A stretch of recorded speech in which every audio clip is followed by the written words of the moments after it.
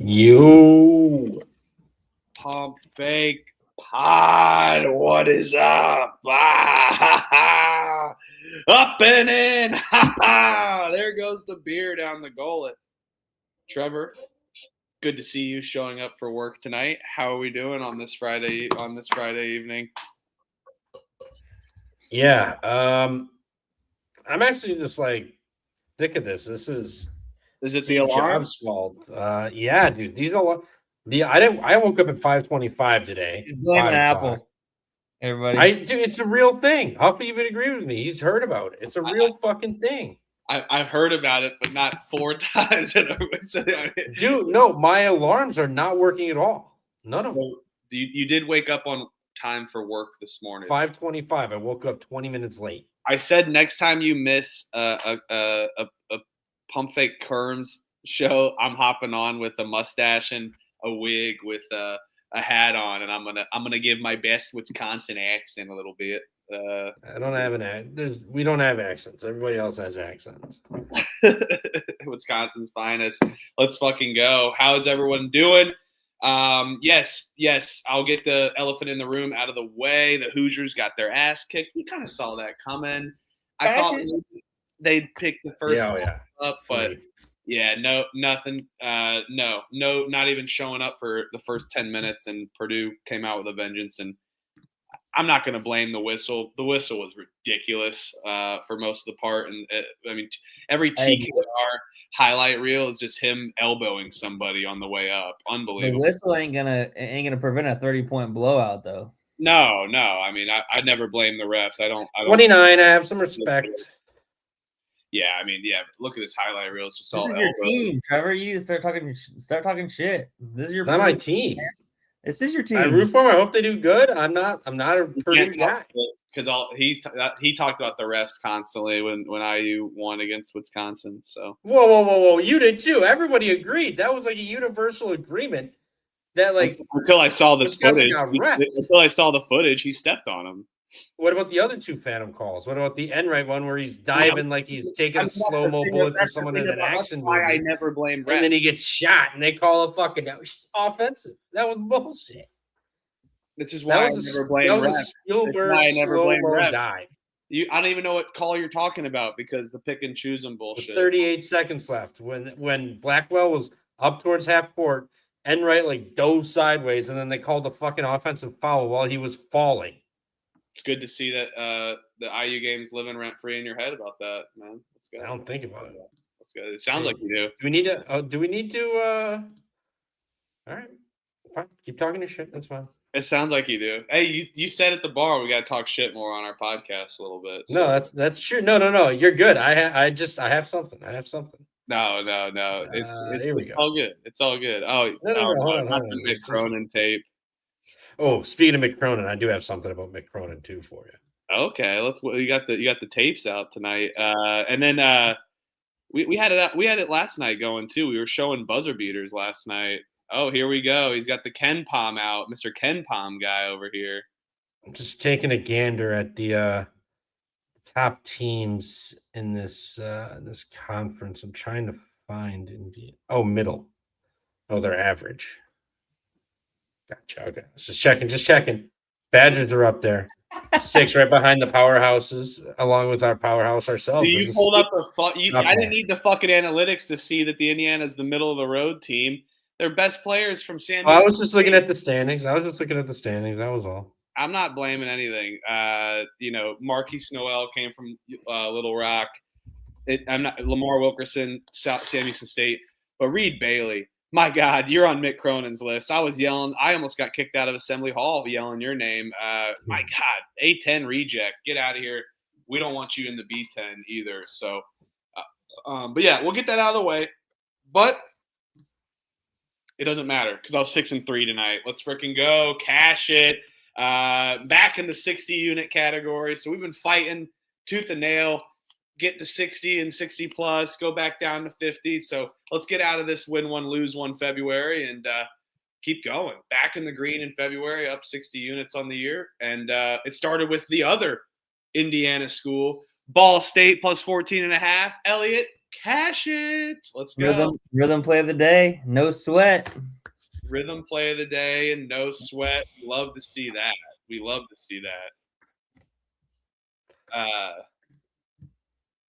And it was a good game. I mean, they played tough.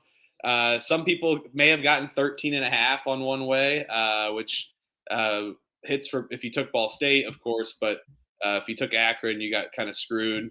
Shout out Davion Hill, 18 points, 11 rebounds.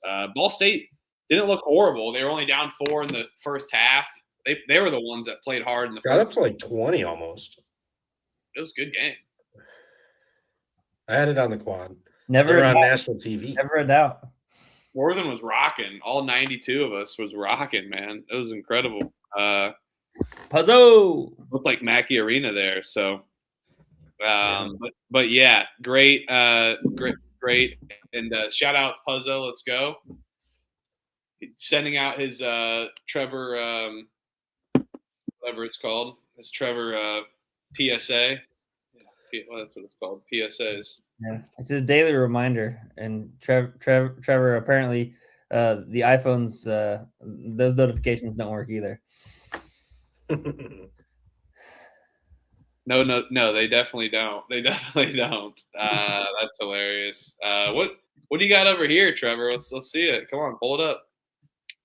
I've low key been like a Mick Cronin guy. Like he's coaching styles, whatever, but like he himself is just a hilarious human being. And that post game presser, I'm sure you guys watched it last night, was just absolutely hysterical. I mean, that shit was. Are you raising your voice? Come on, dude. There's cameras everywhere. Hilarious. On top of ejecting his own player, Mick Cronin had a night. And we were on the precipice of greatness with Mick just becoming all-time, I don't give a fuck, get me out of UCLA, until he retired today. Or apologized, not retired. Apologized today. But he only apologized to Steve Johnson for the video I saw. He didn't apologize Why do you think he apologized? He apologized about the player. He didn't apologize about the raising your voice comment. So I'm glad to see he didn't double back on it. It was a 4-minute long apology. Somebody from the higher up said, "Get your fucking shit together and quit being a little bitch, Mick." That's what somebody said in the higher ups. Nah, I'm a Mick Cronin guy. He's absolutely hilarious. Great for the sport. Love Mick. Oh, shout out Mick. He just needs to get back in the Midwest. But the fact that he's doing this out in like UCLA and shit is just absolutely hysterical. And then Tang gets canned for for his shit, and then Mick Cronin's out in Westwood just doing whatever the fuck Mick Cronin does. Hey, creates clicks, pressers, everything. Hey, any publicity is good publicity. He's helping out UCLA there. All right, if you buy that shirt, I'm going to make a custom shirt for Juwan Howard slapping the shit out of your assistant coach. That was 10 years ago today. 4 years ago. 10 years ago. Jesus Christ. No. Well, when you no. My bad. Not 10 years. But I did have this lined up. One more little thing. You beat me to it, but it's well worth it. Let's get this up here. Bada bing. Yeah, in honor of the slap, let's just watch the slap. Oh no. This is embarrassing. Oh, see, something. It's. This is embarrassing. I just turned the Wi-Fi off on my phone. Come on. Well, this is awkward. It's still not as bad as pulling up the Ken Palm to tell me the Hoosiers are a mediocre team. Look at those. All right, let's get the fuck out of here. Fucking get to Wisconsin. What the hell? But we did have a scuffle tonight as well too. Yeah. We had VCU and St. Louis. Bullshit. Shout out St. Louis, team total over 87.5. Hallelujah. Scores 88. Hey, shout out Freaky Friday. St. Louis money line over 159.5 barely came through as well. But hey, a cash is a cash. Hey, cash is a cash. We'll take it. Yeah, that came through. And for Tennessee whiskey, I'm gonna address a shout out my guy. You better be pulling on the whiskey tonight. Yes, I know. I was at 60 units in January. I can't get above 65. I got the 65 something units, and I went down to 50, back to 60, back to 50. I'm in a little purgatory this February, but we're still okay. 60.77 units on the year. Let's rock. And you better be taking a drink, Tennessee whiskey. And I think this is the best thing of the night. You bet your bottom dollar. I got 2 NFL teams in the great state of Indiana. It's official? Name another state that has 2 NFL teams. Name other states. We got New York, which is really New Jersey. Is it actually official? California, Texas, Florida, Indiana. Let's go Bears. The Bears. Oh, this podcast. Where do you see this if they're officially moving? They're not official yet, but Indiana's pushing a law. They are acting on it quick. And J.B. Pritzker and Mayor Brandon Johnson up there is going to lose the Chicago Bears to the Hammond Indiana Bears, which is a very great play. Let's go. The Bears. It's going to be a great podcast. The Bears. The Bears are moving to what a bunch of fucking losers. Oh, my God. Oh, wait, guess what? I have the Colts back on, too, as well. Let's go. Oh, what a bunch of pussies going to play in a fucking dome. Oh, my God.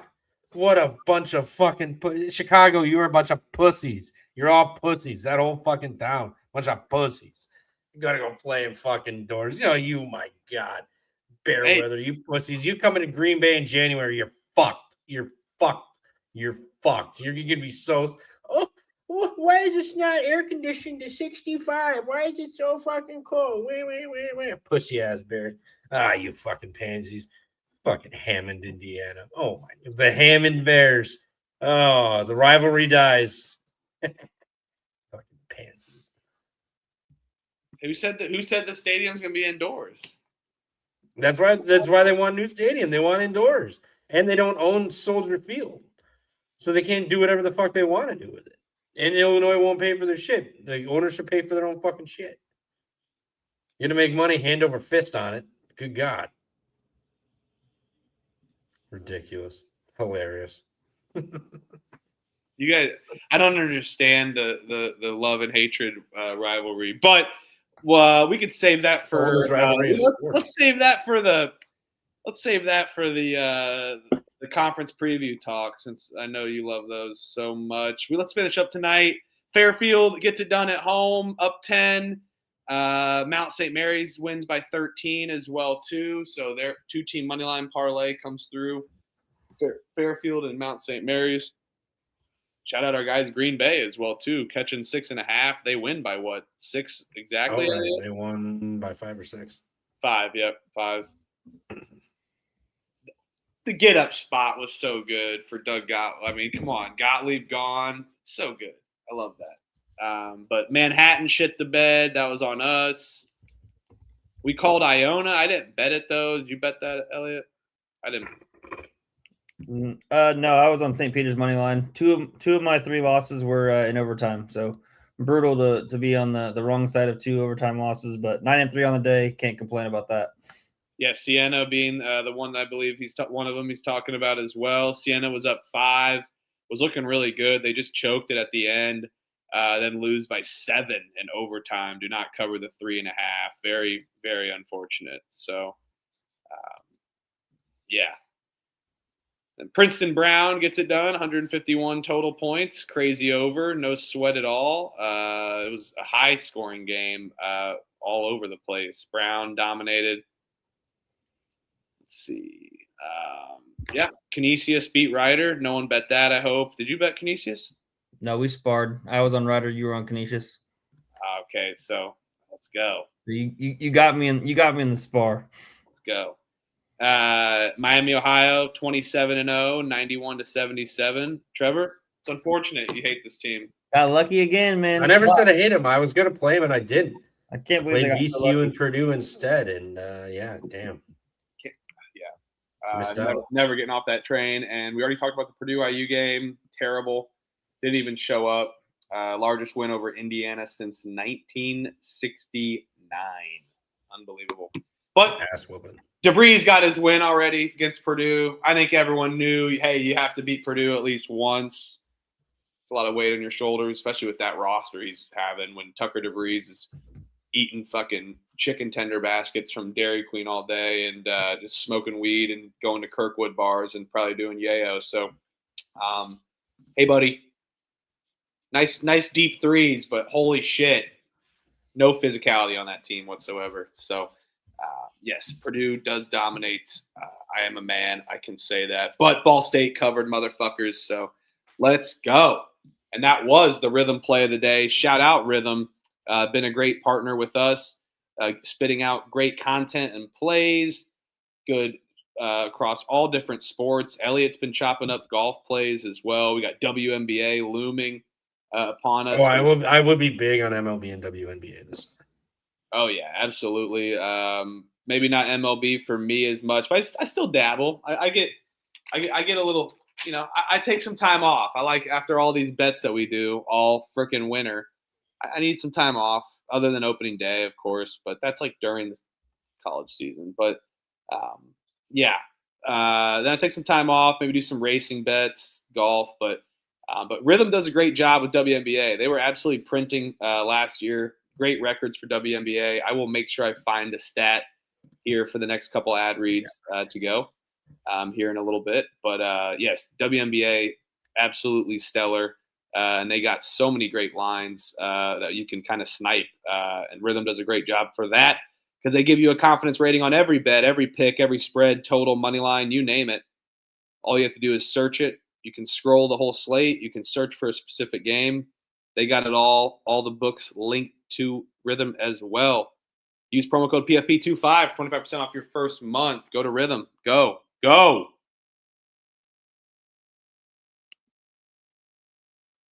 right. Let's go. Any final thoughts on tonight's slate? Trevor, maybe one more clip of the dust up, maybe potentially with VCU St. Louis, but if you have that potentially. You got it. I'm on it. You're like the guy from Joe Rogan, basically. You're like, you can just Google something real quick, whatever. I thought I retweeted it. I didn't. Whatever. It'll take 2 seconds.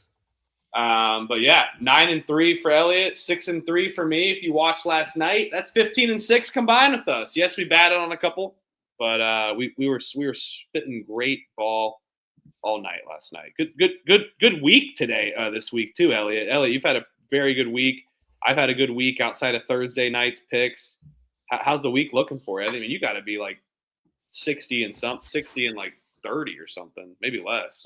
Yeah, no, I was kind of got lucky with just being the K-State game and then missing that and then all that. But the two shows that I've given out all the picks for sure.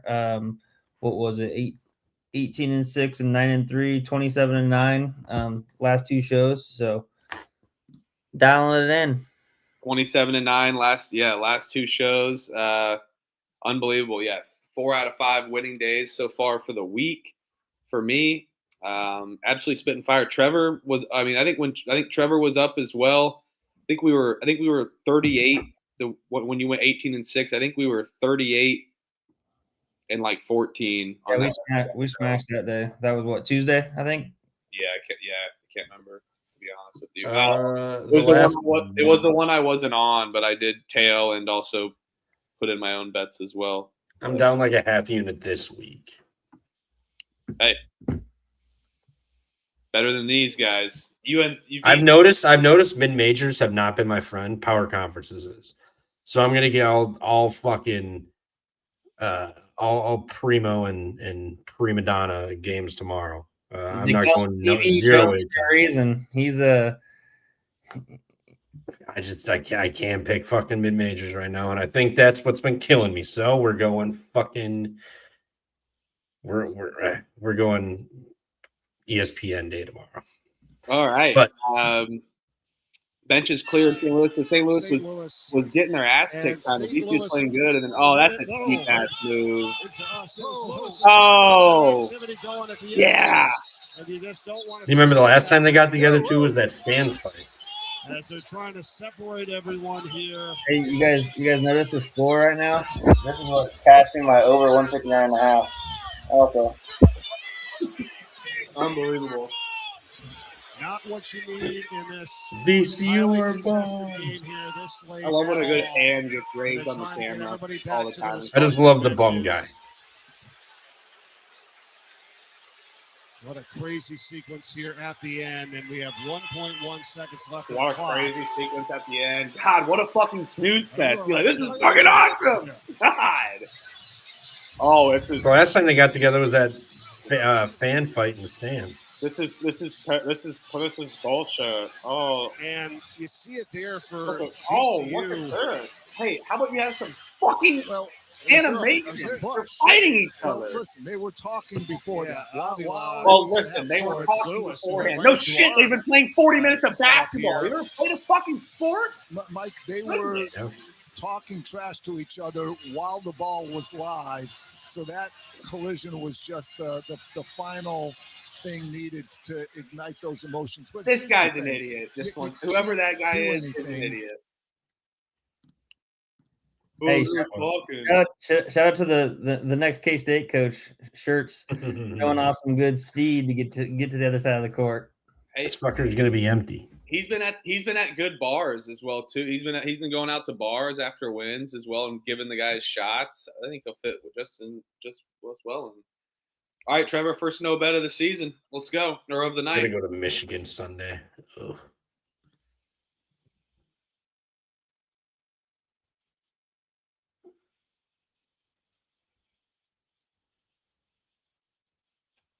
Oh God.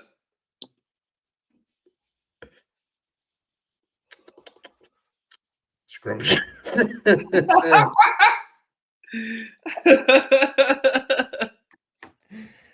Hey, look at the Wisconsin special. A blinker, a freaking spotted cow, and we're fucking cooked now. I kid you not. What I say about Wisconsin, I literally got the beer. They're like, "Sir, do you want me to pop those all open for you for your drive home?" I was like, "I'm good, thank you." I'm gonna save them. Maya's gonna drive in 5 minutes. Oh, he's Vizining up. Oh wow. Oh yeah, I'm prepping. Dude, I know in like 15 games in, my eyes will be so sore. You ever heard of rotos, bro? Dude, rotos. The first time we did those, it freaked me out. Like, what the fuck is going on in my eyes? That's like a teenage rite of passage there. Oh yeah. Put some rotos in your. But after the first time, they oddly felt good. I was like, I don't mind a couple of roto hits right now.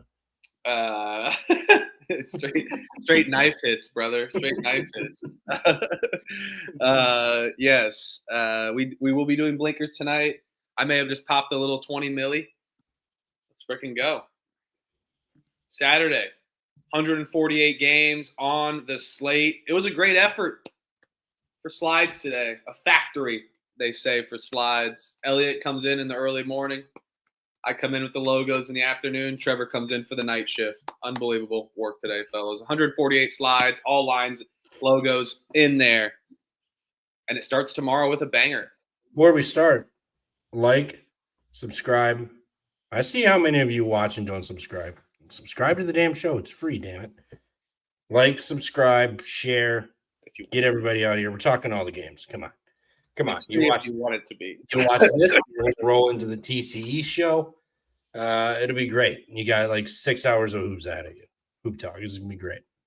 And this will be, it's free if you want it to be by choice. There is a membership, but yes, you can just go 99 cents, but you can go to Pump Fake Pod and watch us. But do hit that like and subscribe button, and we will be doing Trevor.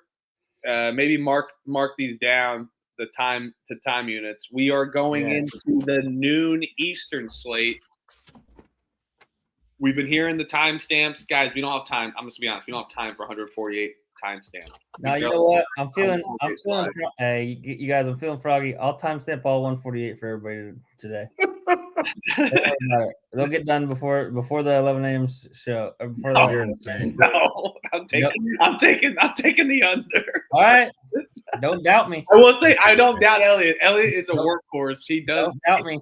If there's, dude. All I'm saying is we'll start doing the time window timestamps. But hey, we'll get it on the roadmap for next year.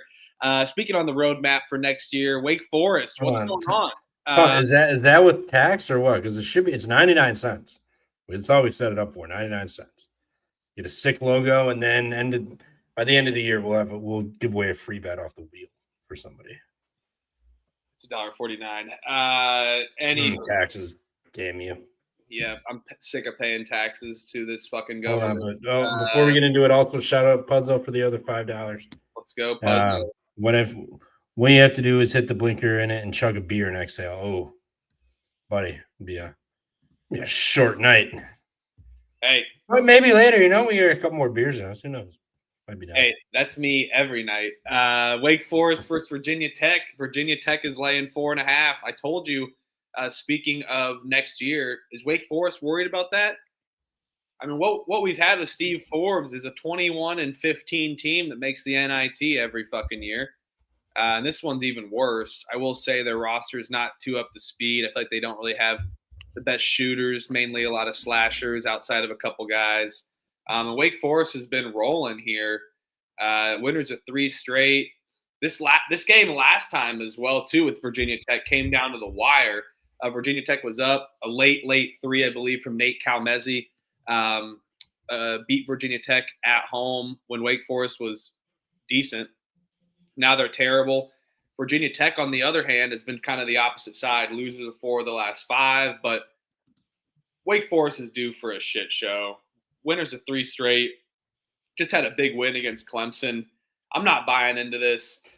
I hate laying points with Virginia Tech. But I am going to do that for the early window. I think this is a great spot for them where maybe it's a close game for 20 to 30 minutes. But Virginia Tech ends up winning by like 7 to 8 points. Yeah, I don't know. Like, why is Virginia Tech laying 4.5? It's a little weird, a little fishy. I'll take Vatek laying it. This is telling you. I'll take Vatek laying it. Give me the 4.5 with them. Let's go, Vatek. Yeah, I'm right there. We're gonna start the night off with a banger. I'll bet this Virginia Tech minus 4.5. Wake Forest coming off of the upset win over Clemson, and you've got a little revenge angle with Virginia Tech losing by 3 on the road to Wake Forest when they were playing a little bit better. But now, you've got Virginia Tech off of 2 straight losses. I think they respond, get a bounce back win here. Puzzo, Tennessee. See you guys asking about Skinner. Thomas, he sent me a message. He's doing okay. Had to get some more. Had doctor's orders are requiring him to get some more rest, just due to the procedure and everything like that. So until he's kind of healed back up completely, he needs to just kind of lay low, not be staying up late watching us 3 idiots talk about basketball for 5 hours. So he's doing well. Oh, there he is. Shit. What's going on, Thomas? Let's go. Thomas in the chat. We are all hanging. Let's go. We're hanging out. Tennessee, B Custom, Puzzo, One Cross, DeJuice, John Napolitano, One Cross. Let's go. I know we were close with Citadel, but we did get the cover at least. And then MR, Fitted Jones, Virgil, Mac. Let's go. Let's go. And be custom. Huff looked good. Hey, all right. Hey, let's go. All right, let's go. That's Huff's music. I had to cash in the money in the bank a little bit, briefcase. Hey, this is my show for 3 minutes now. Let's go. Had a little 3-minute Chris Berman style drill a little bit. Went 1 and 2 with the picks I gave out on it, but anywho. Whatever. Win some, you lose some. Trust me, I know all about that. Florida is laying 12.5 against Ole Miss. Over-unders 148.5 here. Florida off of a big win against South Carolina, kind of dominant. Oh, I hate this Ole Miss team. My God.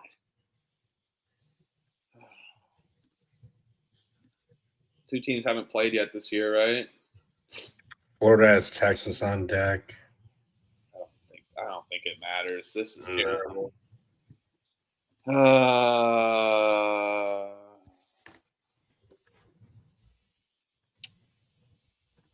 I think Florida will probably kick the shit out of them, but Yeah. that's what they've been doing. It's like it's a sleepy spot. I'll take Ole Miss. I mean, Ball State covered today. Nah, dude, Ole Miss has packed it in. Yeah, this place will maybe be a little bit more rocking because it's Florida coming in, but I mean they had Mississippi State come in. They lost by 12, gave up 90. I mean they lost by 3 last game at A&M. Gave it a max effort, lost. Florida coming in here. Ole Miss last 5 games, their net rating in conference is minus 11.5, so ass. But the last 5, it's minus 19, and then Florida's net rating's up 2 points in the last 2 games. Their defensive rating is down, which is good. And then Ole Miss's defensive rating is up 6 points. So they can't get stops. They're giving up the ball, home or away. It doesn't matter who comes in. They're giving it up. I mean, they lost by 19 to Bama. So don't overthink it. Don't get cute. Just lay it with Florida. They got no look ahead. They're going to come out and crush Ole Miss. Dude, I'm taking Ole Miss plus 13.5. Backdoor spot. Sleepy spot. I'm taking it. Yeah, I like I like taking Ole Miss with the points plus 13.5. You know, my typical angle that everybody probably knows is taking people that are somewhat competent team, getting double digits at home as a home dog.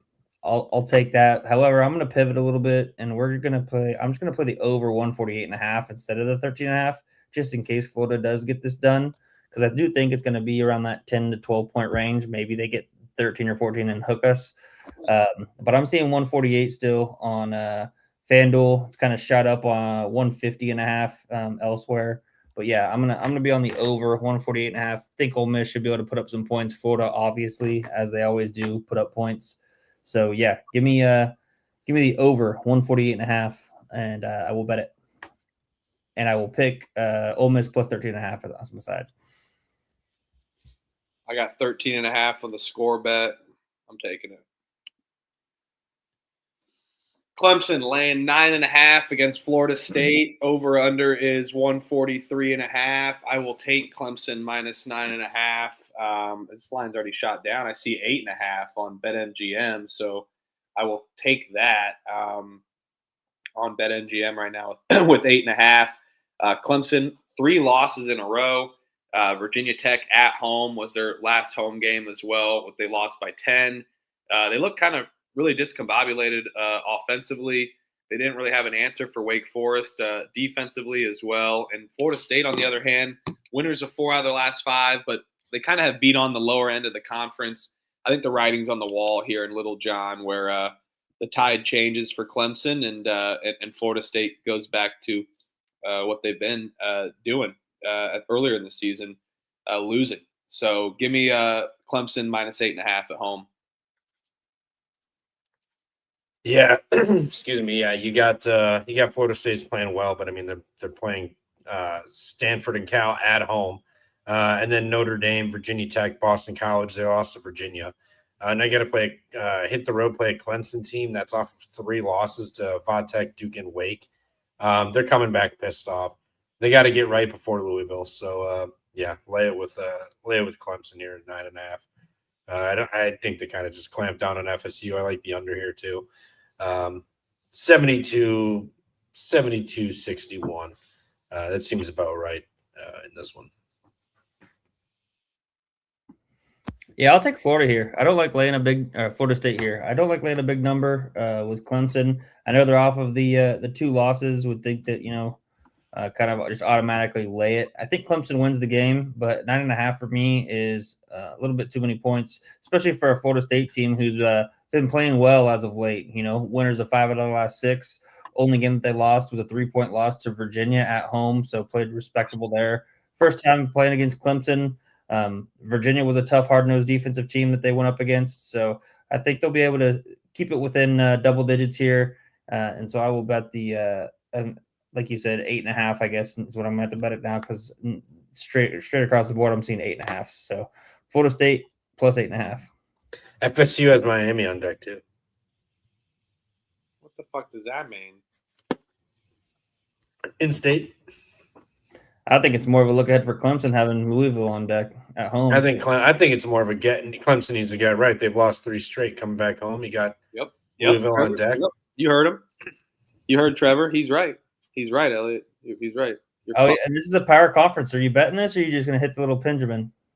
I wrote it down. I ain't the. Oh no! Right? Oh no, Benjamin. Yeah, hit that shit, dude. I think he's gonna be ripping coil here by the 4 p.m. Eastern. It's like I'm gonna have to go up Michigan on fucking Sunday. Speaking of Michigan, just kidding.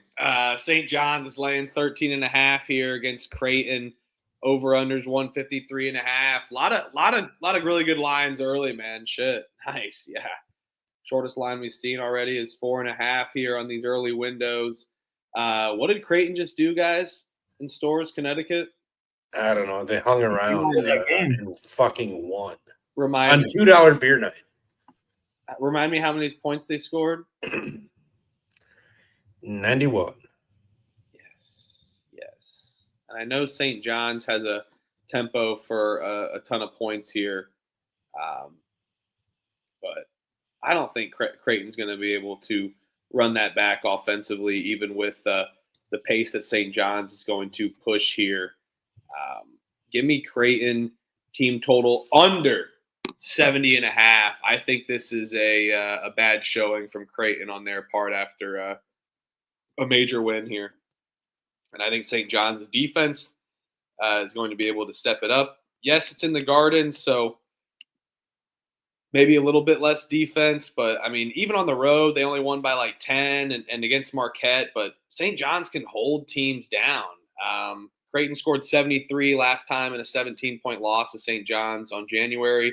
But they didn't score 91 before that game and beat Connecticut. So I think this is a complete hangover spot for the Jays stepping into the Garden.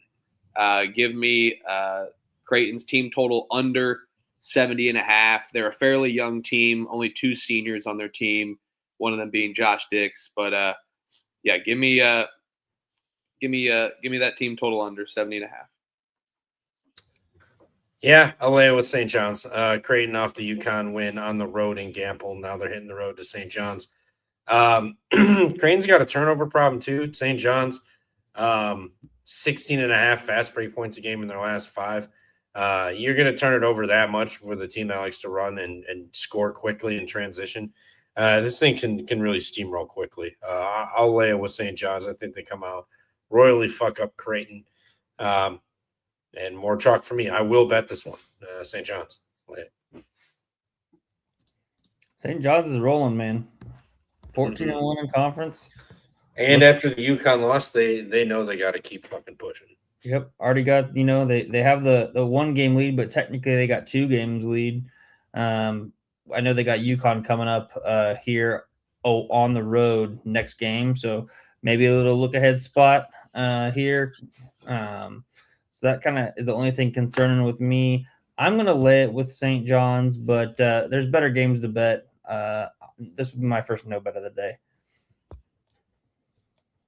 First no bet of the day. Okay. Sounds good. All right.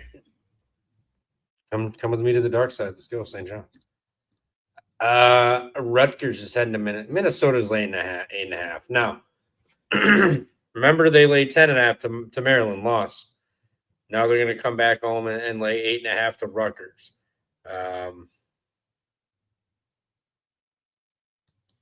Is this the Rutgers trap or what? Because I want to bet Rutgers, but it does feel like a trap to where Minnesota already dropped that shit game to Penn State. Rutgers is already bad too. Maybe Minnesota doesn't play so shitty and doesn't sleepwalk it. I kind of want to lay it with Minnesota, but goddamn, I've just picked chalk every single game.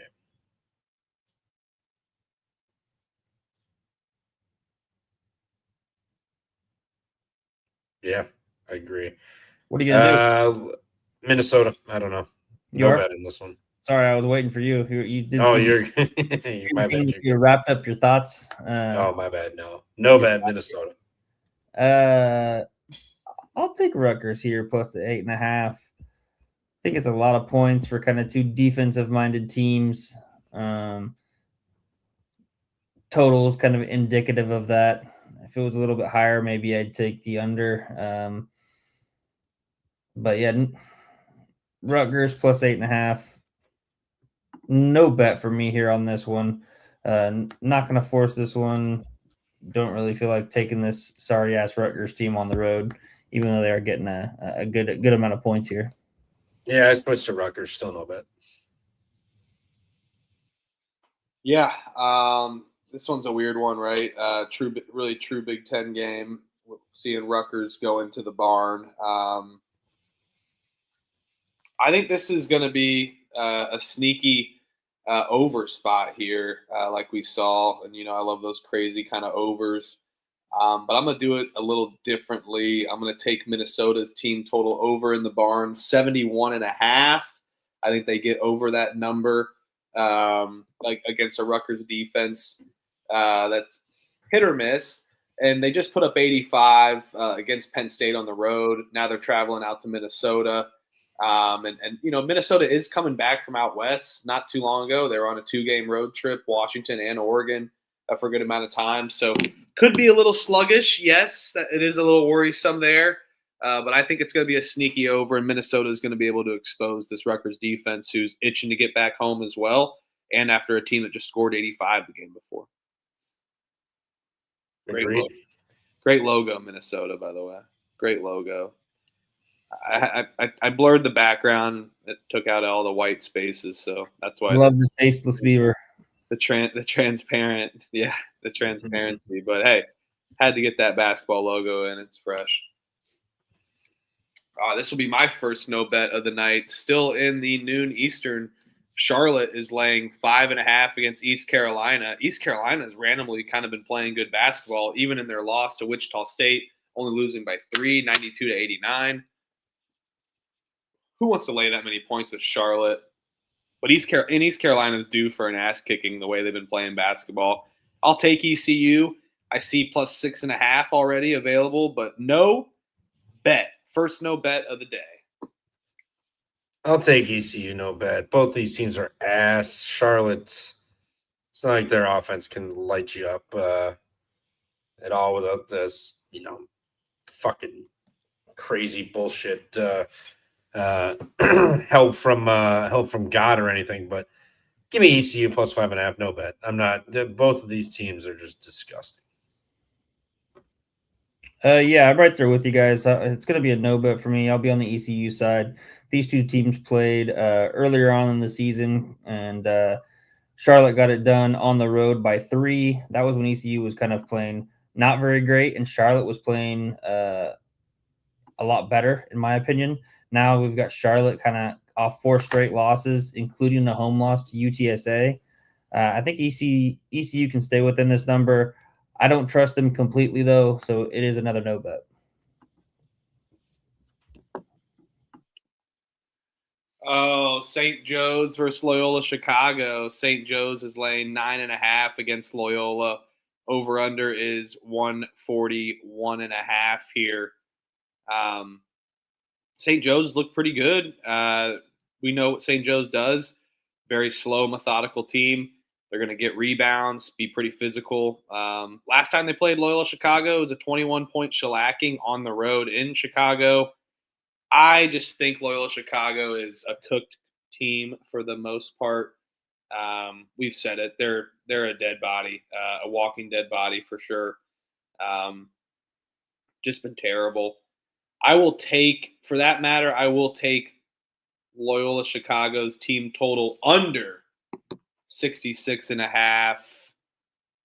But I don't know if I will bet this one. I'm not going to write it off completely. Check the picks page. We'll see what these other bets look like in the other windows. But I will put that as a maybe bet.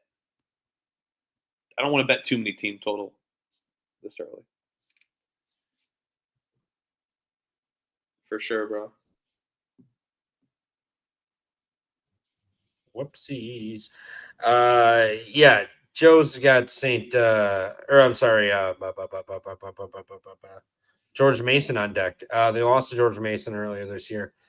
Beat the piss out of Loyola by 21. Do they care to win by that much? Or they just come in, go through the motions? We've already beat the piss out of this team. Whatever. It's just get in, get out, win by whatever 12, and then or whatever they want, and then go play Mason. I think Loyola backdoors it. Give me the 9.5. I think they hang around, lose by 7. It's going to be ugly. Plug your nose. Don't watch it. But I think Loyola is the spot here, but no bet. I'm going to be betting the Hawks here. I'm going to lay it. I just think that Loyola has kind of checked it in. They got their 2 wins in conference. Go on the road where they've struggled throughout this entire year. Just played at Fordham. Tough, kind of hard-fought game. Now you get a St. Joseph's team who I think is better. They did come off that rivalry win against St. Bonaventure, so that's a little concerning. But I think that St. Joe's wins this game by double digits. So they take care of business, win by 10 plus. Lay it, lock it with the Hawks. All right, looks like we all hate Loyola Chicago tomorrow. But yeah. No, I'm on Loyola. Oh, no bet, but my bad. Okay, well, hey. How about you listen to Trevor? Damn it. Yeah, that's on me. What the fuck, man. That's on me. You're right. I never listen. That's on Hey, me. he's just returning the favor, Trev, because you rarely listen.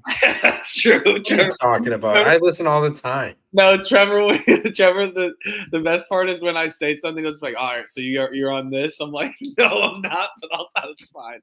That's my favorite part. My favorite's when I go, all right, yeah, St. Joseph's, they just beat St. Bonaventure on the road and lost to Fordham earlier. I'm taking St. Joe's, and then Trevor goes, yeah, St. Joe's just lost to Fordham on the road and then beat St. Bonaventure. Like, just flips the script, just the other way around. Just fucking hammers it home. I love it. We're absolutely. Someone's got to do it. We're absolutely jester gooning tonight, for sure. I don't know what that means, but I say no. Whatever that is. No. You gotta let that fan of spaces, man. He's like, no frame mogging, no jester. He goes jester gooning. He's like, what the? Oh man, what is wrong with society? That is horrible. Hilarious. Horrible. Go listen to those spaces. That's the funniest thing in the world. That was a St. John's. I agree, Mac. I agree. I'll never say it again for sure. And that's why I brought that comment up just to fucking put it right in front of Hover's face so nobody can see him. Yeah, I agree. But frame mogging potentially, I will be frame mogging the pump fake pod tonight for sure. But yeah, hey, yep, you're late. I'm here to win. I'll show up for wins. I'll show up for losses. Yeah, great win. 1-1 though. 1-1. Howard laying 12.5 against North Carolina Central, still in the noon Eastern window. I see 11.5 available. Some places juiced a little bit. Howard's been rolling, man. Don't let me see that team total at 71.5 again. Okay, it's 77.5. The books have caught on a little bit. I don't know. That's a little high for NC Central kind of pace. I'll lay it with my Howard guys because I do not like fading them, but I won't bet this one. I'm going to lay off. Yeah, they already played Howard, got their asses beat. Morgan State's on deck. They lost to him. Maybe a look ahead. Take NC Central with the points, no bet. Shout out to Ken, getting back just in time for this Howard game. I told him he better get back into it. Ken, are we going in on them Bison? They've been playing well. They're so good. One, but turned it around after that Yale loss, kind of kicked it into gear. But, in the MEAC play, I mean, you look at the last 1, 2, 3, 4, 5 games. I don't think they won a game by less than 20. I don't think so. Oh yeah, Coppin State by 19. I'll lay it with Howard. Big number. Wait to bet it.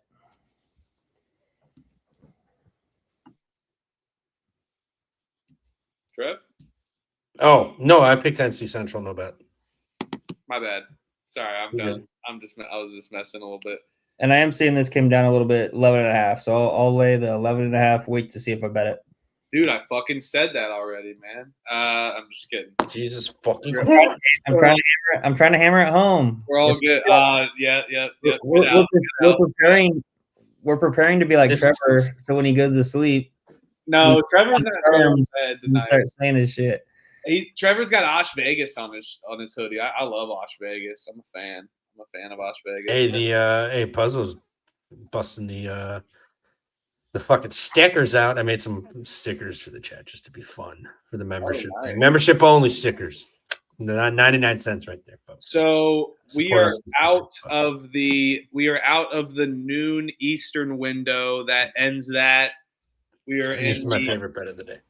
We are in the 1 o'clock to 1:30 Eastern. You get that, Trev? You said you're clipping them, right? You're clipping the 1 o'clock. Elliot said he was. He said he was doing every game.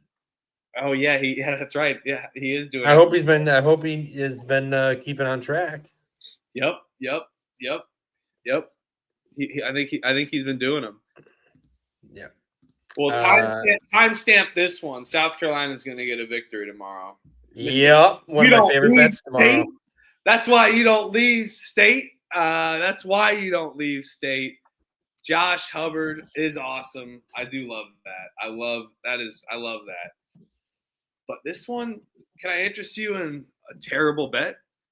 Betting South Carolina at home. Their last home win was against Oklahoma. Outside of that, that was their only home win in SEC play this entire season. You know, they can be competitive. I just think this roster is just not up to par. Even with some old experienced guys, you know, Michi Johnson, he's been from OSU to South Carolina to OSU back to South Carolina. So that alone explains a 2-11 record in SEC conference play. But they're going to get this one done tomorrow. I'm going to go with the hangover spot for Mississippi State after their big win against Auburn. I like taking Mississippi State. Randomly, I bet them. Probably shouldn't most of the time, but it's been working out the last couple times. Their guard play has been rocking. But I can sense maybe a little regression tonight on offense. So let's go South Carolina, money line at home in a shock value game. They're laying a point, so not that shocked, but they're going to get it done. First win since January at home. Yeah, reiterate everything you said. Josh Hubbard, the straw that stirs the drink for Miss State, just went bananas. First half of the year award goes to Josh Hubbard. I don't think anybody will top that. And then he had 12 points in the second half. They did close out the game. Shout out them. And you saw him at the end just absolutely screaming about, you don't leave state, you don't leave state. That was a very emotional game. He was into that. Now you're going to hit the road and play South Carolina. Flat spot, dead spot. Cox up. We love Cox tomorrow. Pause. Timestamp, Elliot. Get the timestamps going. Got it. Mississippi State, South Carolina, and then a quick little just. Trevor loves cock. That's the timestamp there. I got clipped on Kyle for saying what'd I say? Oh, I said I love the hog, and I meant to say I love the hogs tomorrow. Oh, so I fucked up and said, yeah, it was a rough one. That's all right. Pause. That's all you need to say. Elliot, gotcha. Yeah, I'm gonna take South Carolina here too. At home, I think this is a good spot for them to get another win. That Oklahoma spot called that out when they won at home against Oklahoma. I think they get it done here against Mississippi State. Mississippi State off of that the rivalry win on the road against Ole Miss, and then also that home upset over Auburn, where, like you guys said, Hubbard went off crazy. I don't think Hubbard's going to do. I mean, he's going to get his 30, but I just think South Carolina is going to be able to get this done at home. So yeah, give me the Gamecocks on the money line instead of the -1.5. Shout out my guy Wolfgang on Twitter as well. Tailed my 2-team money line parlay. Added Detroit as well. Let's go. Let's go. Love that. Just saw that. Texas State laying 2.5 against Lafayette. Are they just Louisiana now? Are they not UL Lafayette? I think so.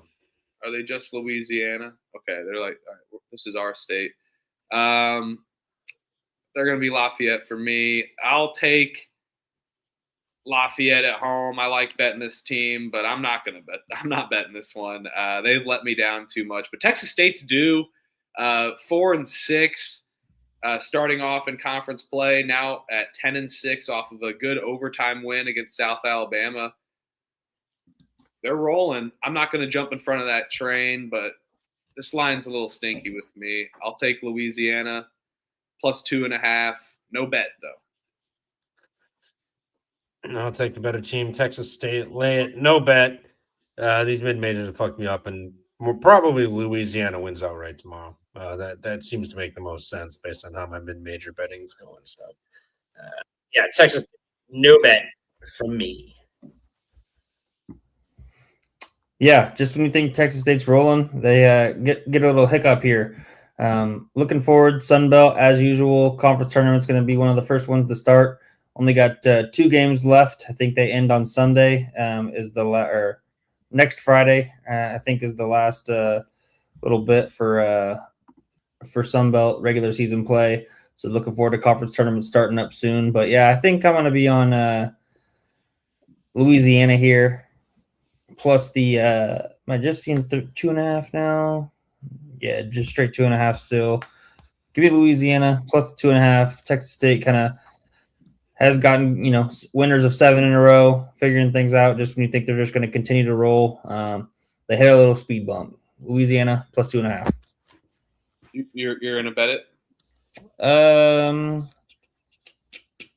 Yeah. All right.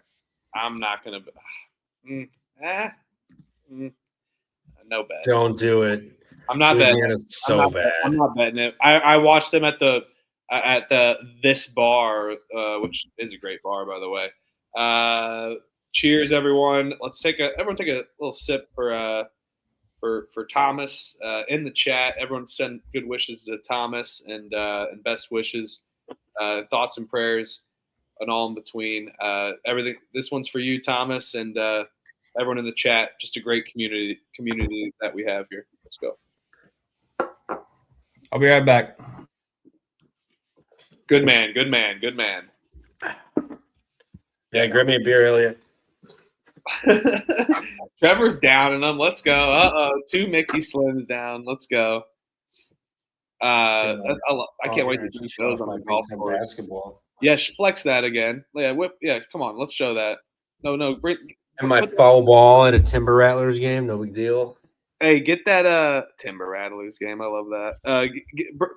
Can you bring the ball over? It's not in case, is it? Flex that Big Ten logo. Look at that shit. That's the best logo ever. Old school Hardy. Big Ten with the 11 in it. They put the 11 in it as well when they got Penn State. Unbelievable. Illinois, Minnesota, Penn State, Michigan State, Purdue, Bucky. Wisconsin. Oh, this is harder than I thought. Yeah, it's pretty awesome. And it's a little flat, but hey, that's what you 1994, man. Put it up. Yeah. I mean, yeah, you're not dribbling that outside or anything. Fuck no, this is a mantelpiece. It just sits on a tissue box. Let's go. Oh, he's shooting. What up for you, Skinner? Let's go. I'm grabbing beer. Yeah. Let's go. Woo! Yeah. Cheers, everyone. This chat and the community is great. Appreciate everybody. It's just it's good seeing positivity spread on this show and all the other shows that you see us on. Kerms, TCE. It's just great. I love it all. It's awesome seeing that. And it's also good talking shit every once in a while too. But all in all, good camaraderie. Speaking of talking shit, the Citadel is catching 3.5 against Chattanooga. Okay, the books are being no. Oh no. Oh man. I want to bet Citadel, but plus 3.5. Oh my gosh, that is rough for me.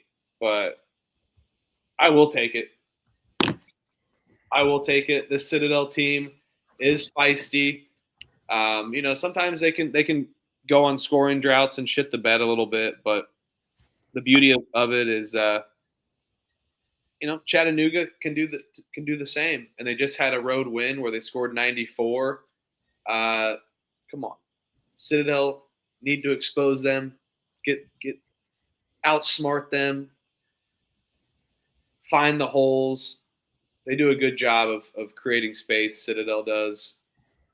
Hopefully they can do it against Chattanooga. Plus 3.5 is disgusting, but I will take Citadel plus 3.5. Yeah, the Citadel is about as shitty as Burger King. I'm going to be on the Citadel though. Plus 3.5. Don't know if I'm going to get to a bet. Chattanooga is off of that road upset over Mercer. Can they repeat it in a back-to-back spot here? Played Mercer on Thursday. Now they get the Citadel. I like backing the Citadel there at home on Saturday. They just played close to competitive, had an outrageous comeback to cover that number against Samford on Thursday as well at home. But, yeah, this line is making everybody sick, just like Burger King makes me sick. The Citadel plus 3.5, no bet. Yeah, I mean, you really, man. Yeah, I don't know. You don't like Burger King? You're not a Whopper guy? I like a good Whopper. I'm not a Whopper guy now.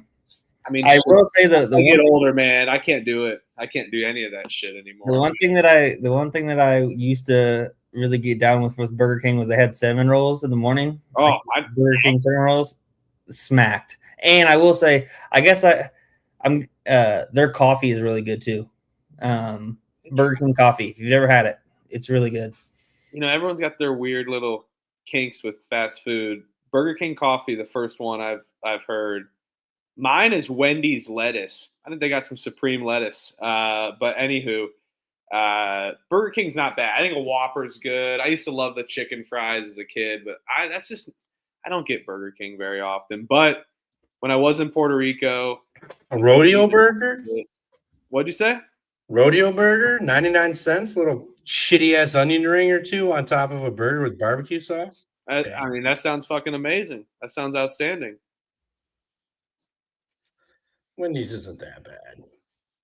Or Burger King. But Trevor, I mean, I will say Wendy's. Go. Sorry. I will say Wendy's though, man. So in the college town that I was in, we had 2 fast food places. We had Wendy's and we had Sonic. We were in a really small town, and we would always hit up Wendy's. And when that was right when the Wendy's 4 for $4 came out, and so we would just fucking go there like daily. And get 4 for $4s after practice, or get the spicy nuggets when they finally came out with the spicy nuggets. And they switched their fries to sea salt fries. Whew. I mean, Trevor, the books must have gotten a phlebotomy of Citadel, basically extracting all the data, and now at transfusing and performing a phlebotomy on Citadel by putting the data of them actually being good. And are you taking Citadel here, or are you kind of scared of the plus 3.5 and taking a blinker? No, I'll take Citadel. Chattanooga is infuriating. Whenever I bet them, I don't win. So them hitting the road, Citadel on a Saturday, I'll take the Cadets at home on a Saturday, but no bet.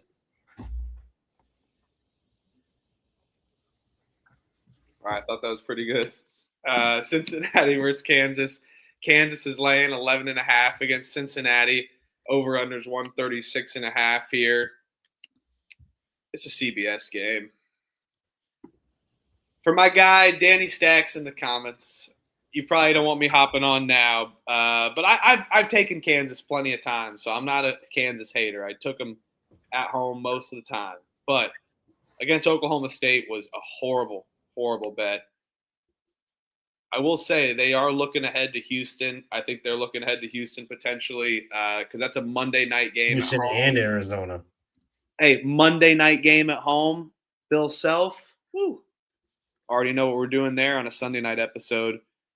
They're projected 1-point favorite on Compound. I'll still lay. This will be like Kansas like -1. This will be like a Houston -1 open. -1.5.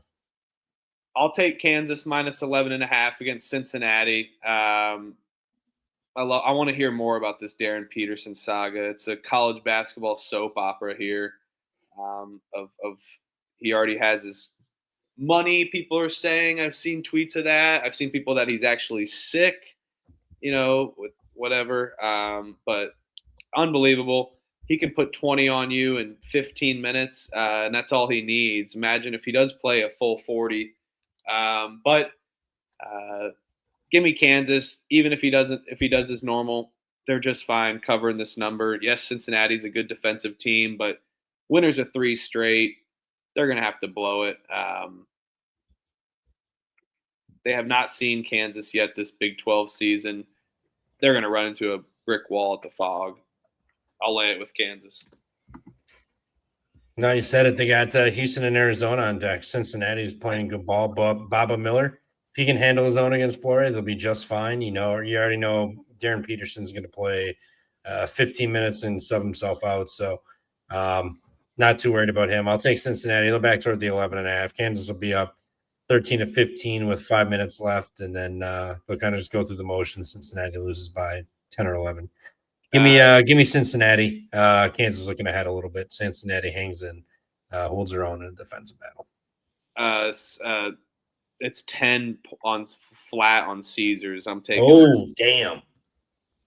I'm taking that now with Kansas. I don't care. Even if it gets down to 9.5, great. But I'm gonna take the Kansas -10 on Caesars right now. Elliot, you going with your rivals, or are you going with West? No, I would actually go towards the Cincinnati side here with just Kansas looking ahead at Houston. Even if Peterson is healthy, they're not going to really play him very much with the 2 big games that they have coming up on deck. I'm curious to see what Danny Stacks' thoughts are in the chat with the whole Peterson saga and all that video with him hitting that 3 at Oklahoma State and tapping Bill Self and going out for the rest of the game. Bill Self, I think he's handled it as well as he could. I'm surprised he just hasn't gotten on the mic and called him a pussy for not playing. I think it's taken him everything in his power to not do that.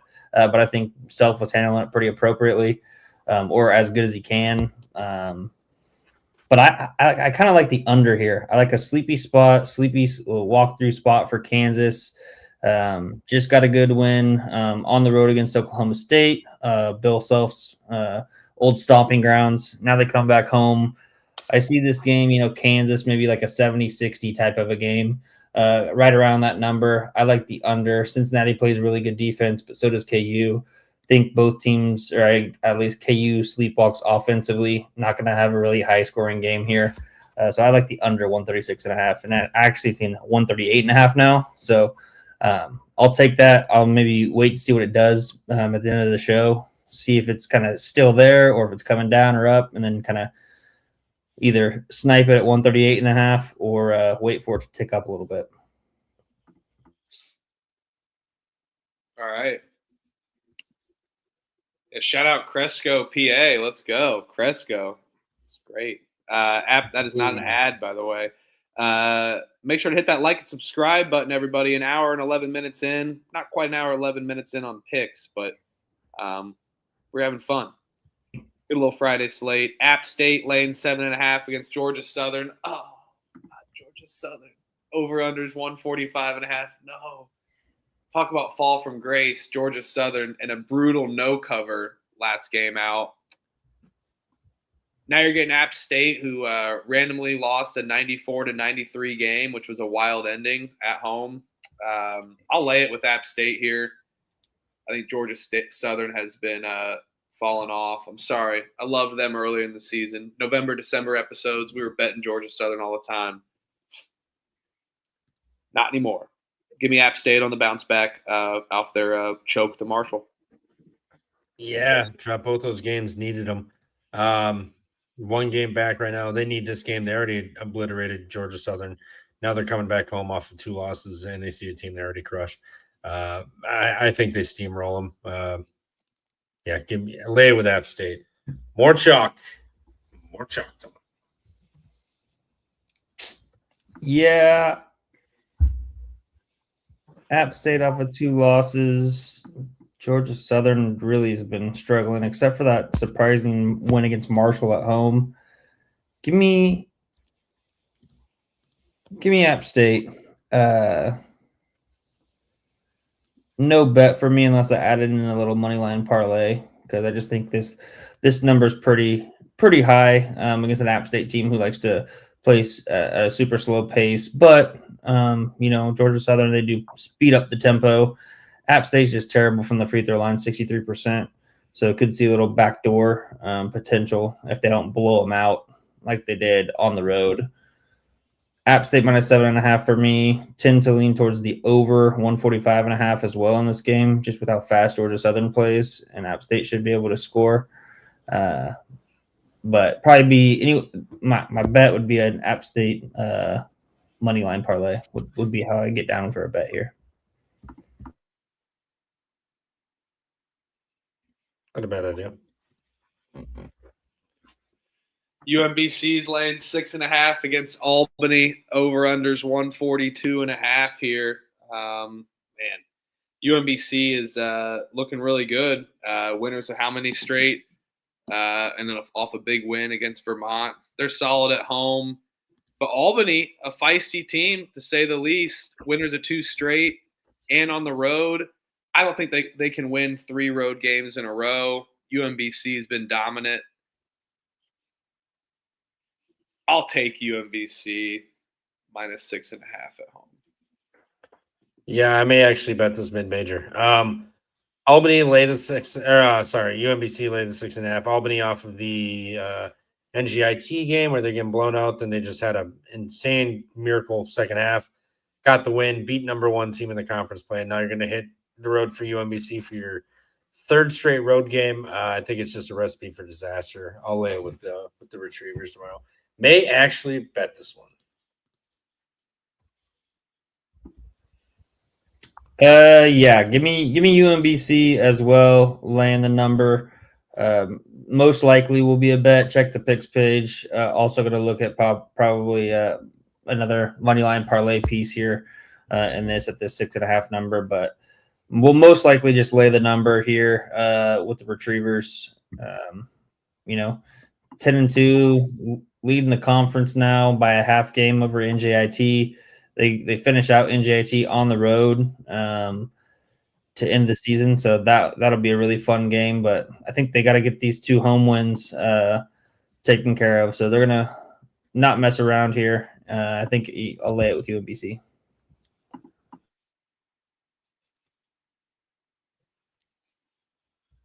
Western Carolina's laying 8.5 against VMI. Over-unders 154.5 here. You got something here, Trevor? VMI plus 8.5, borderline lock. What the fuck is this number? I don't care. It's VMI at home on a Saturday. Western Carolina is laying 9. No. VMI, questionable bet. Yeah, I mean, we know the pace we're going to get with both of these kind of teams. Western Carolina is going to force tempo, maybe score a ton, but they just scored 91 at home. Now they're hitting the road here.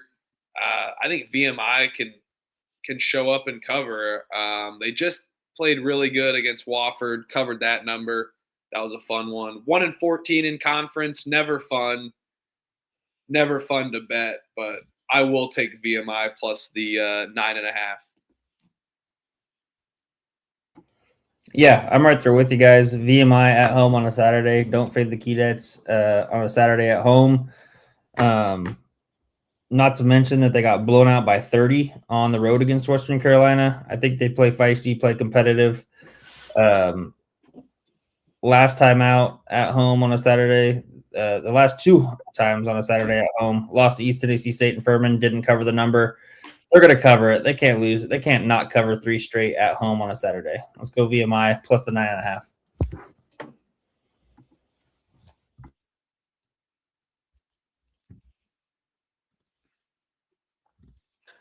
Binghamton, 10 to Lowell. Lowell's laying 8.5. I don't know what's up with this conference in this 8.5 favorite, but no, give me Binghamton plus 8.5. I don't care. Lowell's not that good this year. I'm not betting it, but 8.5. Are you fucking kidding me? No. No.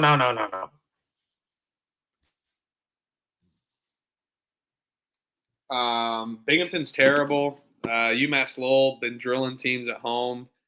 I'll take UMass Lowell the minus 8.5, but I'll bet it. Let's go. I'm in. Yeah. They just spanked the 3 straight home games, 19 against Bryant by 19, New Hampshire by 22. Now they get the worst of those 3 at home. I think they can get this done. I'll lay the 8.5 and I will bet it. I'm with you, Huff.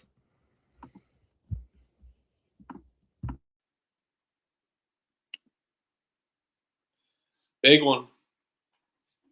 North Carolina's laying 2.5 against Syracuse. Over-under's 153.5 here.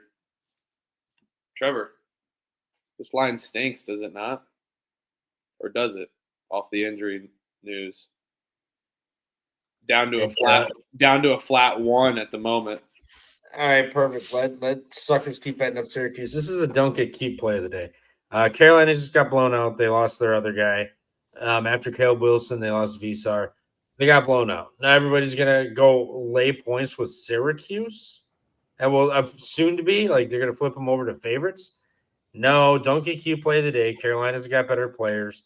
They're gonna get away. I know Donnie Freeman may go for 40, but nobody else is gonna get anything. Give me Carolina money line, borderline bet. BRB, I got piss. Yeah, I'm with you here. As much as I don't love it, and something feels off about it all, but they just got smacked against NC State. They had their get-up spot off their Caleb Wilson injury news against Pitt the game before, called that perfectly. But I'm up in the air on this one. UNC just smacked the shit out of Syracuse, but kind of let them hang around, and Syracuse ended up covering for us, Elliot. I remember that one. I think this is a little too much, though, of disrespect. Give me UNC. They're going to get it done off the stinky line. I'll take just the money line on the road, though. Yeah, I mean, now we're seeing it down minus 1.5 at minus 106, coming down even a little bit more, maybe potentially. Seeing minus 1.5 at plus 100.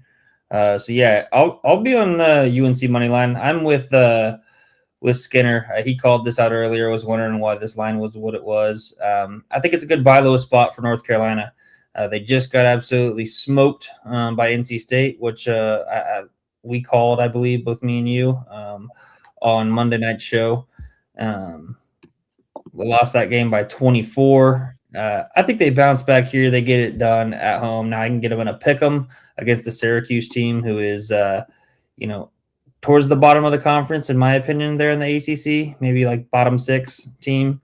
I don't think Visar's back one cross. I don't think it's going to matter, though. I think UNC's guards are going to be able to get it done. And as we've mentioned multiple times this year, Syracuse in close games, their free throw shooting can really be detrimental to them. So give me the Tar Heels on the money line. We will lay it by low spot. I have a feeling he's going to come back for Duke here at the end of the season. If he does come back for conference tournament play. If not, I think he plays March Madness. Yes, Visar's injured as well. Visar, whatever. Oh, my God. Coastal Carolina, every game they play is a 1.5-point spread. I just want you to know. Every home game, for the most part. Coastal Carolina is catching a 1.5 against Marshall. Over-unders 153.5 here. Marshall off of a big comeback against App State here. But I'm not taking. I'm sorry. I'm not getting cute. I think Marshall's the better team. I don't care what they did the game before on this one. For some reason, the books always have these Coastal games at a 1.5-point spread, even at home. And no disrespect to Coastal, they're a solid team, but they beat Marshall in January. Marshall didn't forget about this. They're gonna return the favor, even off their comeback road win against App State. Give me the Herd money line. 2 road teams in a row. Must-have game too. They're tied top the Sun Belt. So Marshall money line. They need this game like air. So give me Marshall money line. Hey, and as we called out in the preview show in the Sun Belt, it's always a fun conference with a bunch of people kind of tied at the top or tied near the top. I think last year it was a 4-way tie for first.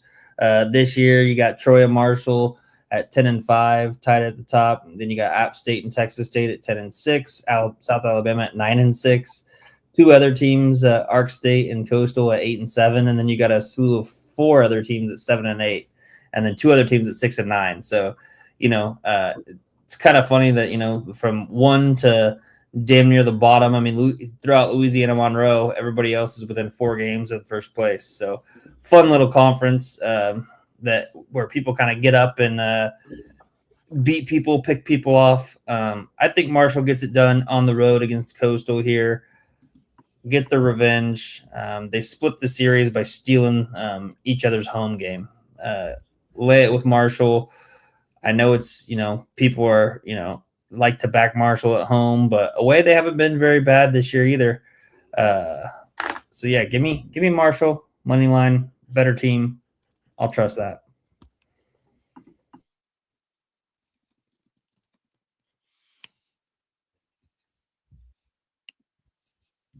All right, Navy laying 9.5 against Army. Over under is 137.5 here. Yes, this isn't football, but come on, respect to the best game ever. Navy did beat the hell out of Army last time, I believe, out at home, right? Navy did.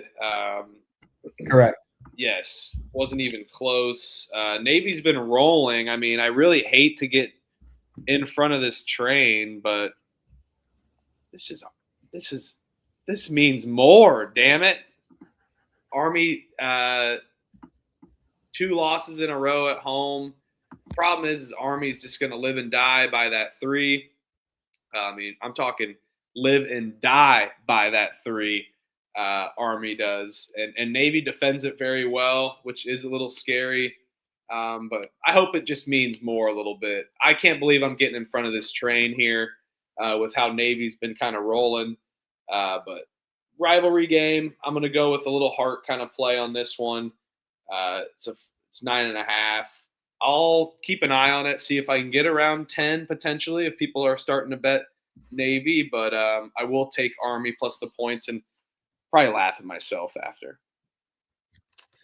Yeah, away with Navy. Team's rolling. They smoked Army last year by double digits and all. I think 61-54 in one game, but smoked them in another game. Smoked them again this year. Navy is just absolutely cruising. Army, I know this is a big game, but it's just not a good matchup for them. They've been getting crushed. Give me Navy. I think they suffocate Army. They win this game 68-56. Yeah, on paper, you would think that Navy's going to cruise here and get this done. Army, they really like to play the, shoot the 3 ball, and that's something that Navy can really do, defends it at a really high level. But I'm not gonna look into the statistics. I'm gonna throw those out. Navy just locked up their first regular season championship there in the Patriot League for the second time in the 21st century. Last time out with that win that they just had over Lehigh. They've got a 4-game lead over Colgate, so have locked up first place regular season champions. That was just last game out. I'm going to fade that. They're going to come out a little flat after they've been celebrating securing the regular season championship. Army going to play. This is their 5-10 in Patriot League towards the bottom of the conference. This is a huge get up game for them at home. Give me Army to keep it within this number. I'll take Army plus the 9.5. I love it. You forget Navy is some armed forces. They're trained and ready. They're not going to get overexcited and over celebratory. They're going to be locked in and ready to roll. On to the next mission. Beat Army. And Army's got their back against the wall. Damn it! And what do they do? Bad matchup. Backs against the wall. They fight. And Navy's won 21 of their last 22. They're 21-1 in their last 22 games. And smoked them. First year with Coach John Perry and this team. We were really bullish on this team. They're in Patriot League play in the previews. But, yeah, I mean, it's a one game. This is college basketball. Fuck the points. Maybe Army. Sprinkle the money line. If you're playing Army, you have to sprinkle money line. You don't have to. You don't have to. Yes, but don't tell me what to do, Mister. Oh, Navy's gonna roll. Why would I take? In a fucking rivalry game like this? If they're gonna cover, they're probably gonna be right there to win the game. Clip that. Use that as audio. Trevor just Benedict Arnold himself. No, I'm betting. I probably will bet Navy. Come on, come on. Yep. But if Army's gonna cover, it's because they keep the game close. It's not because they backdoored it. For the troops, damn it. Fine. Anywho, shout out my deceased grandparents. Great grandpa was a colonel in World War II, and he snuck into World War I at 15 years old, something like that. Lived to be 99. Guy was a badass. Shout out Colonel Henry, and shout out my Lieutenant Colonel grandpa as well, both in the Army. So on that premise alone, I normally do take Army every time in the Army Navy game, but there is a little emotional hedge here, or not hedge, but just an emotional little bet for me there too as well. Xavier Butler's laying 2.5 against Xavier. Oh. Give me Xavier. Butler. They shouldn't lay points to anybody. Xavier's playing good. Give me Xavier. I think it's up to 3.5 now. Let these suckers bet Butler. Xavier. No bet. And I will stick to the Trevor system. Take the opposite of what he says against when you're betting Butler. We're going back to the well there. I will take Butler at home. They're like, hey, I heard what you said about us funding. Thad Matta got his 500th win as well. No hangover spot. 2 home games left. They need to get a win in Hinkle Fieldhouse. It's been a while. My bad. Yeah, I like the over 158.5 here in this game. Both teams play really good offensively, push a lot of pace. I think we see a game that's in the 80s for both sides, which is going to put that over the 158.5 number. So yeah, give me the over 158.5 here. Avoiding the side in this the battle for Butler with Trevor over there.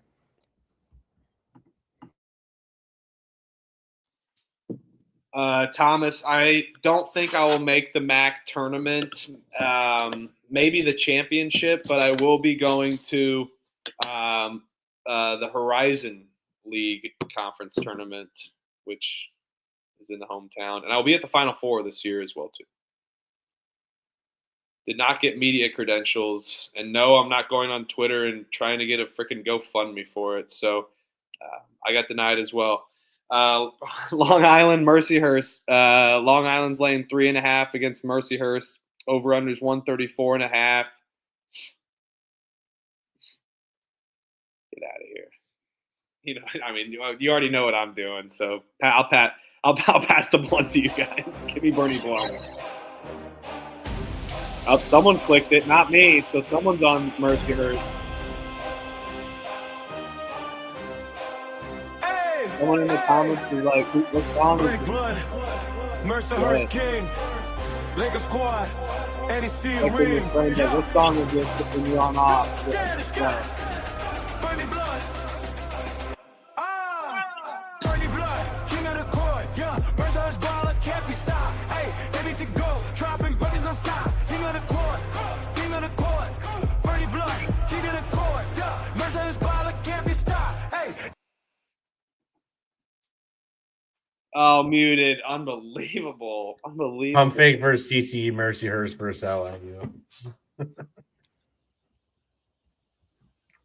Yeah, Mercyhurst. No, I might have to bet this. You're betting this. You're betting this, dude. And and we are on to the 2 p.m. Eastern slate, by the way, as well too. Hey, last time we played this last Saturday, they got it done, covered against St. Francis, beat St. Francis by 15. So Bernie Blunt definitely going to be a play here. LIU always plays these close games. I'm getting it 3.5. Last time out, these two teams played 60-58. LIU won by 2. I think Mercyhurst might steal this one. Give me Mercyhurst plus 3.5. Let's go, Mercyhurst. Pass the Bernie Blunt on the left-hand side. Let's go. Let's go. Mercyhurst. Come on. And I will say, LIU, they just need one win to secure the NEC first place. But, you know, they got Chicago State at home coming up and Fairleigh Dickinson coming up. So I think they get it done, but maybe not right here. Mercyhurst outright. Lakers, let's go. I just want you guys to know. I am looking at let's see. Hold up. I'm looking at my Mercyhurst. The amount of times I've taken Mercyhurst. You know how many bets I've had on Mercyhurst this whole season? 21. They've played 28 games total. 27. What? 27. No, less than that. It's 19. high though. Yes, I've bet on Mercyhurst 19 times this year. What's the record?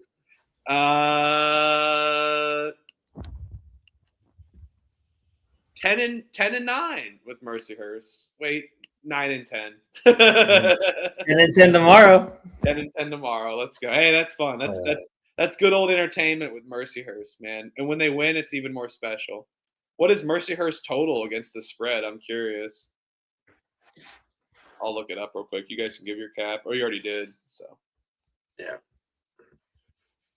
you can click the next game. I'm looking up what their ATS is this year. Gotcha. Real quick. Dartmouth heads to Columbia. Columbia's laying 6.5. No, give me Dartmouth. I'm not laying 3 possessions. Like, that's crazy. I know they're at home, but still. Feels a bit too much. I'm not saying Dartmouth is going to win, but Columbia will win. But 7 points or more? Are you kidding me? That many points? No, they'll win this game by 3 or 4. Give me Dartmouth, no bet.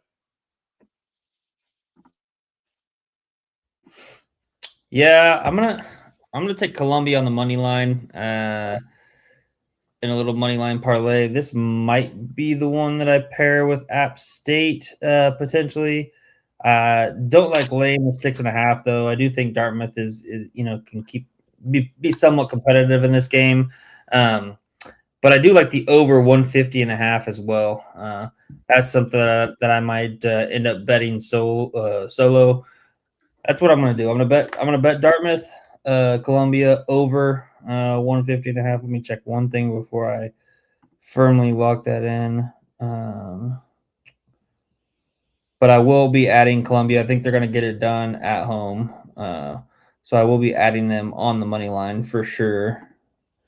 Yeah, Columbia last time out, only 75 points. Dartmouth, 76 points against the Brown defense. Yeah, give me the over 150.5. Lock that in, and then I'm going to pair Columbia money line with another money line piece.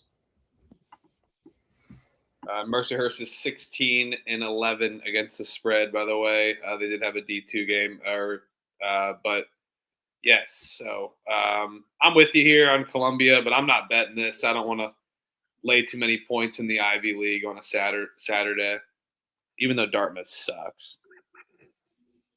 That logo is fantastic for Columbia. Bring that back. That's great. Yeah, bring it back.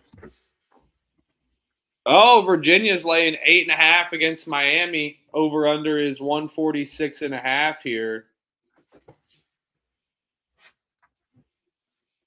Jai Lucas, unbelievable. Been balling. Great year, first year coach. And Virginia, I mean, don't get me wrong, Virginia's been dominating teams here, especially at home.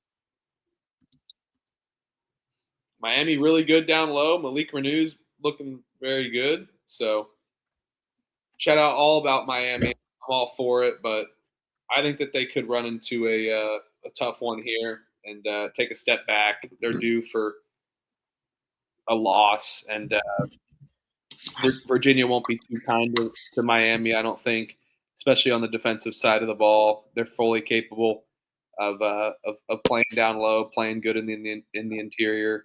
And I think that's going to be an issue for this Miami offense. That's what they depend on. So, yeah, I will take Virginia here. Yeah, Miami's been playing with fire, winning by 1 in each of the last 2. Now you're going to hit the road after barely skating by NC State. NC State was on the road, but hitting the road again, barely got lucky there. Boston College was a 6-point game. Syracuse was a 9-point game. Virginia plays their game. They can win by 8.5. I'll lay it with them. Miami's been playing good, but I think they're going to go here and kind of run into a brick wall. But Virginia, their defense is going to lock them down. So give me Virginia 8.5, no bet. Yeah, I will bet this. Virginia minus 8.5. I think that they roll here against the Miami, Florida team, who's just really been playing with their food here as of late. I mean, they got that good win against NC State on the road. They've won 3 straight road games now. Not happening here. Virginia rolls here, gets it done. I think they win by even. You could potentially outline this possibly, but I'll just lay the 8.5. Virginia gets it done comfortably. Great Miami logo there for sure. For sure. Oh, yeah. I mean, all eyes on this tomorrow. Wagner laying 1.5 against St. Francis. This line stinks. Wagner off of a win. Wagner's terrible. St. Francis. When's the last time St. Francis has won a game, though? Holy shit. Been a minute. January 23rd. And they beat Wagner on their home court. The books love Wagner. I love Wagner tomorrow. No D3. Wagner gets 2 in a row. Give me Wagner money line. Disgusting bet. I like St. Francis. I'll take St. Francis at home. No bet. They've been playing feisty. They got nothing to lose. I'll take them. No bet. No bet.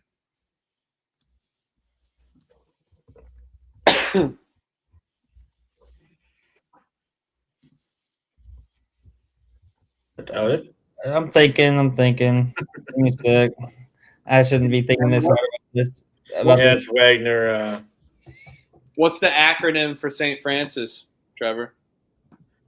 SFU. Yeah, SFU. Let's go, Wagner. Yeah, he was telling you, hey, he was actually saying SFU, like, shut the fuck up. That's what he was. Oh, you tried, but no dice. Yeah. Give me St. Francis on the money line. No bet. All right. Oh, gosh. Hofstra's laying 9.5 against Northeastern. Over-unders 148.5. Northeastern is horrible. I vowed on the show to not touch them until conference tournament or even touch any game, not even fading them because they're probably due to randomly pop up, and it will be devastating if I take the other side when I finally went back to Northeastern for the first time in a long time this week. No bet for me. Give me Hofstra. No bet. Yeah, Is this Northeastern's last game at home? I know we're getting close for these conferences. Where are you, Northeastern? There you are. Nope, not the last one. All right, but still, Hofstra's coming in here. They played Hofstra, lost by almost 20 the last time out. Hofstra's here. Man, I don't know. I mean, Hofstra's been playing pretty good. They're coming off the win off of the loss, so maybe you got it all out of their system, but I'll take Northeastern catching the points at home. Play with a little bit of pride. Going back to this is St. Francis's last home game in D1 history. Oh yeah, St. Francis money line, lock it up. I'll bet this one. Give me St. Francis money line, lock it up. Let's bet it. Let's fucking battle. SFU, Huff. Get the hell out! I'll take Wagner on lacrosse. Let's go. I'll take Wagner at lacrosse for sure. Yapper, let's go. Donation. Get out of here. What about this one? You guys, nothing? Give me a second. I'm browsing real quick. You don't want to bet Northeastern. What are you browsing through? Tons of pages of Nah, looking at Hofstra real quick. When you look up in the encyclopedia, you look up ass. If you use it in a sentence, Northeastern is used. Give me Hofstra minus 8.5. They get it done. Not gonna fade this train. They've only lost here as of late to UNC Wilmington on the road. I think they roll here. I will lock it up. Hofstra minus 8.5. This is so fun. This is a great episode. I just want to say. Dayton lands 6.5 against Duquesne. Over unders 150.5.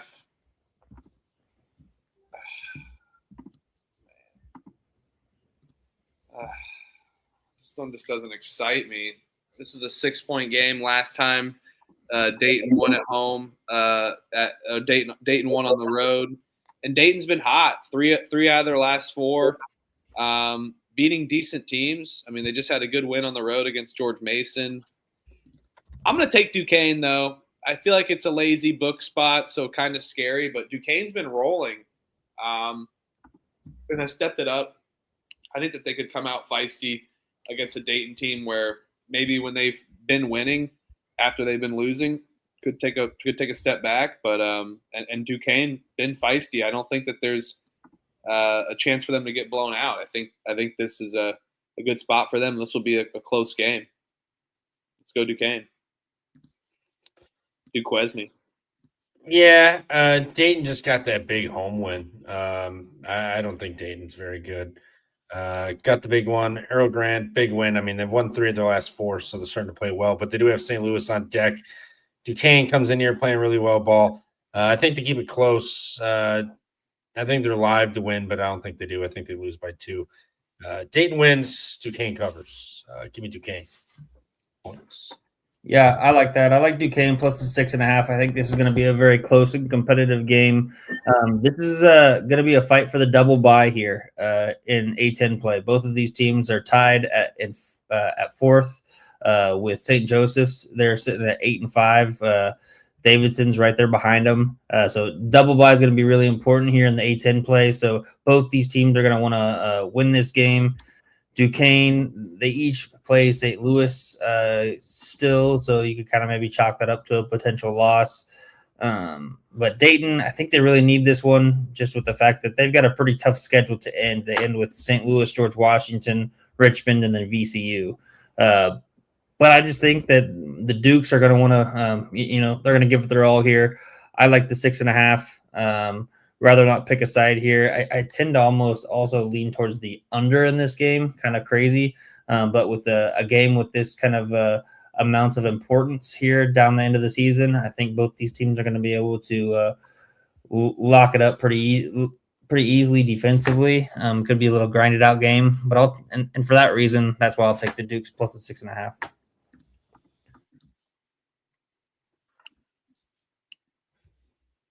Can't blame you. Can't blame you there. All right. Oh, Central Connecticut State is laying 1.5 against Chicago State. How many times are they going to be laying this many? Too many times. Give me Central Connecticut. I'm not buying into the Chicago State shit. They had a good run, but they lost to Fairleigh Dickinson. That game stunk. Can't believe I had to watch that. And an endurance of a slugfest game of two teams, but a decent one, a good one. And Fairleigh Dickinson got it done. If I was comfortable betting Fairleigh Dickinson against Chicago State, I think I'm comfortable betting Central Connecticut. I will take Central Connecticut on the road against Chicago State. I'll take Chicago State. Central Connecticut's been asked. Now you got to travel over to Chicago. Rough spot. Give me Chi-Town. No bet.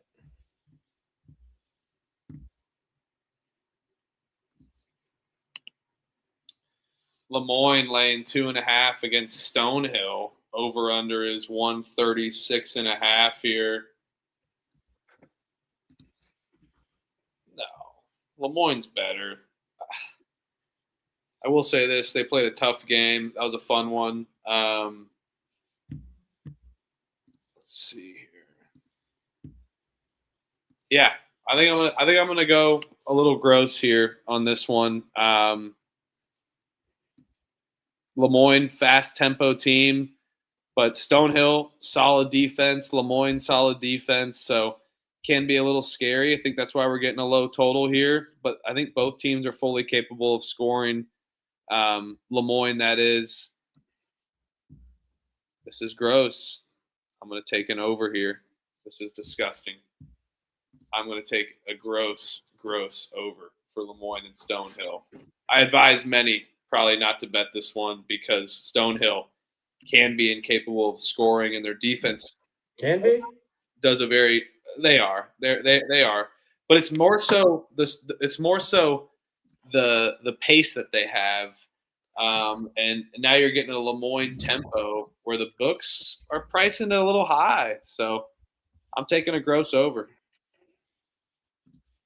I'll take Lemoyne, better team, no bet. I'm not getting involved with this shit.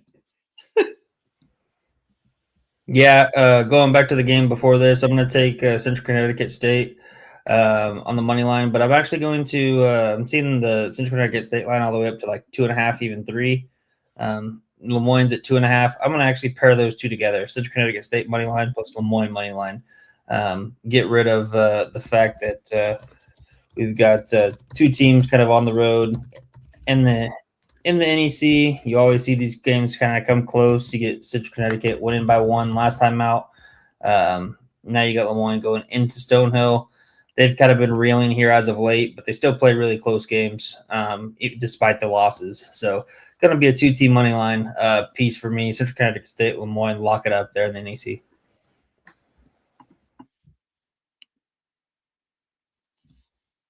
Fordham laying 1.5 against Davidson. Over unders 131.5 here. I hate these teams. Give me Fordham laying it at home. No bets. Yeah, Fordham's been playing good, but Davidson coming off that Richmond scare, they lost to Dayton, hitting the road again. Did they play Duquesne yet? Or Fordham? Yeah, they won by 5. I'll take Davidson. No bet. I think they're the better team. I know Fordham's been playing good, but I don't think they're Davidson playing Davidson good. I mean, come on. You beat Rhode Island, Loyola, Chicago. You needed overtime, and then St. Joe's. I know St. Joe's been playing fairly well lately, but still not incredibly impressive. And then Rhode Island, I mean, outside of the St. Louis win, haven't really had much this year. So, yeah, Davidson, questionable if I bet this. I like the Davidson side. Yeah, I'm right there with you. Davidson needs this to kind of stay up at the top in contention of that double bye. Like I was saying, they're in the A10 play. They're just one game behind fourth, and they have a decent schedule shaping up for them down the stretch. They go Duquesne, LaSalle, St. Joseph's, and St. Bonaventure. So all games that they can win. I think this is a big spot for them. I like Davidson on the money line, so lock up the Wildcats. All right. Yeah, I'm not betting that, so I'll be rooting for you. Cornell laying 4.5 against Harvard here. Over unders 155.5 here. Cornell, we know what we're going to get from them. Run and gun, up and down consistently. Last time they played Harvard, it was 86-79. I think they sweep, but maybe could be a little closer than we expect. Harvard off of a week of rest, so even after a tough loss to Yale, on overtime. So I think I'm going to add Cornell as my first leg of a 2 p.m. moneyline parlay. So let's go. Cornell, welcome to the first leg of a moneyline parlay. Still think they could probably cover. I'd take Cornell, but I think it's going to be a little closer than we expect with Harvard off of a week of rest. But Cornell at home, offense is going to get it done. Yeah, Harvard off of that heartbreaker against Yale, lost in overtime at home. Like you said, a week off. Now you got to play Cornell. Cornell's got Yale next week, so a week ahead. They're coming off of a loss. Harvard is too. I'll lay with Cornell. No bet. I can pick apart both sides and see a spot for both sides. So no bet, but Cornell. Yeah, give me Harvard plus the 4.5. Cornell doesn't play a lick of defense. They just try to outscore you offensively. Harvard, pretty solid defense. Their offense is not terrible either. I think that Cornell, they also foul a lot, and that's something that Harvard can capitalize, shooting over 80% from the free throw line. They keep it close. I'll take Harvard plus the 4.5. No bet, though. I tend to stay away from the Ivy League here on Saturdays.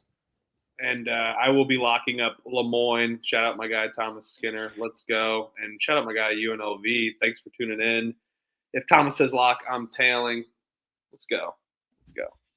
Back to the Lemoyne there. Let's ride some Dolphins. Middle Tennessee laying 8.5 against Delaware. Over under is 136.5. Yeah, Murfreesboro. I like it. Just looking at something real quick. Team total's pretty low, 64.5 here, but it's low for a reason. Delaware is terrible, but in conference play, they've been able to step it up, and they beat Middle Tennessee at home in a great game from what I remember. It was like a month ago or a couple weeks back. Delaware got it done in overtime. They scored 88 or 89 in overtime last time out. I'm going to take Delaware's team total under 64.5. Middle Tennessee defensively pretty good at 2, so I'm worried about them kind of around the 3-pointers, but in defending those. But this is going to be a sloppy game.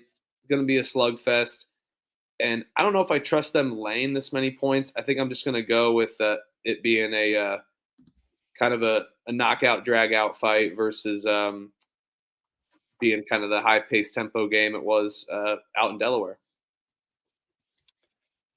Yeah, I will. I want to take Middle Tennessee. This is a ridiculous number to lay at home. This team's lost 9 of their last 10. Right? Hold on. Bad math.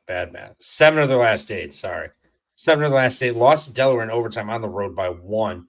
Delaware shot 14 of 28 from 3 that game. 19 of 21 at the line. 14 of 23 inside. 91% at the line. 50% from 3. 61% inside the arc. This team is not that good, They play incredibly slow. Yes, they shoot 78% from the line, 35% from three, but to shoot that well the entire game and then barely sneak by one in overtime at home, I think there's some aggression. They just played overtime against Western Kentucky. They shot 34 free throws, made 27 of them, shot 64% inside the arc, average for three, 36%. I think they fall apart here. I'll take Middle Tennessee at home, but no bet. This team's burned me too many times. I want to bet them so badly. What about Delaware's team total under 64.5 with me? I can see that. They're on the road. They play slow. Middle Tennessee's already seen this team. They shot lights. I can see that. I don't hate that. I like that angle better. Feels better than laying 8.5. Am I right or am I right? I mean, I'm betting it, so I hope. Yeah, I'm not gonna tail that just on principle that every time I tell one of your team totals that they lose, Huff. I do like that though, just for the fact that Delaware put up 89 last time. I mean, you look at that 89, 88 last time out. What was the final? It was 38, 40, 79, 79. At the end of regulation, so 158. Now you're seeing this total of 136.5. Kind of seems like a gross underplay as well. And so for that fact, I do like that. I'm just going to lay it with Middle Tennessee State minus the 8.5. I think that they're going to roll. And I agree, Ken. Central Connecticut State is going to roll Chicago State. Let's go. But yeah, Hasty, I agree. I knew it was coming. Every time he's very impassioned, very passionate, giving a bunch of statistics. He just at the end finishes it by saying, "And no bet." Well, hey, the way if you were getting skull fucked like me this year, you'd be saying no bet a lot too. All right, I'm getting skull fucked. Me and Huff are closer to 100 units separated than 50. You miss 100%. The way my year's going. You miss 100% of the shots you don't take. Yeah, but then you also could owe the bookie $6,000 for missing all of those shots, like I did fucking January. So yeah, taking a light. Yeah, no, you guys can shoot. I'm trying a different approach. Triple threat stance, baby. I'm going to try the approach where I sit in the corner and I'm the guy that I catch the ball, pass, catch the ball, pass. And every once in a while, I'm wide open. I'll pop a shot. Trevor's pivoting. Yeah, I'm just pivoting in circles. But the next time you know you're going to go, and I'm going to hit the blinker. Hasty, if you're betting middle, I'll bet it with you. I'll bet the minus 8.5. All right. Colgate is laying 8.5, the same number as Loyola against Loyola, Maryland here. Over under is 152.5. Not this again. How many times do I have to teach you this lesson, old man?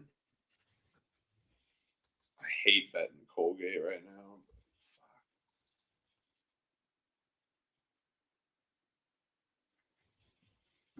All right, I'm in. I'm betting. I'm betting Middle Tennessee minus 8.5 with Hasty.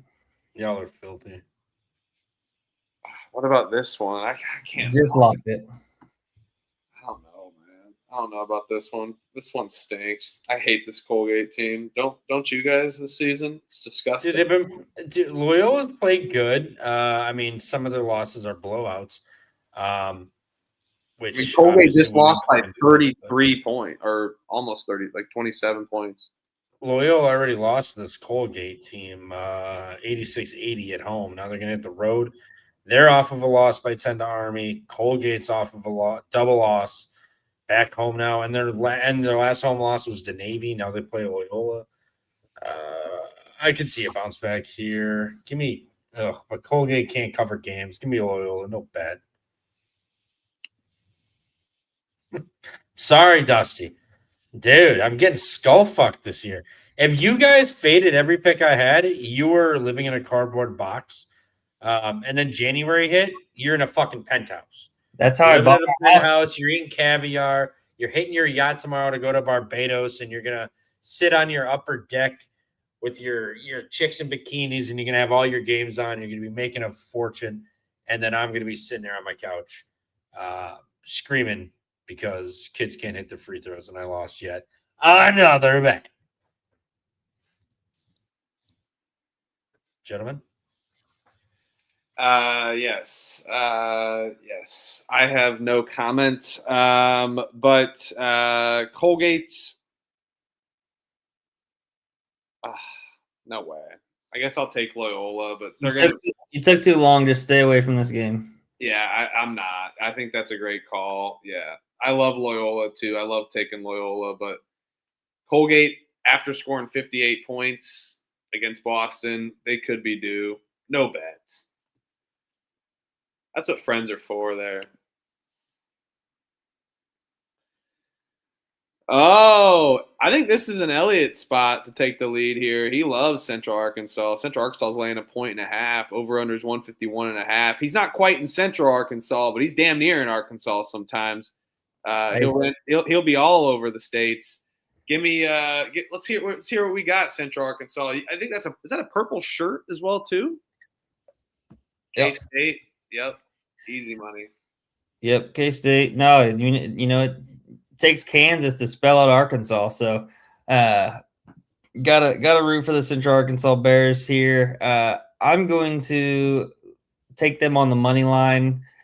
They let me down in the Jeopardy phone a friend with you by just absolutely kicking the shit out of Stetson in the first half. Hung on, covered the spread barely. Was hoping the Mad Hatters could get it done, but yeah, I think Central Arkansas gets it done. I just on the road, I just struggle to take. I love taking them at home. They're just an absolute wagon at home. But what they've won 11 straight games now in conference play.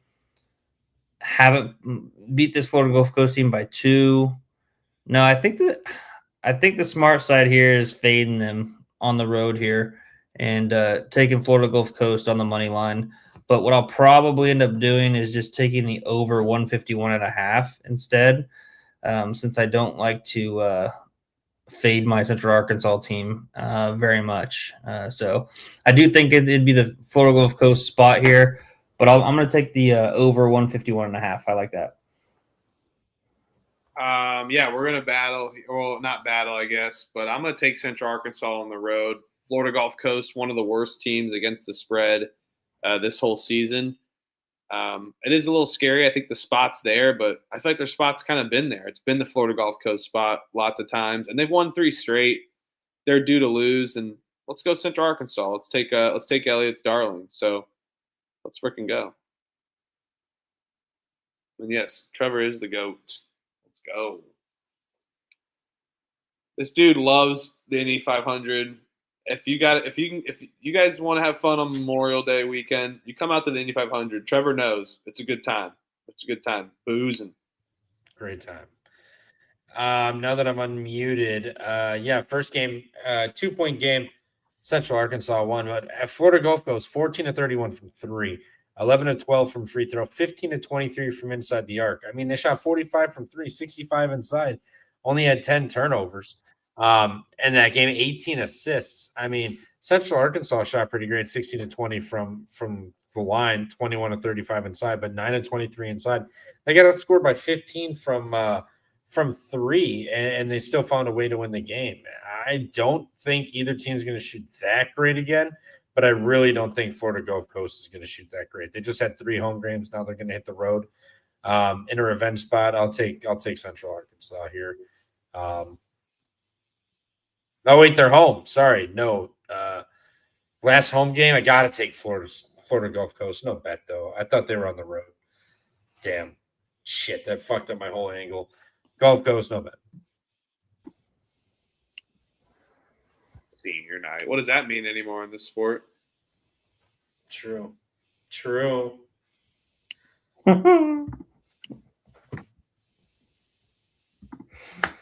3 seniors. I will say they do have a guy from Notre Dame for 3 years, but his senior night's on Florida Gulf Coast tonight. Yep. You talking about J.R. Kuznitsky? Yep.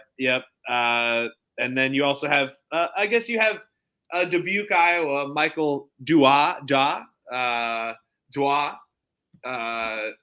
Northern Iowa, but hey, 2 years at Florida Gulf Coast, so props to him. And then Rory Stewart, 2 years at Rhode Island, 2 years to Florida Gulf Coast. Hey, props to him, 2 years. So hey, you know what?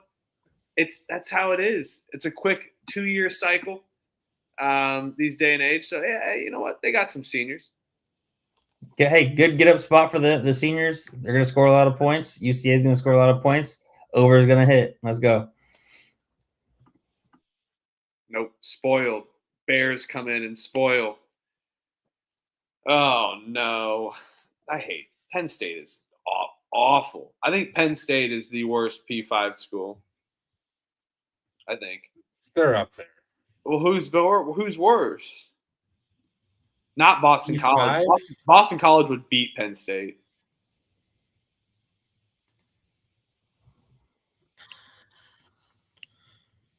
Who's worse? Trying to think off the top of my head. P5 wise, Georgia Tech. Not Utah. Georgia Tech. I don't know. Trevor thought Oregon, but I'm still taking lost Georgia that battle. Dude, they lost to Pittsburgh by 44 points. It's true. I bet Penn State that game too. They lost to Yeah, I don't know. They might. lost They to might Providence actually. on a neutral by 12. I think Penn State's the worst P5 school. You may be right. No, they are. I mean, you look at what Marquette's the last in the Big East. Marquette's They better play better though. I know, but no, I'm saying Marquette's the last in the Big East, but they're better. They're for sure better than Penn State. South Carolina, definitely better than Penn State, in my opinion. I know the record maybe doesn't show that. Utah, K-State, the bottom of the conference in the Big 12, I think definitely better than Penn State. Georgia Tech, I guess Georgia Tech, you could make an argument, but that'd be the only team, really. Yeah, maybe. I think Penn State could beat South Carolina, but No. South Carolina would mollywop. I think they need to have like a toilet bowl, like how the fantasy drafts used to have. they need to The do like a They freaking need to, like, series. instead of expanding the tournament, they need to do the 64 team tournament, and then the 64 team don't be a fucking loser, and the winners get to leave the tournament, but the losers go on, and the biggest loser at the end of the season.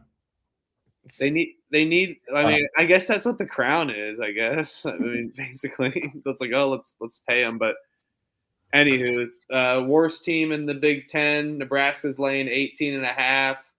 I could be talked into laying it, but that's a lot of points. 0 chance I'm betting Penn State. They're terrible. Yeah. Nebraska's going to fuck them up. Give me Nebraska minus 18.5. No bet. But I might, because, I mean, I might really bet. I might actually bet. Maybe Nebraska's even total over. They should fuck them up.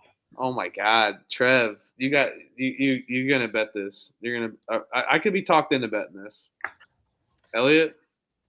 Lay it, lock it. Don't overthink it. Nebraska rolls at home. Give me Nebraska. Come join the party train. Nebraska money line, dog. Nebraska money line. They just lost to Iowa. Tough, hard-fought battle. They're going to respond well. Last time they lost to Purdue, responded with a 19-point win over Northwestern. Way better team than Penn State, obviously. Haven't played Penn State this year. They get to kick the shit out of them. They love running up the score on some of these teams. I mean, look at like Oregon at home, absolutely smoked them. Wisconsin at home, absolutely smoked them. When they're in the lead, they just continue to run up the score here. You got lay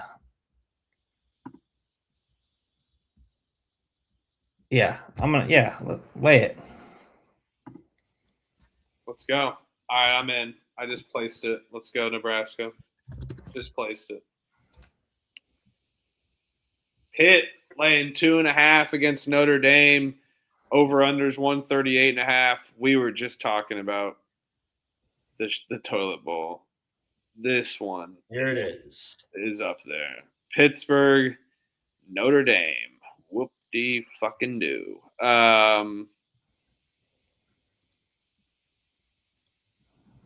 Give me Pitt at home. Notre Dame just had a big win.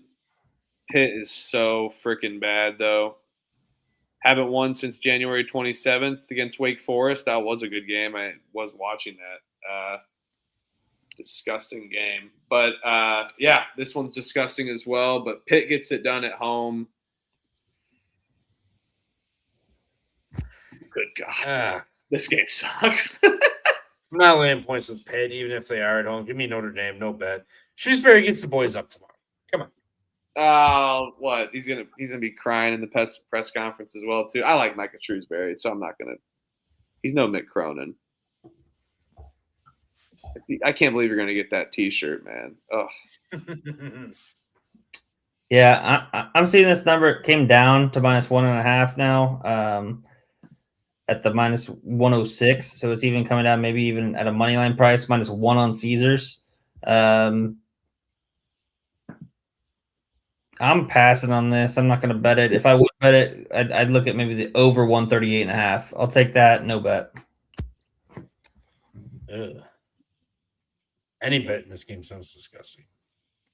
What's that like meme or like GIF? It's like, is it Alonzo Mourning? It's like he's on the bench and he's like, it's like someone's like, oh shit. He's like looking like he's like, damn. Yeah, the Bulls gif. Yeah. That's I think it's the Heat, but I can't remember. Dude, Mick Cronin just appears. He's just lurking in the background. He's like, hey, and then he just kind of Simpsons meme gif on out of there as well, back into the bushes as well too. Mick Cronin does. He's somebody in the chat's burner, but who? I wonder. They're switching out. They're switching out. And then they're bouncing into that, and then they're coming back. We got to figure out who. We're on to you. Hey, I love this account. I'm a Mick Cronin guy through and through. Trevor, if you don't know who it is already, you are. Come on, man. You got to go back and just let's. I wasn't reading the chat. I don't know. Start doing the clues. You'll keep an eye out. That's way too much work. Figure it out. That's way too much work right now. I'll do it a different way. Hey, you know what, Mick?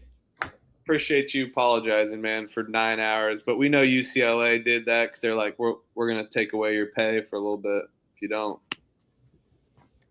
This one is fire. Vanderbilt is laying 3.5. It's still 3.5. Over-under's 149.5 here. This one's great. Great. How about that last Vanderbilt game? One of the better college basketball games I've seen, and then almost a miraculous ending. You see how close that was to going in? Yeah. Did you see the still shot? Of it like halfway in the rim on the shot, and it bounced out. A couple more millimeters of arc or less. I mean, oh my gosh, crazy. I normally like taking unders in these kind of big scenario games, but this is not an under spot.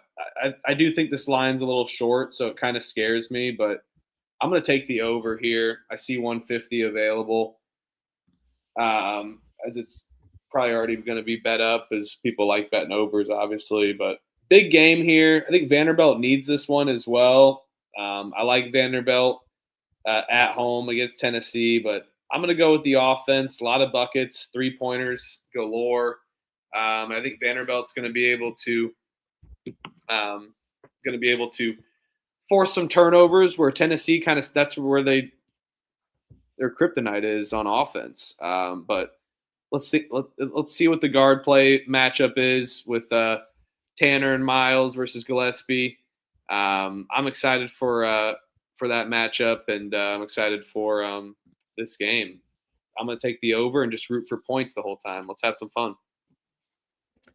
Yeah, I like Vandy here. Big matchup versus Tennessee. One of the first times they can realistically beat them. At home here, they're playing good ball. I think, potentially that what's his nuts could be back. I'm trying to find this game. Where the hell? There it is. Was it Duke Miles? Yeah, I heard Duke Miles could be back. I may have gotten got on Twitter, but this is what I heard. But regardless, back or not, I still like Vandy at home. Big game Saturday at home, chance to be big brother, and assert themselves into the SEC. I like Vandy laying the points tomorrow. I'll wait. I think people bet down Tennessee though. E-money. Yeah, these teams play 2 times here in the last 5 games, so this will be kind of a fun little matchup. I'm with you, Huff. I tend to see the over here. Over 150.5 is what I'm seeing. Tennessee, typically like to play the unders, but they play faster than what they have here as of late, this year especially. I think Vanderbilt will be able to put up some points. If they do get a few of their guys back, Duke Miles coming back, that'd be a good bonus. Just disappointing that Frankie Collins went out so early. Duke Miles has been hurt. This team could be a lot better than what they are, and they're 21-5, which is crazy to say. But yeah, give me the over. I'm right there with you. We see a lot of points here, high upper 70s, low 80s type of a game. I'll be on the over 150.5. Mercer's laying 3. Oh my gosh, Mercer's laying 3.5 against Samford. Over under is 154.5 here. This is one they're going to get. I know Mercer's been struggling, kind of up and down. Don't know which Mercer you're gonna get, and they just lost at home in Macon to Chattanooga, 94-90. And Samford has not been losing. Winners of 6 straight games. I'm going off of this train. I've kind of never been on it a little bit, but anywho, Mercer's going to bounce back here. I'll lay it with Mercer at home. Actually, I'm going to lay it with Mercer at home. Let's go. Smart choice. Lay it, Mercer, much better team. Samford, I'm trying to get cute, make you think, yeah, you should take it, but Mercer's a better team. Samford, name brand. Are they better? I think Mercer is. I don't know. Samford's better. Especially at home. On a neutral, this is a pick 'em. Yeah. So who would you pick on a pick 'em? Pitt has just been so hot recently. They've been dominating. They beat Mercer by 20 last time. True. But yeah, Mercer spot for me for sure. I'm with you. Yeah, I'll be with Mercer as well. Lay it. Like you just said, Huff, they lost by 20 on the road last time. I think they are the better team. You could even just blindly look at taking the over 154.5. I don't think you can go wrong with that either. I mean, last time out, better too. what? You think Mercer's a better team too? I don't know. I think they're pretty comparable, in my opinion. But last time out, this game was what, 69-49? So total like 118 was the total. Now you're getting a 154.5, really high. I don't mind taking the over here. That actually might be the side or how I get down with this game, just with the fact of how much of a slugfest it was last time out. Give me the over 154.5 instead of taking a side. Yeah, I like that. I always love betting the two teams that have played second time out, and you see like a huge discrepancy from the original number. Like that one, what 69-49 total was 118, and now you're seeing 154.5. Usually means that it maybe should be at like 158.5, but they've slid it down a couple points just because of the previous matchup. And then you can see it the other way too, where you got teams that go, in the 180s and they set it a little bit too high. So I like playing those when there's a huge discrepancy based on first game result. Tennessee State is laying 4.5 against SIU Edwardsville. Over under is 143.5. This will be my 2-team money line parlay. We like doing the same kind of spreads sometimes with those money line parlays as well.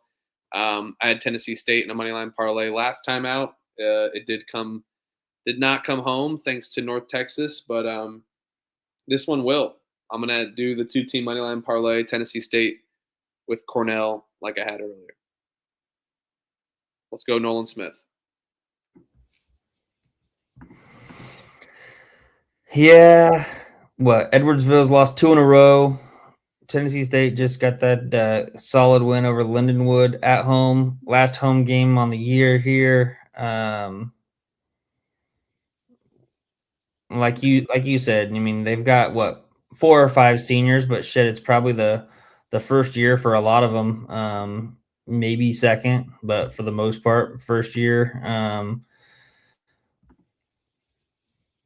So does the senior stuff play as much of a role? And I don't know. I like that. I like Tennessee State on the money. I was thinking about just taking SIU Edwardsville plus the 4.5. Think this would be a really close game. Coming kind of down to the wire. I've been a backer of Edwardsville throughout the entire year. I for some reason just can't seem to stop betting them. But I think I'd rather take the Tennessee State on the money line. I think that comes through more so than taking the plus 4.5.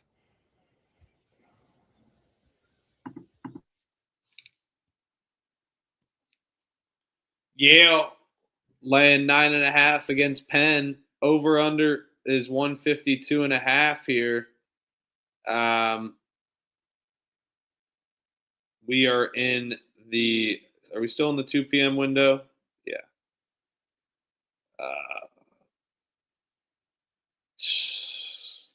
Yale. I'll lay it with Yale. No bet though. I said I don't want to lay big numbers in the Ivy League on Saturday, even if it is Yale.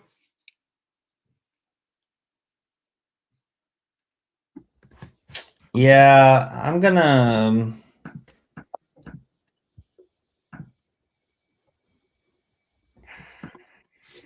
What this line's up to 10.5 now, so it's gonna shut up. Still see a 9.5 on Bet Rivers if anybody has that book. What's Bet Rivers? That's like Microsoft 95 software. I'll go towards the team total over in Yale. Last 2 times I've betted, it's come through for me. Not quite sure if I'll bet this one. I think it should be around 81.5, maybe 82.5. It's gonna land right around there. I'll lay off of a bet, but that'll be what I pick is Yale team total over. Yeah, I'll take Yale off the loss. Wait, are they off the loss or did they play after? No, they won. They've won 4 in a row. They survived that Harvard game 1-1 on the road. Yeah, that's right. Yeah. Harvard lost one. Yeah. I mean, Yale's been kind of sneaking around. Then I thought they lost last one. Sneaking around. Penn, friend, good, decent coach. I'll take the points, no bets. I'm not in the business of fading Yale, especially on the road or at home. So, Penn, no bet. New bet.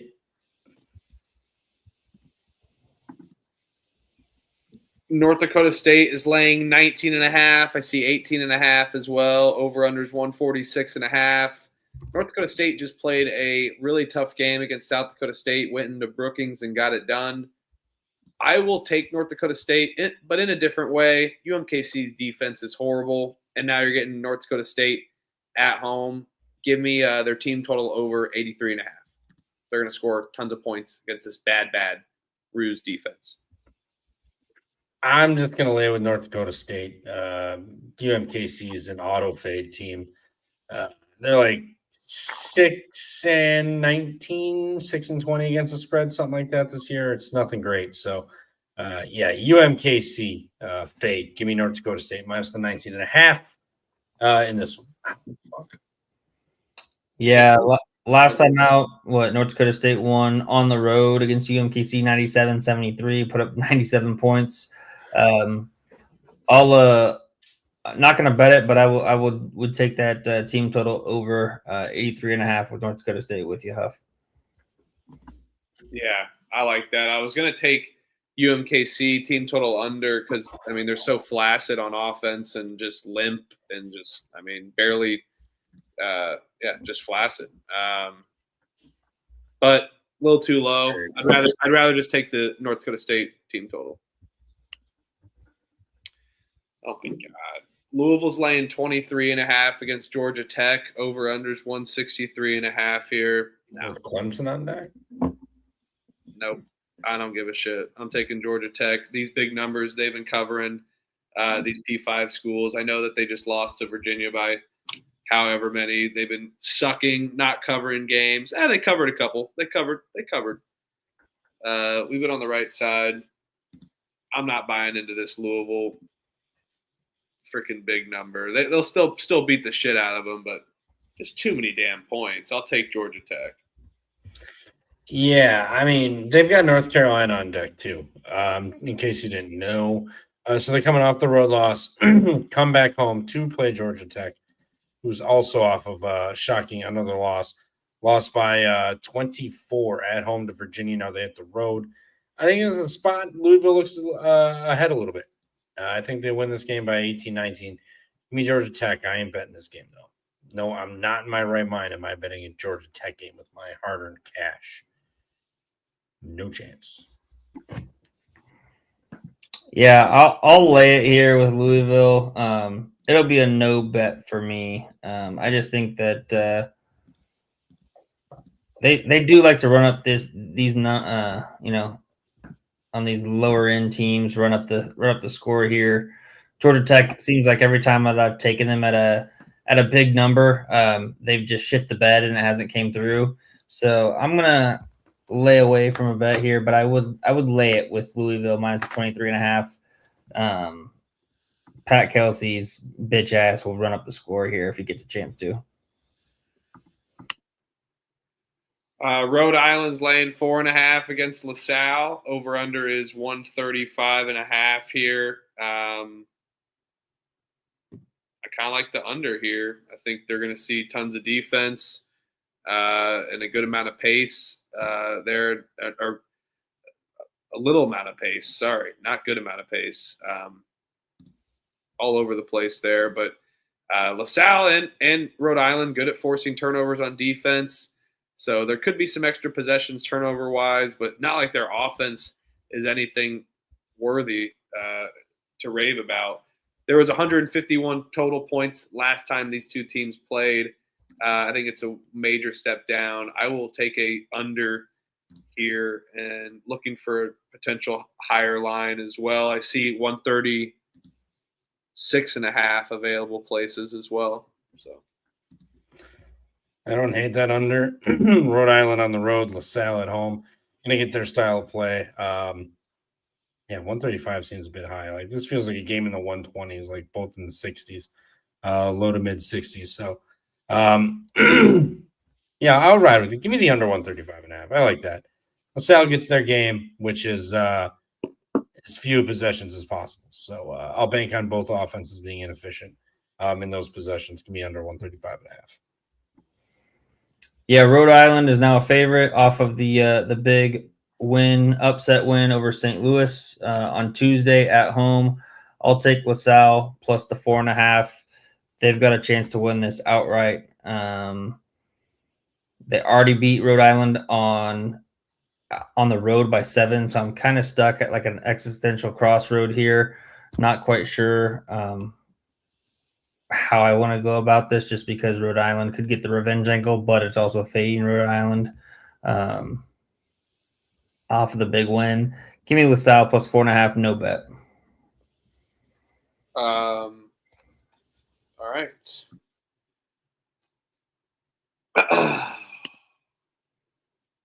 Texas Tech laying 16.5, no more. Down to 14.5. Over under is 159.5. Household fan, season ticket holder. What are we doing? I mean, I'll take K-State plus the 14.5. You got the good old 1-game bump with JT Toppin. I get it. But you got a guy that you're missing that's 20 points a game, 10 rebounds a game.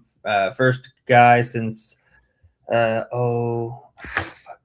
forgot who did it last, but there's been I think 6 or 7 guys there in the Big 12 that finished the season with averaging 20 points, 10 rebounds. Kevin Durant was one of them. Michael Beasley was another. Wayne Simeon, off the top of my head, those guys. So, no Toppin. It's going to be tough. You could look at the 1-game bump angle, but I think Texas Tech's just going to kind of survive here. K-State, new coach, new life. Give me K-State plus a 13.5. No bet. Don't bet on my team. Trevor? Yeah, I love Texas Tech here. You saw the interview with McCasland, just basically crying about losing JT Toppin. It's a huge loss for this team. Obviously, like we all know that, like losing JT Toppin probably fucks their whole national championship aspirations up. But regardless, you got K-State coming in here off of the coach bump, Tang firing. They showed up at home, got a dominant win over Baylor. And then they now you're going to hit the road to Texas Tech, who's now going to get the injury bump game for JT Toppin, and this team is really connected and he's a huge piece. When your coach is like crying at a press conference for you, like this team's connected. They're very emotional, very sad. Obviously, this is very brutal and sucks not only for Texas Tech but everybody else who likes to watch ball. I think they get up for him, and I think they dominate tomorrow. I think K-State. Sorry, Elliot. I think they come out look like the same K-State from before. I was on them for the Baylor game. Love them in that game. But I think this is just an ultimate just buzzsaw they're walking into. Flat spot for them, get up spot for Texas Tech. Give me Texas Tech minus 16.5. One of my favorites tomorrow. They can get up for sure, but they can also get up and still win by 14 or less points. I'll take K-State plus the points, plus 14.5. I think a little too many points. I do see your angle there, but you know what? Plus 1,100 money line looking a little too tasty for me. I'm going to take that as well with Kansas State. They're going to go into Lubbock and steal one, and how awful it would be, yes. Their one get-up spot if they get spoiled there. It's just too tasty for me. I got House Money to play with. Shout out Baby Keem. Great album today. That was House Money. Good song. Casino album, what the name is. Love Casino. May go to the casino after this episode. I may not sleep. I'll just go straight to the casino right after this. And we're going to do that. Play some House Money with Kansas State on the money line as well, too. I will say we've lost 10 straight in this series, so we're due. 11 For plus, sure. plus 11, 12 to 1. Come on. Good sprinkle worthy for sure. UIC is laying 7.5 against Valpo. Over-unders 137.5. Both darlings, but just want to let everybody also know we are at the 3 p.m. window as well, too. This is now the 3 p.m. Eastern window. We are out of the 2:30 slot. Give me our darlings. I still see 7.5 on BetMGM. I'm going to take it now. It's getting bet down. Valpo been covering machines. Absolute darlings this season. Valpo's been one of my best teams throughout the year. Now we're getting a solid number because, UIC has been respected because the books have caught up. UIC has been dominating teams, 11-6 in conference after starting 0-4 in conference play. And they got their shit rocked against Valpo last time. So it's potentially there, but I'm not cheating on Valpo. I'm taking Valpo plus the 7.5 on BetMGM. Yeah, they keep getting disrespected, dude. Where are we at on this, Elliot? He's halfway. He's halfway through the 2 p.m. Eastern slate, I think. Hey, you'll wake up tomorrow and see, Huff. Ooh. Dude, they I don't doubt it. Valpo. Elliot will just whip out a PowerPoint, be like, "Hey, teams are loaded in." I won't doubt it. I think Puzzo's down. Let's go. Come on, Puzzo. Yeah, Valpo keeps getting disrespected with these numbers. I will take the points with Valpo. I might bet them. There are Valpo boys. Gotta rep, right? I'm not cheating on the hairstyle. It's like, going a different hairstylist, haircut person. I'm not. Because I did, and look at this. They absolutely butchered it. Look at that, just a straight line right in the middle there. Yeah, I'm gonna be on USC here. I'll take the -6.5. I think that the Flames get it done. They've been playing good as of late. You know, they, like you said, they opened up 0-4 in conference play. That last game that they lost to start 0-4 was against Valpo. I'll lay it here with Illinois Chicago minus the 6.5. They keep it rolling. They've been rolling here as of late. Drake by 10, Illinois State by 27, Evansville by 38. I think they're gonna lay another one where they get it done and avenge that Valpo loss. USC -6.5 battle. Oh man. FIU laying 3.5 against Missouri State. Over-unders 153.5. What a great game FIU played in last game against Liberty, huh? That was a fun one. Mr. 305 on their home court. Always dangerous. Oh, Much better team at home. I'll stay with that system. Missouri State finally coming back to earth a little bit. Losers of 4 straight. Loses a 3 straight at home as well, too.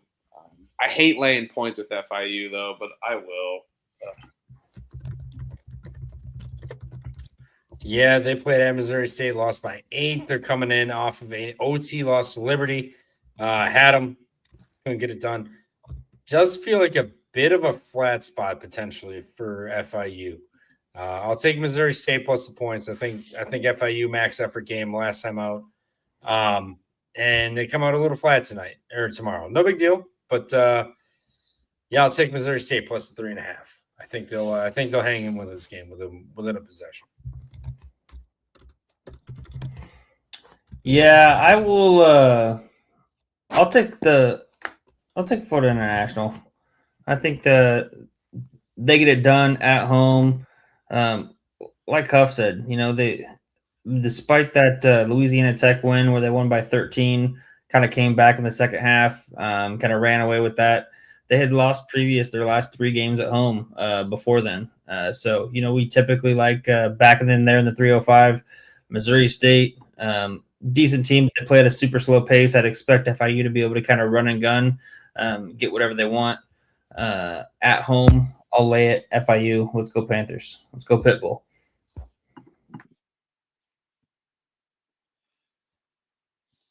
Queens laying 11.5 against West Georgia.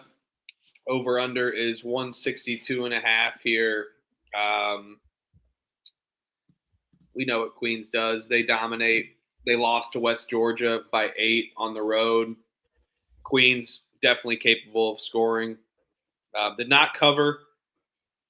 Got hooked basically with Queens last time out. But their team total would have hit. And their team total currently is 87.5. I'll take that. No bet, though. It's pretty high. Yeah, I'll fade West Georgia away from home. I'll take Queens minus the 11.5. Will not play this game, though.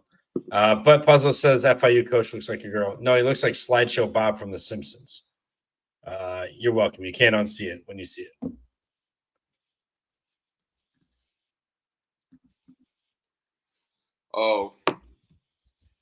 Oh, yeah. Game of the day, some are saying. Ohio's laying 5.5 against NIU. Over under 148.5. Give me the over. Nah. Yeah, give me the over. No defense in this one. No, I don't trust Ohio, let alone on the road to lay points. I'll take NIU. No bet. I don't trust either of these teams, let alone I'm not laying points on the road. Give me NIU. No bet. This one's fire. Rocket power records too. Wow. Fire and fire. Gotta get another beer. Boozing.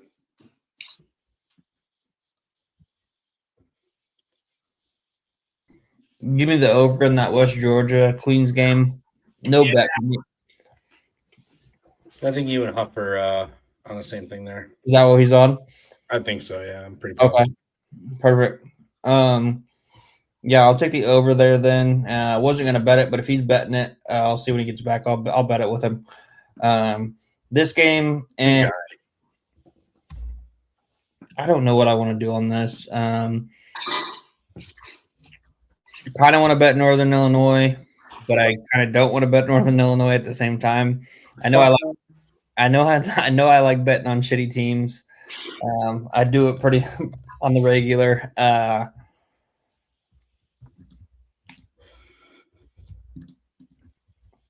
Yeah, let's do it. Give me an IU. I'm seeing You're actually betting this? Yeah, I'm seeing plus 6.5. So I'll bet Northern Illinois plus the 6.5. I'll bet it right now. I'm taking the over. I think both teams are going to score. I'm with you. Wait, are you taking over in the West Georgia game, or are you taking over in this game? I took the Queens team total over, but I didn't bet it yet, but I could be about it.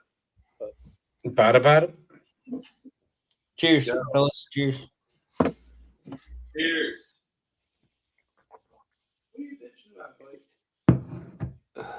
My dog just barked, by the way, so Oh. the worst games always. Unbelievable. Southern Miss is laying 3.5 against Old Dominion. Oh, I did hear that, by the way. Southern Miss is laying 3.5 against Ole Miss. I totally farted if you guys didn't hear that, by the way. So maybe I just exposed myself there with the fart. But Gotcha. Anywho, Old Dominion, whatever, we all do it. Old Dominion, been playing good ball as of recent. Southern Miss, though, very good at home, but I think Old Dominion can play good on the road. I'll take them plus the points. I like the ball that they've been playing. 2 dogs in a row. Let's go. I like the over in this one, but I was like, I've given out 3 overs in a row. So I'm staying off of this one. This game could end like 74-70 easily. Yeah. I like ODU too. I like the fighting Brett Favre's, but when they're catching points, I don't want to lay points with them at home. ODU's ODU. I'm not playing. By the way, too. 4.5. What's that? Oh, it's 4.5 places, by the way. Oh, sweet. Let it climb then.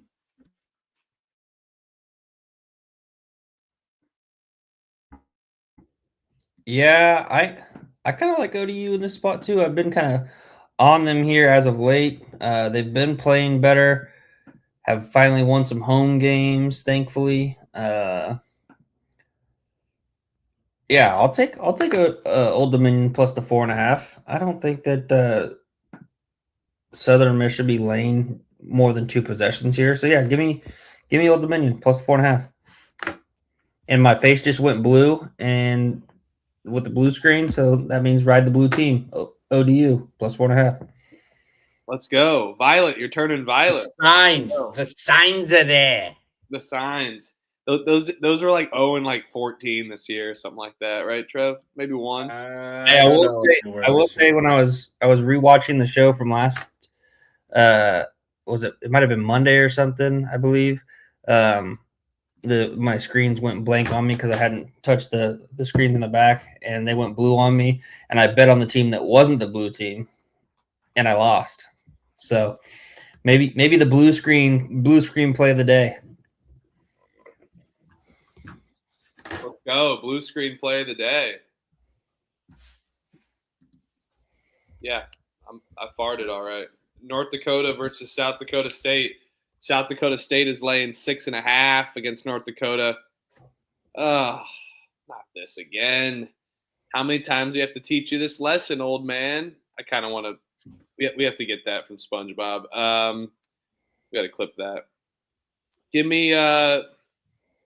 I love this North Dakota team. I can't believe I'm doing this, but I think Brookings gets it done. Home crowd gets it done. South Dakota State bounces back. They lost by 3 in overtime. Out there in against North Dakota and Grand Forks. I will take South Dakota State, bounce back, but my gosh, this may be my last time touching them until conference tournament season. Yeah, I'll take the points. border rivalry. Show up and keep this game respectable. No bet, though. No bet. Trevor, this is your classic spot where you typically would say you have a 5-8 team in conference laying 6.5 to a team that's 10-4 in conference. Get the fuck out of here. Lay it 6.5. When you say it out loud, it makes sense. I'm on All the right, Jack. let's go. I'm on the Jackrabbits -6.5. right. Let's go. Big All revenge. right, we're jacking off tomorrow. Let's go. Dude, it's Lent season, bro. Give it up, man. Give it up It for starts us. for you. I'm not Catholic. I'm not Catholic either. Catholic light. South Dakota State, come on. Are we talking you into this? We're at least at evangelists for South Dakota State. Had the stutter there. I was going to be like this. Evangelists. I do have a stutter. If you guys haven't noticed most of the time. I'm sure you have. We're in? We're all betting this, right? Yes, I'm in. Probably. 5-8 team laying 6.5 on the 10-4. Come on, Trev. You're in. You're betting. All right. Already lost. We're calling this the pump fake pod play. Let's go. All right, let's do it. Let's go. Come on. Shout out to Juice. Fish fry for dinner tonight. Hell yeah. Oh, yep. I fasted all day. Now I broke my fast with Panda Express noodles and now a beer. Heck yeah. So just got the lo mein noodles. Did you get the super greens at all too? Or no? No? Half lo mein, half fried rice with the shrimp add-on. You could do the veggie spring roll. Yeah. No fillet of fish tonight, I guess. Yeah, those things are like this big these days. Shrimp is my go-to. Interesting. Okay. I love it. UNLV, Air Force, lay it. Air Force is terrible, but I'm not laying that many points with UNLV with my hard-earned money. Probably missing out on a lot of cash, not just blindly fading Air Force here, but I can't lay that many points with UNLV. Sorry. No. Air Force has fired their coach too. Maybe a get-up game. But I'm not going to bank on it with Air Force. I'll lay it with UNLV, no bet. Actually, give me the over. Points. If Air Force is showing up with their coach, they're going to score points, and UNLV will give it up, but they'll score. Over 152.5. Let's go. Yeah, I'm gonna lay it here with UNLV. Air Force is just terrible, but no bet for me. Don't really feel like laying this big of a number on the road with this UNLV team. So lay away from a bet. UNLV -15.5. No bet.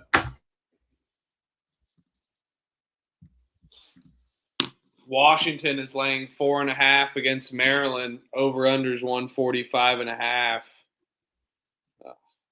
Oh. Give me Maryland at home. This team stinks. I think Washington's way better. I just don't love laying points with Washington on the road. They had a good win against Minnesota, don't get me wrong, but I just don't love laying points. It's their first game out, though. They've had a week off, so tons of travel to get out there.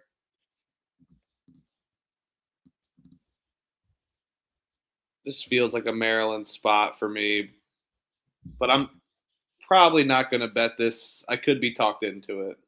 No bet, though. Yeah. Washington flying across country. Maryland, nothing to lose at all. Starting to play a little bit better. Give me Maryland plus 4.5. I think they're live. Yeah, I think Washington flying cross country entirely. Maryland's playing better. I think Maryland can get them. Give me Maryland plus 4.5. Sprinkle a little bit of money line for the Terps. I like this tomorrow. I like this. Yeah, I'm gonna pivot a little bit. Pump fake on my UNLV play. I'll take an Air Force plus 15.5. Still a no bet though. Don't worry, guys. I'm not betting on Air Force. But at home, I think it's too many points. This game, I will also back the home dog here. Take Maryland plus 4.5. I'm with you. I think they can possibly win this outright. This will be a bet for me. Is this the first time that Washington's gone cross country, Trev? Do you know? I think so. When I look, let me double check. That would be even more of a reason, like you were saying. But sometimes they've already gone once. Went to Nebraska. They did the Illinois trip. Illinois Northwestern, yeah. So That's not clear. Not clear coast to coast. Yeah, give me Maryland plus 4.5. I think they get it done.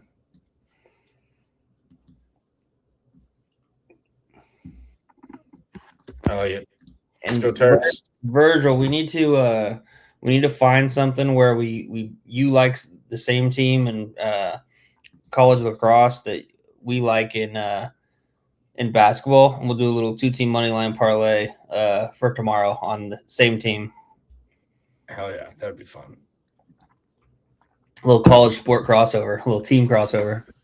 Then we can, if we wanted to even get a little more dangerous, we could look at college baseball and take the money line on their college baseball team as well. I don't know about that one.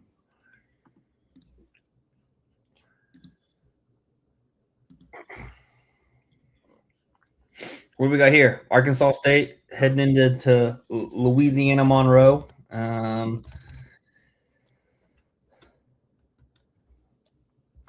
Arkansas State fresh off the 17-point win over Louisiana.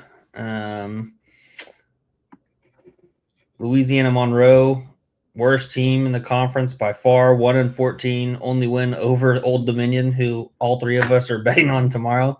And they got it done at Old Dominion too. Just only lost by 1, kind of a max effort game against Troy. Troy survived. Is this too many points? I don't know. ULM's terrible. Who do they got in deck? Arkansas State? Or are you talking about? Nah. Arkansas covers 14, I think. I like Arkansas State, but that's still a lot of points to win, especially on the road. It's what scares me. Yeah, I'm gonna take Louisiana plus the points here. No bet though. This is my angle. Double-digit dog at home. But these are one of the teams that I call incompetent, where I don't like really just automatically betting this number because of how bad Louisiana Monroe is. So I will take the 14.5, no bet. Yeah, I'm with you. I'll take UL Monroe plus 14.5, no bet, but I will bet Maryland. If you ended up betting Maryland plus 4.5, I will bet that. Yeah, we bet that. It's down to 3.5 everywhere pretty much, so I'm gonna probably just have to take the 3.5. Fine, that's fine. That's all good. All good. All right. Get the new slides on. UTA, Utah Valley. Utah Valley's laying 6.5 against UTA. Over under is 139.5. Yeah, get the fuck out of here. Give me UTA plus the points. I know UTA had a good win just a moment ago on Thursday after dropping however many, but lost by 8 to Utah Valley the first game. Second game lost by 21, but this is their first home game. So in this series, tough to beat a team 3 times as well, especially laying that many points on the road. I'll take UTA plus the points.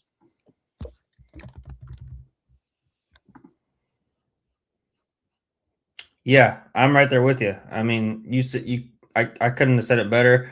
I already played Utah Valley twice on the road, and now you're getting them, like you said. Not only is it hard to beat a team 3 times, also hard to beat a team at home as well. So you get both of those angles. UT Arlington off the 2 losses to them. They had a nice little bounce back win after dropping 5 straight. Beat Utah Tech at home. Yeah, well, I'm going to ride UT Arlington plus the 6.5. Look at that. Blue screen yet again. UT Arlington blue. Blue screen play of the day again. Didn't even mean to do it. Didn't mean to do it both of those times, actually. I know it may seem like not a coincidence, but it actually is. Dude, you're doing it on purpose. Come on. No, I just got the lines up in the back on there. So no mouse movement. It goes blue. No mouse movement goes blue because I'm typing on this. I'm typing on my laptop where I'm streaming. How many screens? Right now I got 2 screens. Well, I'm not using one of the screens. I've got 2 screens here behind me, and then I've got my iPad pulled up with Rhythm on my right side, and then the beer stand over here on the left side. You guys aren't ready for my setup next year. You guys are not ready for my setup next year. We're leveling up. We're getting rid of this for sure. We're leveling up. Don't you worry. But I was gonna do it, but I've been focused on watching the games. I got the TVs up. What better time to do it than like right after basketball's over, April, May, right before summer hits, and you're kind of traveling and doing things like that. You can just focus on a bunch of that stuff. I'm working on my basement probably right after basketball is over. Going to work on a lot of your TVs up too, which is good. That's the thing. I had to get other rooms in our house set up before. Yeah, that one I had to obviously with the white. Yeah.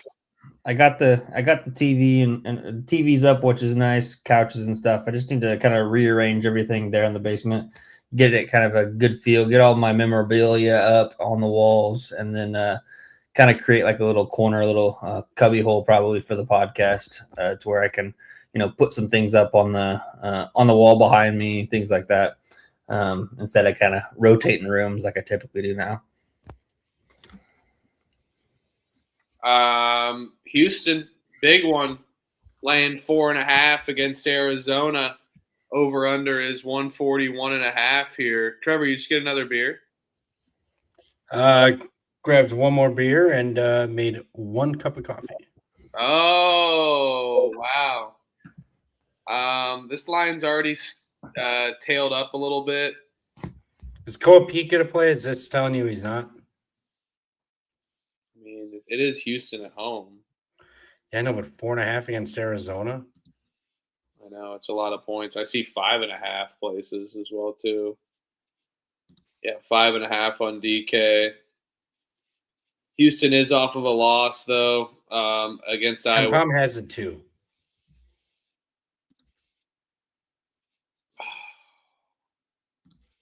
Are you just like a Ken Palm like faithful? Like every single one, you're just like no. I'm just looking. I'm like, oh, well, it's 4.5. They have 2.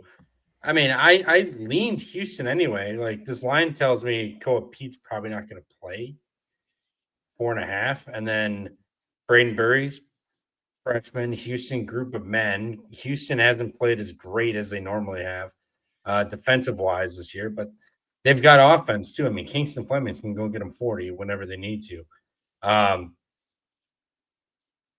I think it's a ridiculous number, but I think I'm going to lay the 4.5 with Houston. I think they suffocate them. I think Koa Pete doesn't play. Arizona struggles. They beat a weak BYU team without Richie Saunders, and now they're going to hit the road to Houston. Houston's been sitting on that loss since Monday against Iowa State. I think they're ready to roll. I know they have Kansas on Monday, but they need to get a win here. They can't lose this game and then go to Kansas. So I'll lay with Houston minus the 4.5. I think it's a big line for a reason. I think no Koa Pete. I think Arizona ends up struggling for a full 40 versus Houston. So Houston minus 4.5. Yeah, I'm with you here. I think it's going to be a major problem without Pete for sure. It is a lot of points, but it is Houston, so not to worry. I mean, their defense is just a little different this year, but I think down low going to be an issue. And guards get this done for Houston. I think you made some good points there. I'll take Houston minus. Is there a 5 available on Caesars? They're always lazy. -5, -5.5. I'm with you. I'm seeing FanDuel potentially has -4.5 still. Oh. So if you look at that, you can get a 4.5. It is juiced to the -120. I think it's like -118.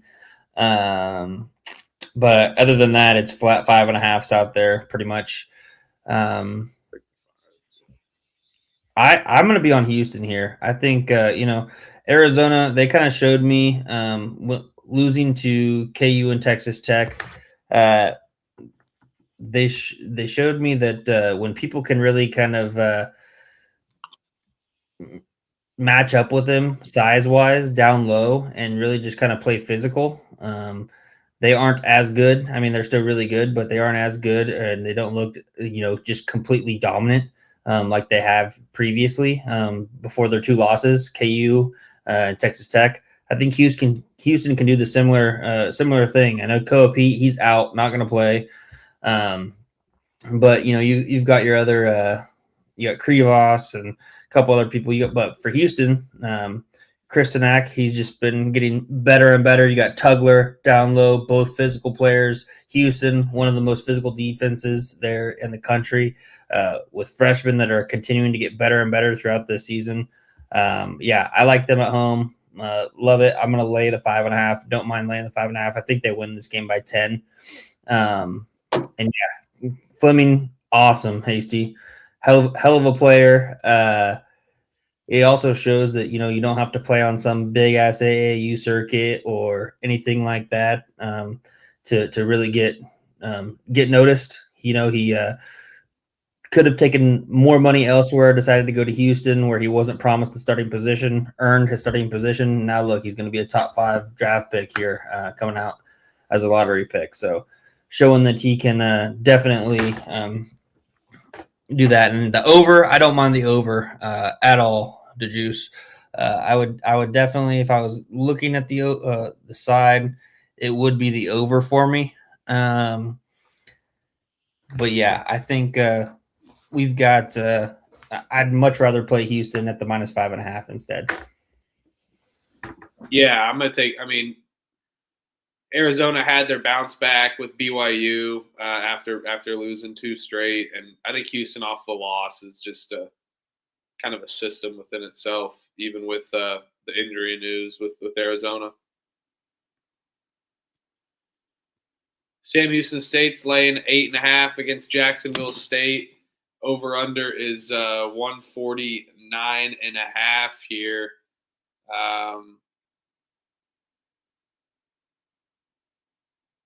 I'll take Jacksonville State team total under 70.5. I don't think they score 70. I think 71.5 is available. What? I know Sam Houston State has pace, runs it up, but I don't think Jacksonville State can score that much. And I'd rather take that than lay the big number. I think we could see this game go full game under as well too.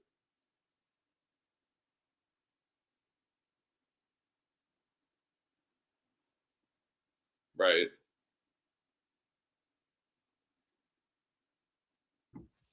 It's a good point. That's a great point, Trev. I get that. Yeah.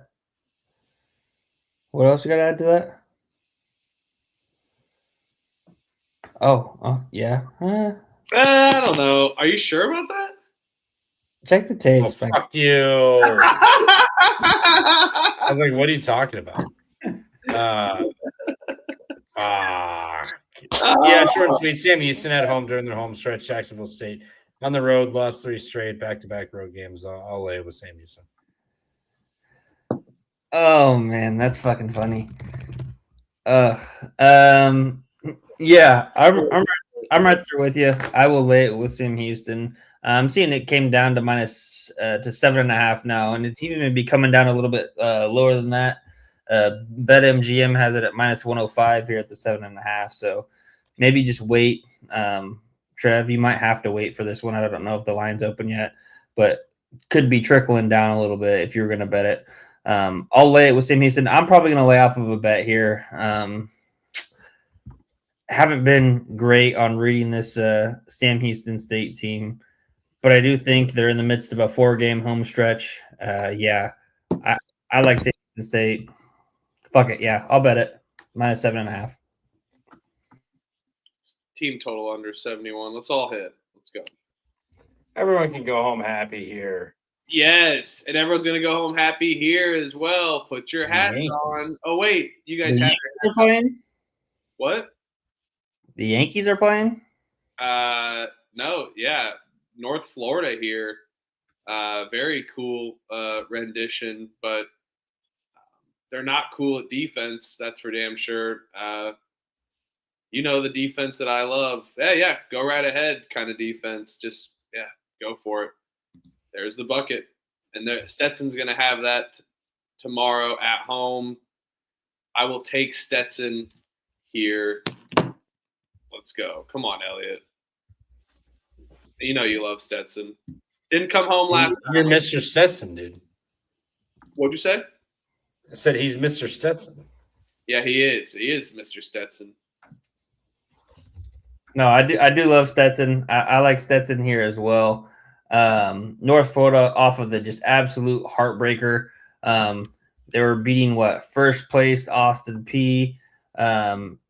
Looking like they were going to possibly give them their second loss in conference, up by 14-15. Insane game with the timeout and then the game winner for Austin P. Since Cameron Oriole missed the one of the two technical free throws. I like Stetson here. I think they get it done. They bounce back. Had a really tough outing at home against Central Arkansas. So yeah, give me Stetson -3.5. Let's go Hatters. Let's go. Both teams are ass. Give me the over. North Florida can give up 100 to anybody, including Mississippi Valley. Give me the over in this one. It'll be 100 in the first half. Certainly can give up 100 for sure. Colorado is laying 3.5 against Oklahoma State. Over under is 163.5 here. Trevor, what you got in this one? Oklahoma State, man, been a hit or miss type of team. It's like when you bet them, yes, it's been a solid bet or it's completely miss. I feel like it's not anything in between, no sweat. So I kind of lean the over here, but Mr. Anthony Roy fan, do you like Oklahoma State here going into Colorado? I mean, they went into Utah, won by 12, so they went into elevation. So I don't think going into Colorado will be a big deal. Colorado's coming from Texas Tech, BYU.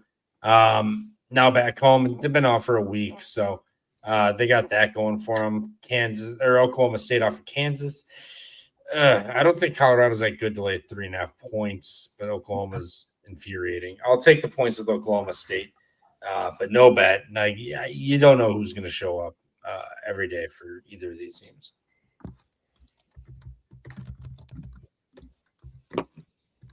Yeah, I'm on the over 163.5. I'll bet it if you do, Huff.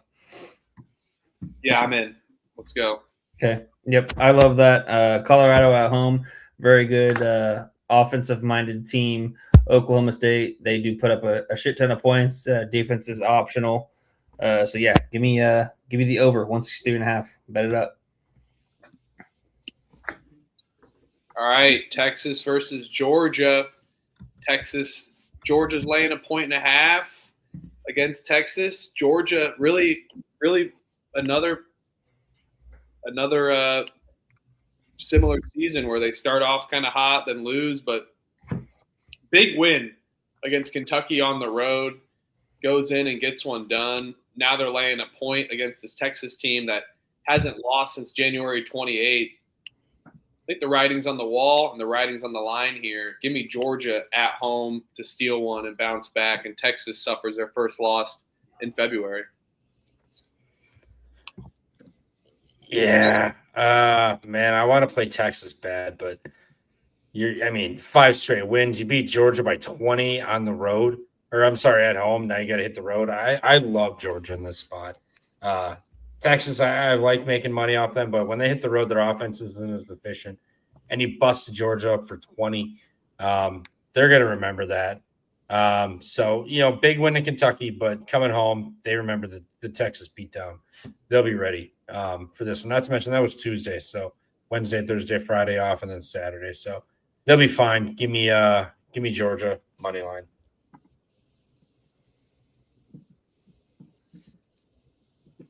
Yeah, I'm right there with you. Georgia money line minus. I think I'm seeing 2.5 -2.5. We'll lay that as well. Jeremiah Wilkinson back in action. Played against Kentucky. Came off the bench. Scored 19 points. I think he's going to be a very good asset for them to have back in the lineup. I think Georgia rolls here and gets revenge. So give me the Bulldogs minus the 2.5. Let's go Georgia. Charleston laying 4.5 against Monmouth here. Over under is whatever it is, 140. I gotta pull. Sorry, I gotta go back to my screen. Oh my god, my computer's. What you gotta do? I gotta go back to my screen. My computer's cooked. Okay, there it is. 143.5. Yes. Holy shit. My computer is a twat. My gosh. It's terrible. Get a MacBook. Charleston, I have a MacBook. It's just old. I have to get a new one. But I do have. That's what I have right now. I mean, yes. I think Charleston gets this done, but what Charleston team are we going to get? I feel like we watch teams that we think we're comfortable with, but this Charleston team just kind of shits the bed for the most part, and a lot of times. But I think this team can get it done at home. They've picked it back up, 2 road wins. They just lost 2 home games back to back. Final home game of the season. Let's freaking go. Quote unquote senior night, whatever that means anymore. But I think Charleston's size could be an issue as well for Monmouth. Give me Charleston at home. Yeah, I'll take Monmouth. I mean, Charleston. Yes, big fan of Charleston. Love Charleston. Well, that's a lie. I'm not a big fan of this Chris Mack era. I mean, it's been successful, but I'm just not a fan. Monmouth is a game back from third place right now, so they got something to play for here. Charleston can't. Well, maybe they. I mean, there's a world where they can get first yet, so they'll be motivated. But they just laid 5 the last game at home against Ncaa, and now they're going to lay 4.5 here against Monmouth. I think Monmouth gives them game. I think Charleston pulls it out, but I think Monmouth keeps it close. So Monmouth with the points, and I will BRB. Yeah, I'm on Monmouth here plus the 4.5 as well. I like this Hawks team. I don't know what to think about this Charleston team. I'm right there with you. Like you said, it could be a spot for the senior night, but looked up Charleston. There are 2 seniors that play, Jalen Counter and Connor Hickman, first year for each of them at Charleston. Counter Middle Tennessee State, and Hickman was at Cincinnati last year. So I don't think that is going to play a factor enough to push me off of taking Monmouth plus the 4.5. I think we see a close competitive game, and I really like to back Monmouth at home, but they've been pretty damn good on the road as well this year in CAA play. I've already stolen a couple wins against Campbell on the road as well as Stony Brook. I know Charleston, one of the better teams, but they've also beat Towson on the road as well. So give me Monmouth plus 4.5. King Rice gets it done and covers this number. No way, Jose. Maine versus New Hampshire. New Hampshire's laying 3.5 against Maine.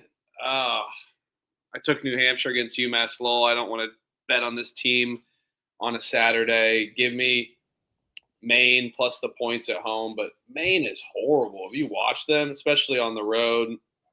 Both of these teams are horrible. Have you watched both of these teams? No, for sure. I feel like that accidentally skipped for a reason. Yeah, I'll take Maine plus the points, but this is a for sure no bet for me.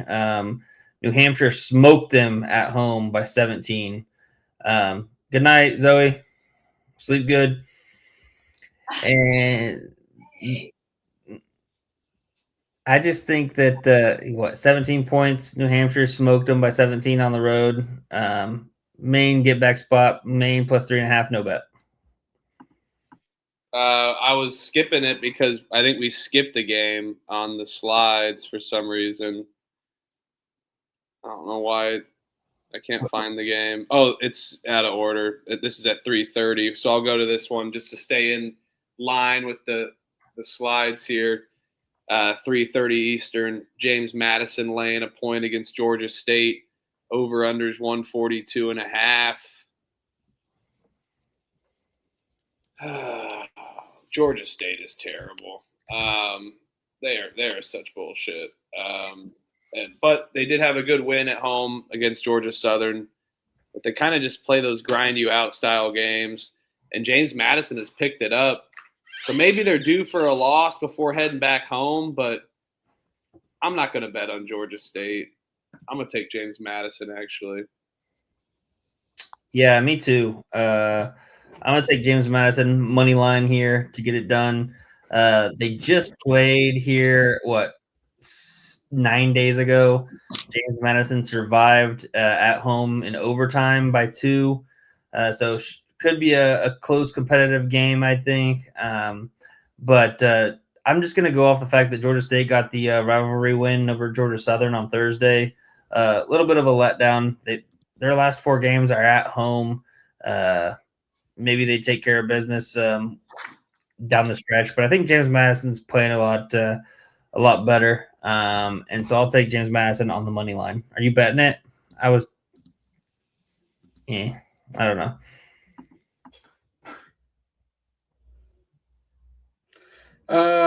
Sorry. I thought Huff was here. My bad.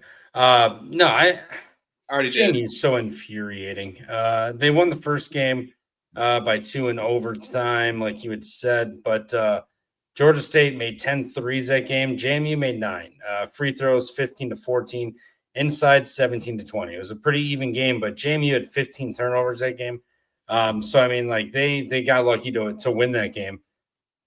I think this is the one Georgia State can get. I'll take Georgia State as a dog at home, plus the 1.5. I think they get revenge.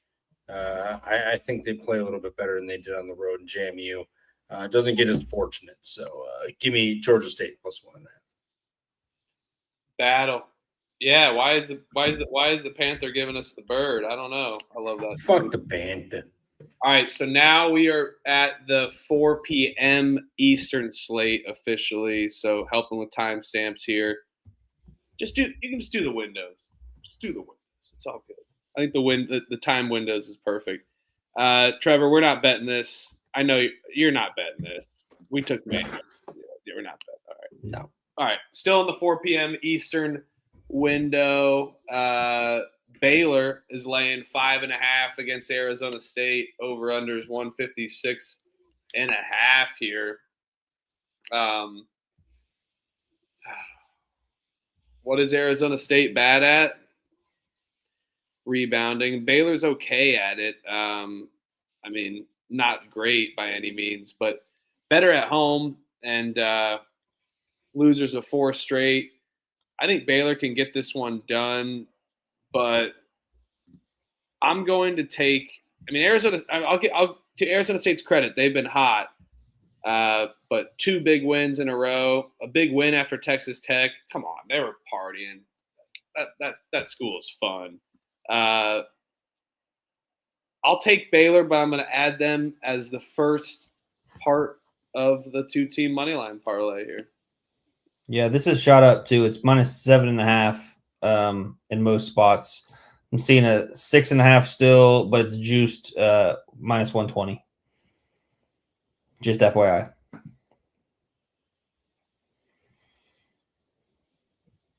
Oh, and shout out my call out of Kerry Rupp last night. Kerry Rupp was balling tonight, by the way. I really want to play Arizona State. I know they just had a big win over Texas Tech, but hitting the road has not been great to them. But Baylor has not been great either. They have Arizona on deck coming in here, and they can't win games, and they're expected to win by 3+ possessions. Get the fuck out of here. Arizona State plus the points. I think money line is live. I think this is one of those teams that plays well down the stretch for no reason. and they start winning some games they shouldn't. You're just like, well, where was this team all year?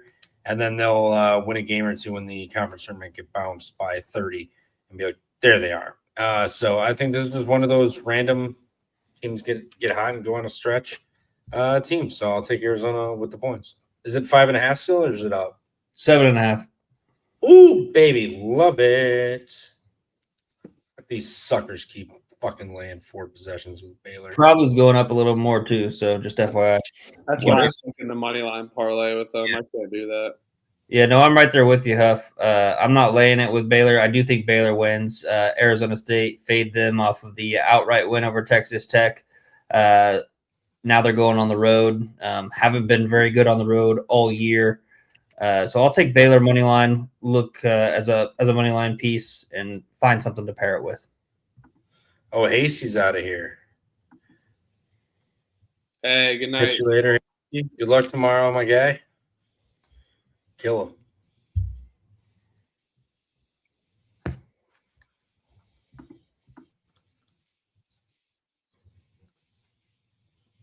SMU laying 16.5 against Boston College. Over-unders 149.5. Yes, SMU could run them out of the gym, but that's a lot of points. I'll take Boston College plus the points. I mean, I'm worried about the styles of play clashing here, but too many. Come on. Unfortunately, I agree, but I will not be betting my money on Boston College. Give me Boston College. Too inflated. SMU wins by 13-14. Yeah, I'm right there with you guys. Boston College for me plus the 16.5. No bet though. Would you know? If I look into it a little bit further, I just probably won't get time to with how many games there are. But would be interested to look at the over 149.5, with just the pace of play that SMU will play with, and I think defense sometimes is a little bit optional for them, especially when they're able to put up 90 plus. So if you get 90 plus, you're looking at Boston College to put up 60. I don't mind that, but yeah, Boston College plus 16.5 for me. No bet. Morgan State laying 5 against Delaware State. Over under is 146.5 here. Delaware State is pretty bad, and Morgan State has stepped it up. I'll lay it with them, especially off of a loss coming back home. They're familiar with road games. A lot of road games for Morgan State.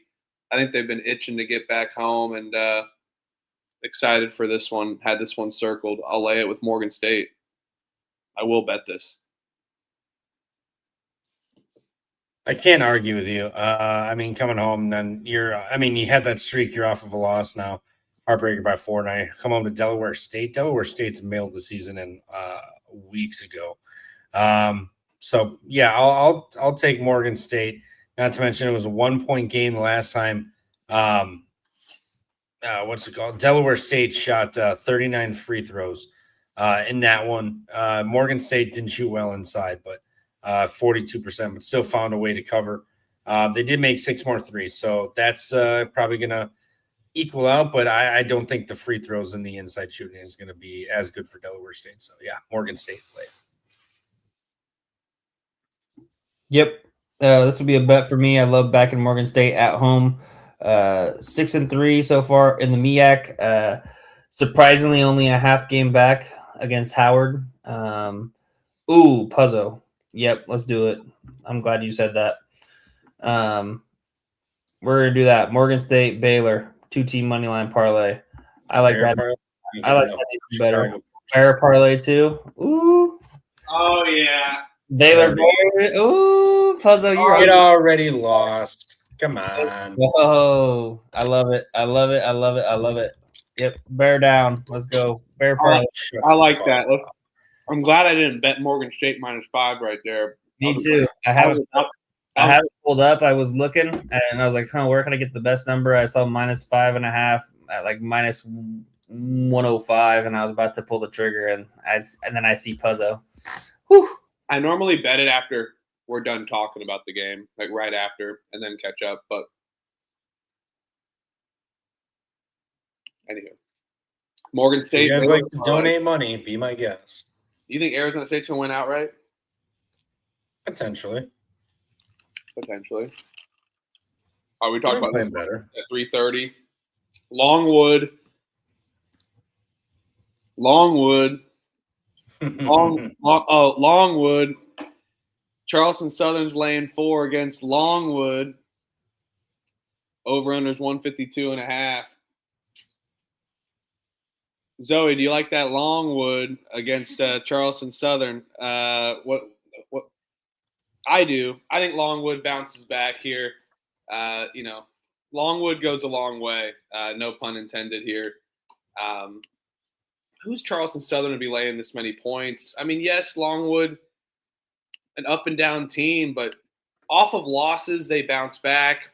Charleston Southern lost like 10 games in a row almost. Now they've won 2 out of their last 3.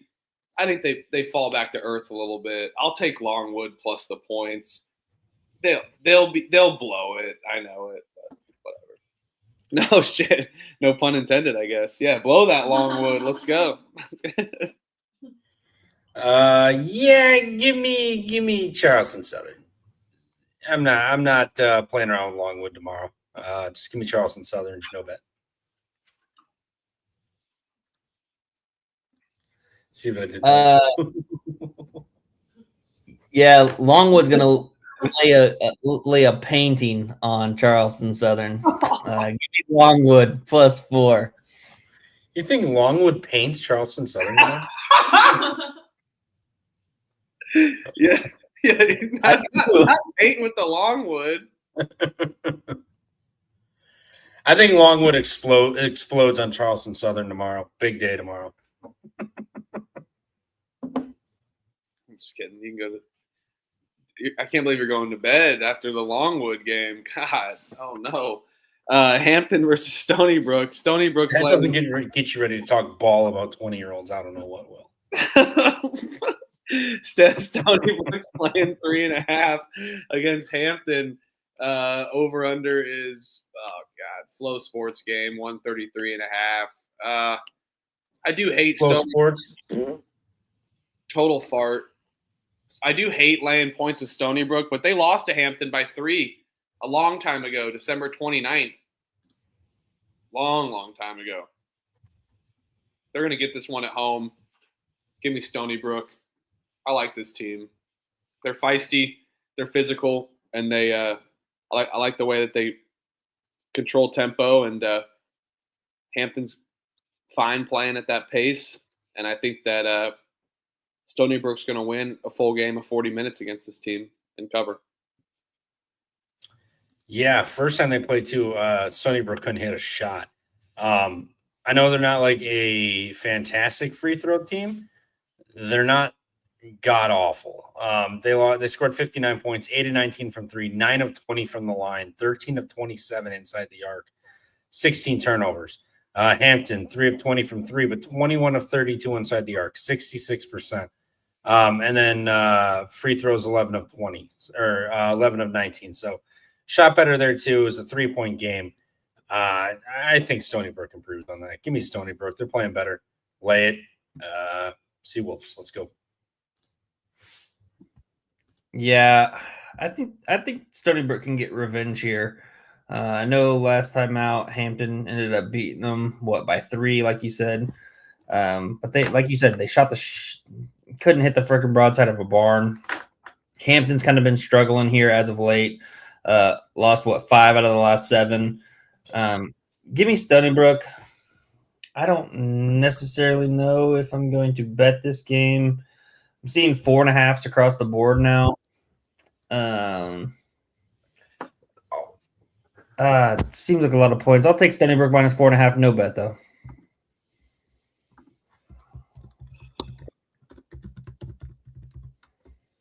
Jackson State laying a point against Alcorn State.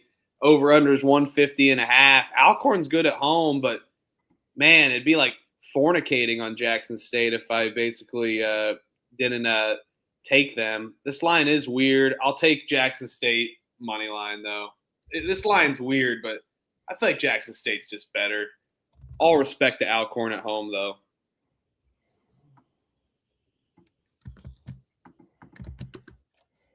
For sure. Are you serious? No. Fuck you. They played each other earlier this year. Jax St 58% from the line. Much better team than that. I'll lay it with again.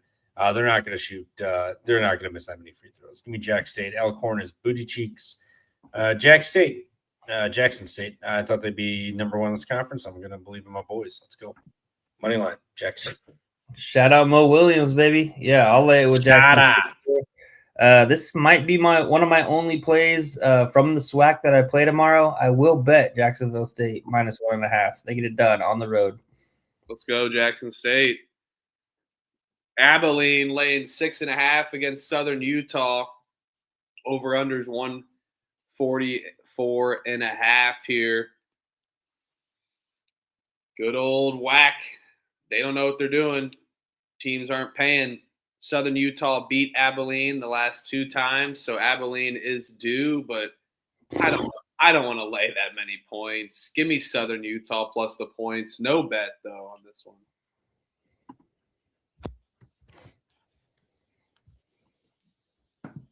Nope, not going to do it this time. I'm with you. I don't want to lay that many points, but maybe we should because it's a big line. No, for sure.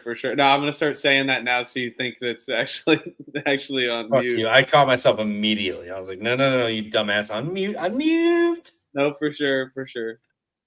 Yeah, I'll take App Christian. No bet. I think it's a big line for a reason. Yeah. What is this history, Huff? I know you had looked that up. They Southern Utah's beat Abilene 2 times in a row. Yeah, give me too big of a number for me to bet this on a mega Saturday. Give me Abilene Christian -6.5. No bet. Could look at a money line piece, but I honestly don't trust Abilene Christian that much to even put them as a money line piece, to be honest. Even though they have lost 2 times already to Southern Utah, so hard to beat the team 3 times. I'm not going to bet it. Lay off. Yeah, too many points. Arkansas laying 10.5 against Missouri. Over-unders 159.5 here. One of the best games of all time. Just go turn on those highlights. Those are like Tavon Austin highlights, man. I'm going to blindly bet the over here. I think I know that they just played a game that was 117-115 and almost went to triple overtime as well off of that floater. But I think Arkansas steps it up. We know Missouri's pace is fully capable of running with Arkansas's pace, and I don't think it's a problem that they just scored that many. I'll blindly take the over here. Yeah, it sucks. I really wanted to fade Arkansas, but Missouri off of that big Vandy win, which they almost gave away. But Arkansas, double overtime, 7 guys. Had to have practice guys come out there. Yeah, still don't understand why Acuff went for a layup for triple overtime. Just go for the win, man. But regardless, too many points. Missouri's going to find a way to hang in this game. I mean, I think Missouri money line's even there. I know they're coming off that Vanderbilt game, but I just went over with Arkansas. I mean, that war and that classic against Alabama, and now you got to turn around and come play Missouri. Missouri plays good. I don't like him on the road as much, but too many points for Arkansas. Acuff, I don't think is going to go for 49, 50, whatever the hell he went for again. So, yeah, too many points. Arkansas a little overvalued. Even though they lost, I think still a great showing, but still too many points. They won this game by 6 or 7. Give me Missouri, but I do think there is a world where Missouri could win this game where Arkansas is off. And just down enough guys. So Missouri plus the points. I might just sprinkle a little money line, but I think at the end of the day, Arkansas does win this. But there is a world where Missouri could find their way into a win. Yeah, I'm just completely fucking flabbergasted by that take, Trevor. Holy shit. Missouri is not winning this game. Arkansas, crank the hog. They're going to roll here. But I'm going to take the over, just in case you might be right, Trev. I'm going to take the over 159.5. I just think we see a lot of points here, similar to what Missouri went on the road last time out against Texas A&M. stole that game. I was on the over. That cashed with ease, 171. I think Arkansas, like you said, could put up a lot of points. Huff could be concerning that they were just off of the 115-point effort. However, they just continuously put up a shit ton of points. So I am not scared of taking this over under 160. So give me that. Let's go. UNC Wilmington laying 3.5 against Campbell, over 151.5. I don't care. I don't care how short the line is. It's a little stinky maybe, but I love this Wilmington team. I mean, how can you not? Sadly, Flow Sports, as Trevor would say, Flow Sports. But UNC Wilmington's been rolling. 3-point game against Campbell last time. I think they bounce back even in this road spot. I'll lay it with Wilmington. Defense is just too good. Defense travels. Give me Wilmington. I don't know, man. These two played a really tight game. Wilmington's been really hot. Hitting the road laying 2 possessions. I don't know. I think Campbell gets up, gives them a game. Just played William & Mary really tight, but don't have to travel. 3rd straight home game here for them, so that's always good. Wilmington traveling now for 3 straight home games. Could be a sleepy spot. I'll take Campbell with the points. They lose by 1. Don't make their free throws. Yeah, I'm going to be on Wilmington here, kind of out of principle, just fading the buzzer beater with Campbell beating William & Mary on the buzzer beater layup there down the stretch. Incredible comeback win. Fun game there on Thursday.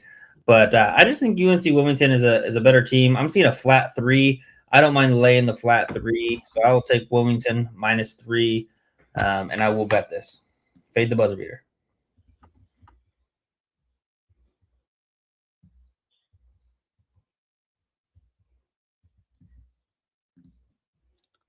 Winthrop High Point. Banger. Too many points.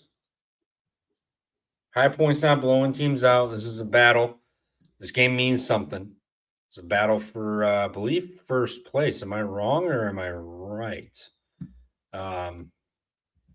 Pretty positive it is. Wow, where is this? Wow, the fact that this game is down there. Hey, High Point is blowing teams out. Did you take UNC Asheville on Thursday? No, I did not. Oh, that was okay. Yeah, 74. I forgot about that one. Gardner Webb I knew about, but that was Gardner Webb. I forgot about the Asheville game. But I like that even more. They just blew somebody out by 30.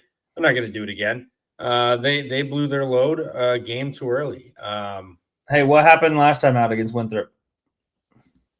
That's irrelevant. That was then. This is now. No, I'm just asking. Winthrop. What happened? Oh, yeah. I'm curious too. Why? What does it matter? Winthrop rolled 17, blew them out. High Point at home. Yeah, that was then. This is now. High Point rolls. No, High Point overvalued off of the name. Winthrop playing great ball. High Point just blew their load. Winthrop just got their scare by 4. They're coming ready to play ball tomorrow. They were ready for this game. They were looking forward to it. High Point, too cocky, came out ready to ball. They're going to get fucked up tomorrow. Let's go Winthrop. Yeah, I kind of agree with you there, but I see both angles here, which makes me like the over, but it's a high-ass over. I hate so high. For a game that means so much, there's going to be true. That almost seems like, remember that Akron Miami of Ohio game that was kind of around this line, 165-6. We took the under. Under. That seemed like it was. It could be a nice play, to be honest. Yeah, I'll take High Point. Whole game. I see 7.5 available. I'll take High Point. I'm gonna leave this as a check the picks page. I wouldn't mind being feet up for this game, but I will be. Boise State laying 15.5 against San Jose State. Over unders 143.5. San Jose State is ass, man. San Jose State is barnacles. It was Boise. That's fair. I'll take San. I just, man, I'm trying to get excited about it, but I personally There's would. nothing to get excited about. I'm trying to get excited about. I'm trying to get excited about it. Boise at home can just fuck teams up, though, man. Absolutely can screw them. They won by 31 last time.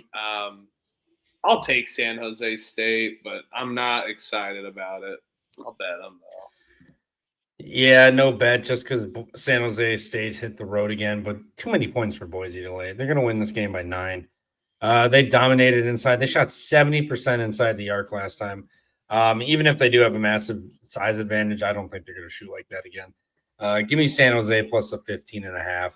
No bet, solely because they're off of that big win and on the road.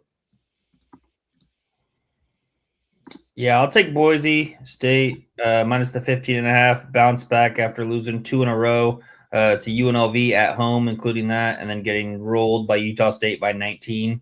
I think they take it out on San Jose State, beat their ass, but I'm not gonna lay. I'm not gonna bet it. I'll lay it, but no bet. We'll spar here. Norfolk State's laying 10 against South Carolina State.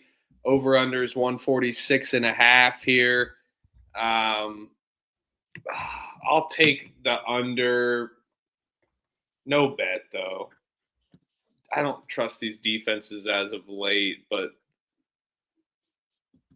the pace is there. I'll no bet. I got to go break the seal for the first time tonight. You're good.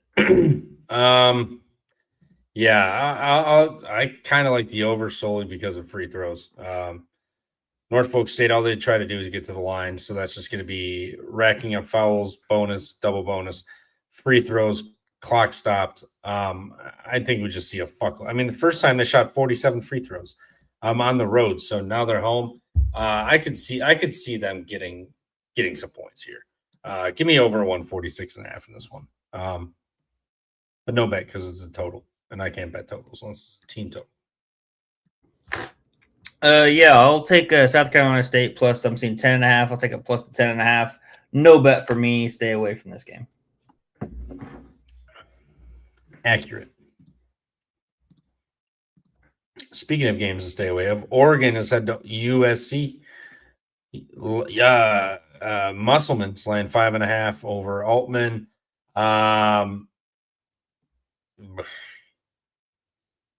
Under. Both teams are disgusting. Both offenses are terrible. Both teams know each other. Pac-12 days, well, coach-wise. Musselman and Albany have seen each other plenty. So give me the under. Not to mention Oregon. Already sucks. Now you're going to travel with that offense. Yeah, give me the under 144.5. Yeah, both these teams just got blown out at home. Oregon lost by 17 at home to Minnesota, and then USC got absolutely blown out by Illinois at home by 36.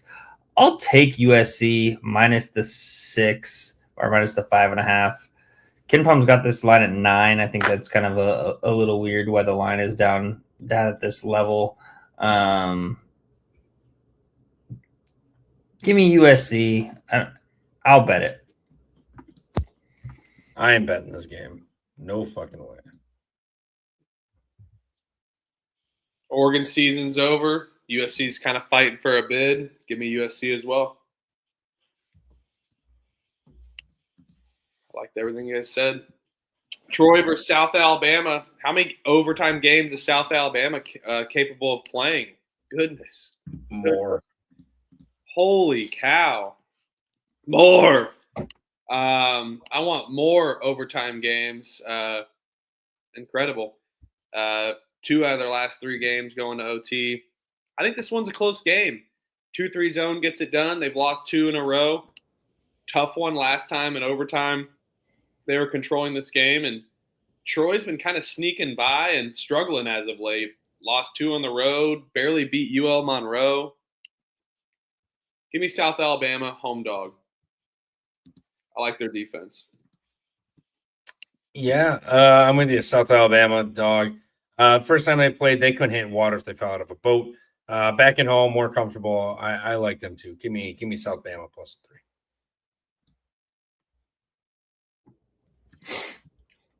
Yeah, this is a tough one.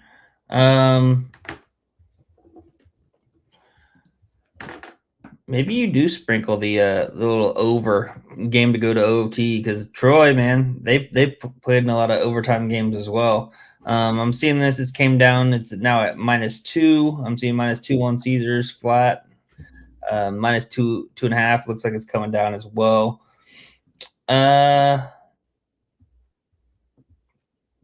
Give me Troy. I'll battle you guys. I think the Trojans get it done here. Let me look at this conference standings real quick. Troy leading the way, tied first with Marshall. South Alabama 1 game back. Yeah, give me Troy to get it done, and then they finish with two terrible Louisiana schools here. They survived against Louisiana Monroe on Wednesday, kind of a look ahead spot to the South Alabama game and matchup. I'll take the better team in Troy, in my opinion. Bring it on.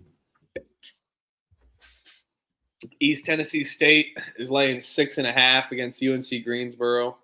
Over under is 149.5. East Tennessee State last time played Greensboro 86-60 at home, so laying a big number. But Greensboro's defense is terrible. A lot of points capable of giving up. I'll take East Tennessee State.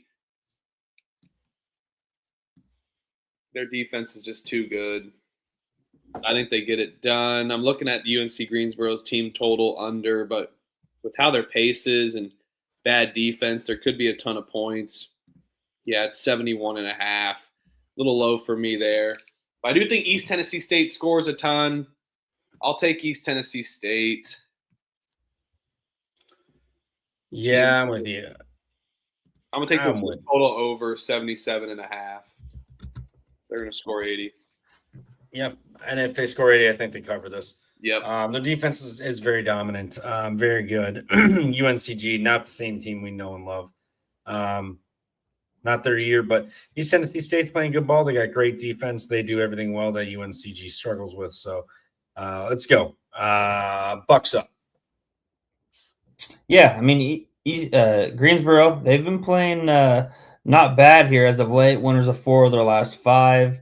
Just dropped the game to Western Carolina on the road by 14. Last time out against East Tennessee State, lost by 26. Now you get them a home spot. Could be a typical, get up spot there. Last home game of the year for Greensboro. I'll take East Tennessee State on the money line and look at doing a little money line parlay. I don't see them losing this game, but I don't want to lay a big number like this on the road. So looking at the money line price of around like -292 so far. So could pair that with like another like -220 and get about plus money. So I will look at a money line parlay piece for East Tennessee State.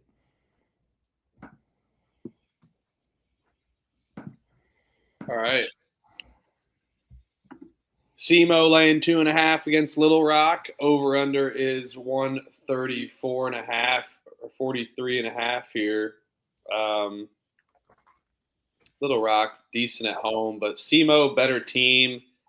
I think SEMO can be just fine. They beat Little Rock by 5 last time out. Books have been respecting Little Rock by any means, but SEMO better team. I'll take SEMO. This line stinks though.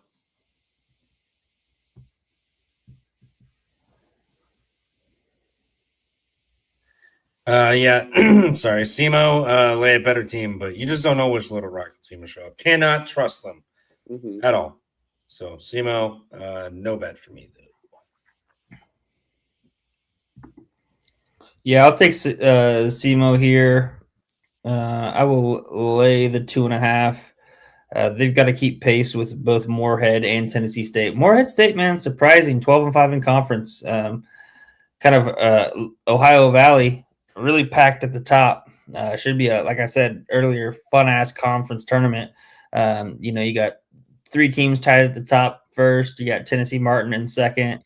and then I guess not technically not second, but 1 game out of first, and then SIU, Edwardsville, and Lindenwood 2 games out of first. So should be a fun little finish. I think Southeast Missouri is gonna want to keep pace at the top there. They get it done. I'll take Seymour on the money line. Murray State laying 14 against Evansville. Over-unders 154.5. I mean, probably just lay it. Evansville's terrible. I mean, goodness. Fucking Murray State's terrible. I mean, yeah, but not as bad as Evansville. Give me Evansville. They lose by 11. No bet. This Murray State team wakes up and is like, how can I fuck over Trevor today? Oh, I know. Let's blow a 22-point home lead. Evansville's terrible. I'll take Murray on the big number. Yeah, I'll lay it with Murray State. I'm going to lay off of a bet, though, at this big number. Evansville kind of almost just like a auto fade team. When they lose by a significant amount of margin, it seems like. So I think Murray State would be the side. But with the amount of games, I'm going to just lay it, no bet. If that was if you like forget the horse in that logo, it kind of looks like a jackfruit, old A what? fruit. It's a fruit in Southeast Asia, like a jackfruit. It kind of looks like that, but you have to Sure. you have to forget the horse and the racer on the horse, the jockey. Just like think of the outline of it. Kind of has like spikes and stuff like in the horseshoe where the holes are as well. You know what I'm talking about? Sure, I see it now. Can you see it? I definitely see it now, yeah. Lindenwood versus Tennessee Tech. Lindenwood is laying 2.5.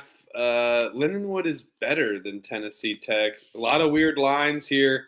Trevor, the classic Lindenwood is better spot, but are they? They've kind of taken a step back. I think they're better, but I'm not going to bet on it just because they've looked pretty bad their last 2 outings. Lindenwood, no bet. Yeah, they haven't looked good, and then Tennessee Tech's looked good. And now they're at home, back-to-back games, last home game of the season. Yeah, I mean, they got 1, 2, 3, 4 seniors, 5 the guy who doesn't play. So 4 seniors and a bunch of juniors. So I think this game will mean something. I'll take Tennessee Tech at home over Lindenwood, who's been good all year, but the last 2 has not looked good. And you got Tennessee Tech winners of 5 of the last 7 and 2 straight here. So I will take Tennessee Tech at home here on senior day. Yeah, this is a tough one for me.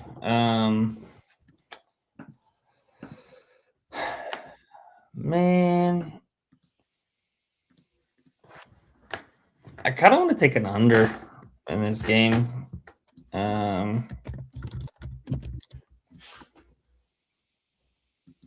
Lindenwood's lost 2 in a row. They absolutely fucked up Tennessee Tech last time by 21. Revenge. Yeah. Give me the under 154.5. Check the picks page. I don't know if I'll bet it, but that was kind of my first intuition. I like that. And shout out Wolfgang. Yeah, we are still going, and great hit today for sure. Oh, yeah. Western Kentucky versus Liberty. Liberty is laying 8.5 against the Hilltoppers. Over-unders 147.5. Man, what Western Kentucky team are we going to get? It was a 7-point game last time out at home. Liberty off of a close overtime game against FIU, but so is Western Kentucky. Western Kentucky on a away spot in Delaware on Wednesday had to go to overtime. So both teams absolutely kind of feeling it, I bet, for the most part. I'm tempted to take the under here. I think that there's a step up in defense, and if there's a chance that Liberty dominates, then the under is solid. And I think if Western Kentucky wants to keep in this game, they're going to have to slow the pace down. So I like the under here.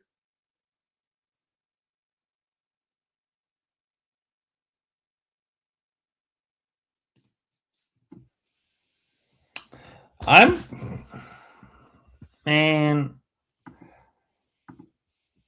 scared. I laid it with Liberty last time, or I would have laid it with Liberty last time. I'm kind of scared. 15-0. Already beat Western Kentucky by only by 7 on the road. We're getting this 8.5. Came down to 7.5. I'm kind of seeing flat 7.5s across the board. This defense in Western Kentucky should be able to keep them around here. Give me Western Kentucky plus 8, plus 7.5. I think the sphincters get tight on Liberty as they continue to try to remain undefeated here as they come down the stretch in the Conference USA, and they got the nation's second longest win streak, 17 in a row. So yeah, give me Western Kentucky plus 7.5. All the pressure's on Liberty. Morehead State laying 8.5 against Western Illinois. Over-unders 145.5. I bet a lot of games. I've already bet a lot of games. But I told myself, I found my Western Illinois bet, and then I bet them again, and then I lost badly. I'm never touching this team again, either side. Give me Morehead State on the road, no bet.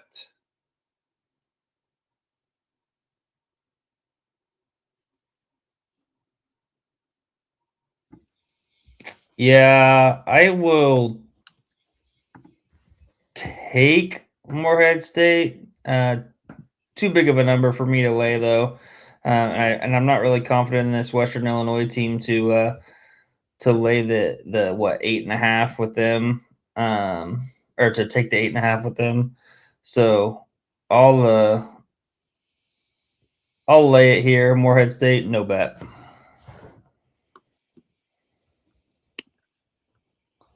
Eastern Illinois is laying 4 against Southern Indiana. Over-under is 133.5 here. Oh, this game stinks, man. This game, I think, is the worst game on the board tomorrow. I'm not kidding. Last time they played, it was a 59-51 game in overtime. Sorry, what was that? Come again? The last time they played, it was a 59-51 game in overtime. What was the last time they played? 1982? No, like January. Oh my God! What the fuck? Over. This is Elliott's system. Over.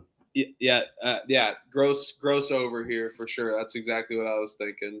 But one of the worst games, if not the worst, on the board tomorrow. Yeah, I mean, everybody else has been thinking, or I think is thinking the same thing, because this is up to 135.5. I know that Southern Indiana is for sure out of the conference tournament. Is Eastern Illinois out yet, or I think they still have some life? Because I think top 8 make it to the OVC. Yeah, they still have some life because they're tied with Tennessee Tech. Southern Indiana not playing for much. They're already eliminated. Give me Eastern Illinois -4. No bet, though. Not playing for much. Terrible defense tomorrow. Over. UTRGV laying 4 against Sela. Over-unders 134.5. Trevor, what are you doing with your how do you coin it? The STDs. Yeah, what the UTRGV, the STD? Yeah, the best the best STD you could ask for. So I mean, it's the best one, and they've been great since January 17th. They've lost one fucking game. Stephen F. by 9. Now they can hit the road to play Sela. They beat Sela by 3 at home last time. Yeah, both made 7 threes. Both had 15, 16 shots inside. Rio Grande won it at the line, made an extra 5 free throws there. So good on them. They out-rebounded them, so that's always good. They're playing much better ball than they were at the time of that one. Sela is on the downward spiral again. So, lay with the STDs. Let's all grab the STD tomorrow and lay it. E-Money, are you contracting that or are you staying off? Well, just say no. Yeah, I think, I wish that UTRGV had badminton, because then they could contract, the shuttlecocks could contract the RGV, the STD RGV, if they had that. They have a phenomenal baseball team, and have had 5,000, 6,000 people coming out. But if you had a little badminton team, you could have the little shuttlecocks contracting the UTRGV shuttlecocks. Wow. the UTRGV Vaquero shuttlecocks. I'm not going to fade them because, like Trevor said, they've only lost one game since January something. But I'm not going to bet this. Sela at home kind of has been pretty good. Only home loss here as of late was McNeese by 10. I'll take UTRGV minus the 3.5 is what I'm seeing now. No bet for me, though. I'll lay off.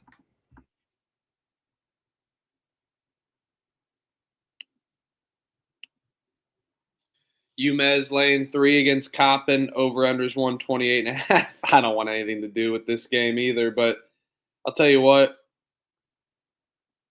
Coppin's getting a little too much respect on the books. I think UMass is a better team. I'll lay it with UMass, but I don't think I'll bet this one.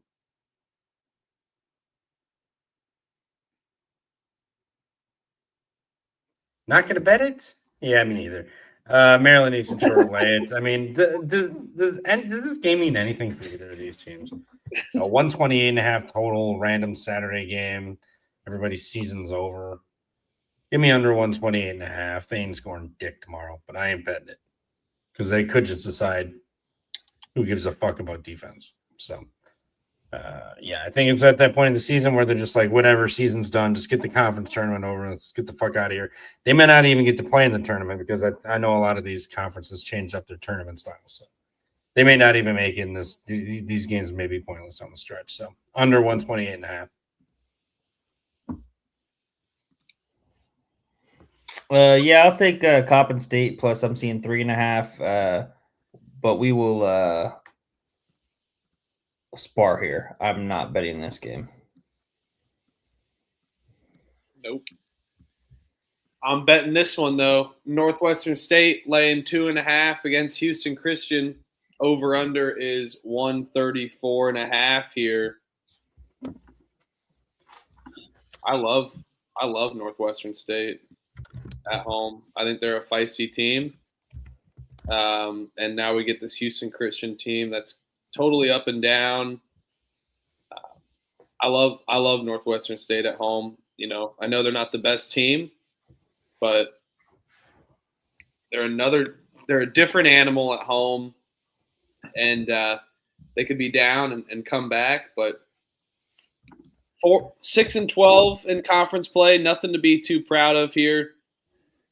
Lost to Houston Christian by 2 on the road last time out. I think they're going to get this one done. Give me Northwestern State here. Yeah, you got Jesus versus the devil here. I'll take Jesus. Catching points. Just disrespectful line for that. I know the Devil's got the home field here, home court here, laying 2.5, but I'll take Houston Christian catching the points. Northwestern laying points. No, thank you. Jesus over the Devil tomorrow. Man, you really stinging me with that one. I love Jesus. I rebuke that. But I wasn't looking at the mascots. I was just looking at the names. I mean, Houston Christian, they're the Huskies, not Jesus. So yeah, that's true. Yeah. But yeah, no. I mean, we tried to fade Houston Christian off the buzzer beater win against New Orleans. They actually got it done against Nichols outright at home as well. Now they go on the road where they have not won a road game since beating New Orleans on the road in their first game in conference. I don't see them getting the road win here. I think Northwestern State and the Demons get it done. So I will be on the Demons there in Natchitoches, Louisiana, laying the -2.5, and we will bet it. Let's go. This line stinks. Presbyterian's laying a point against USC Upstate, but does it? Upstate's a feisty team. I like this Upstate team. They're going to be solid around the perimeter, and play good down low. And I mean, Presbyterian, very good 3-point shooting team for the most part. Lost by 9 to Presbyterian and back on January 3rd. Upstate's been kind of reeling.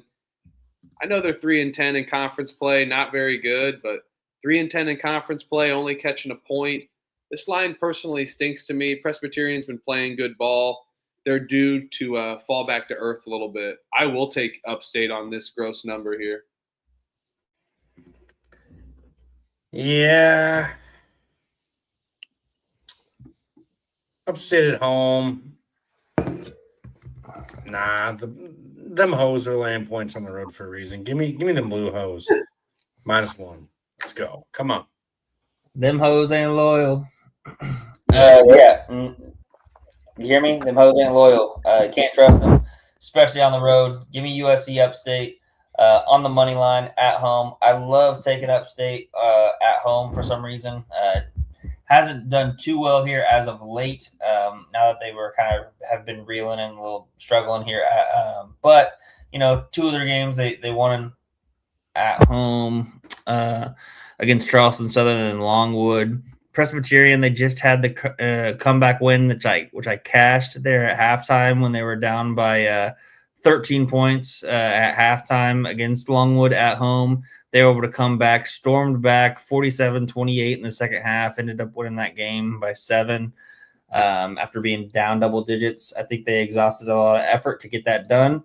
I like USC Upstate on the money line. Let's ride it. You for sure can't trust those hoes on the road. They make shit up. Asheville laying a point at home. Over-unders 149.5. I know who you can trust at home in this one. Asheville. What just happened last game? Oh, and by the way, just letting everybody know, we are in the 5. Oh, no, we are not quite in the 5 Eastern slate. Still at the 4:30. I will take Asheville, though, at home. They got absolutely rolled, 49 points. Had to remind Trevor about it because I was on high point. But this line stinks to me. I mean, Radford definitely the better team record-wise, but I think Asheville gets a bounce back. You can't do that 2 games in a row after getting your ass kicked. You got to look in the mirror, bounce back. Give me a Cashville tomorrow. Yep, 100% pride game. Asheville, money line. Come on, you got to show up tomorrow. Have some fucking pride, goddammit. Yeah, Trevor ain't betting this because it's mid-major, but I'll bet it. UNC Asheville, money line. Get rid of this fugazi-ass Radford freaking team. All analytics. Give me Asheville, Mike Morrell. They get it done. Money line. Bet it. Trevor, let's all bet it. I think that you got to bounce back with Asheville too after that. I'll write it down. It's up there. Hit the blinker. I'll tell you what not to bet. Nah. I don't know. Elliott was the whisperer. I hammered Eastern Michigan against Central. It was no problem. Now Central's laying 3.5 against the other directional, and I believe we are now officially in the 5 p.m. Eastern slate now. So 5 p.m. slot and window of the slate. Western's terrible. They've just been getting their ass kicked left and right, and they beat Central last time out, but God, Central's terrible too. They all are. Picking between suck and ass. Give me Central. No bet. Yeah, I'll play Central. They just caught a loss on the road. Better at home, but I ain't betting them. I ain't no way I'm laying points with Central, but I'm not taking 3.5 with Western either. So I'm good.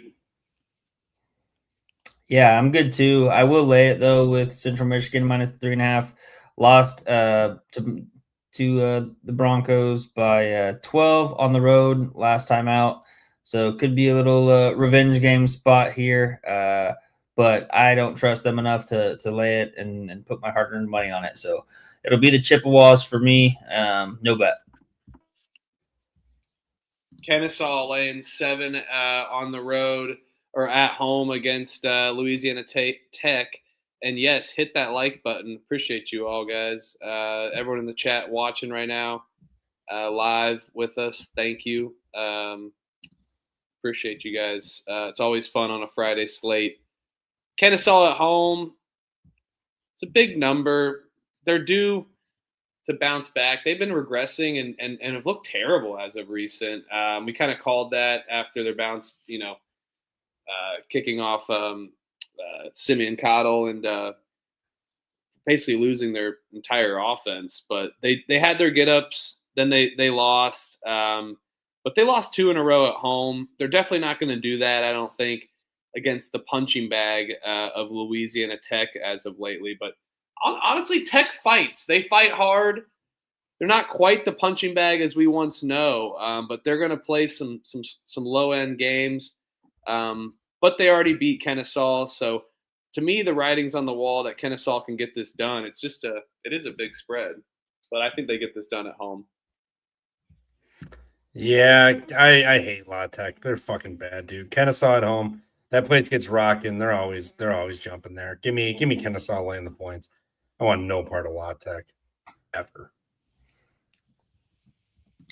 Yeah, I'll lay it with Kennesaw State here as well. Most likely, probably going to look at a money line parlay piece in this one, just instead of the laying the 7. So I will. I would lay it with Kennesaw State, but I'm looking at from my betting angle on this is just Kennesaw State money line and a little money line parlay piece.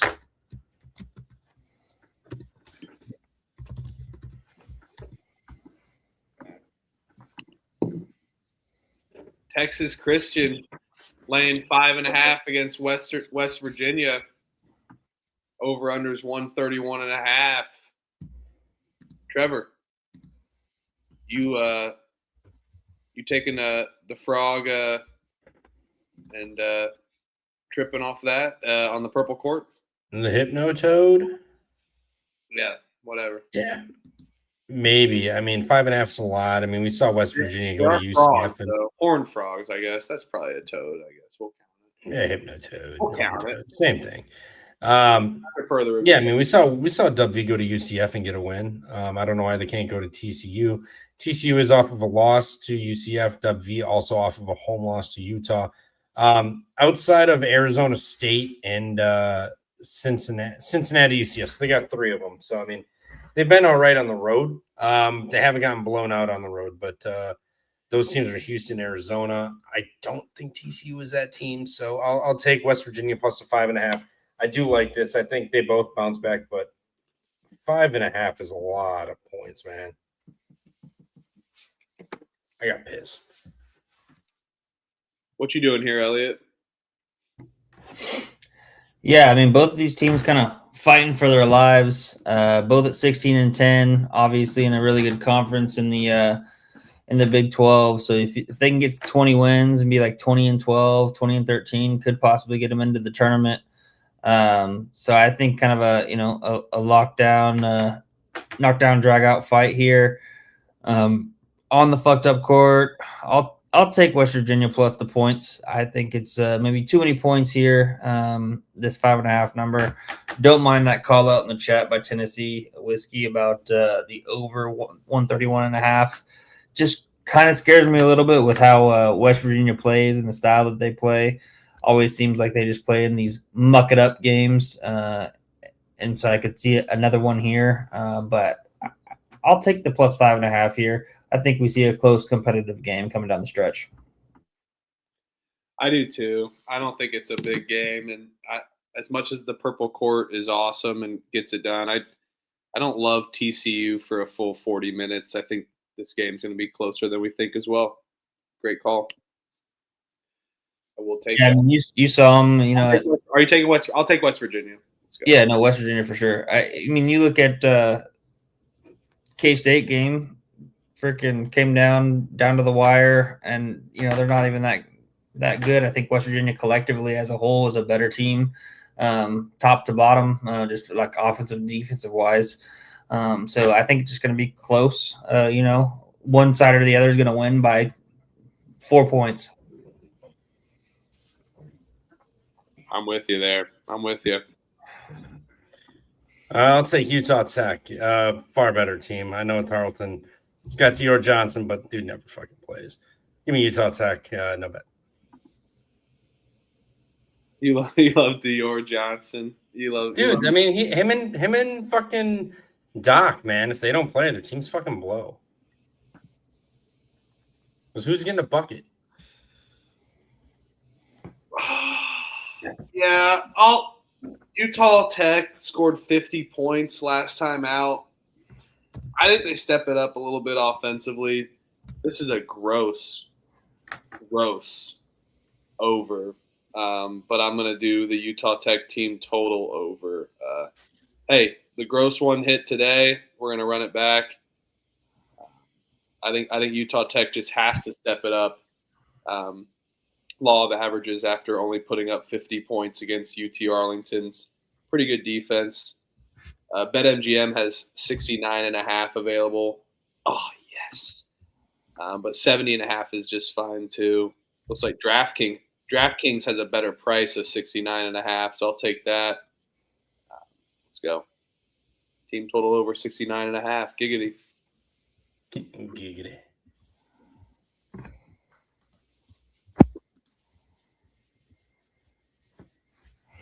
Yeah, I mean, it's hard to say because I know they have Chris and Baca back from injury, but they're missing Dior Johnson and Cam McDowell, as well as Leroy Kelly. I don't think any of those three played against Southern Utah, did they?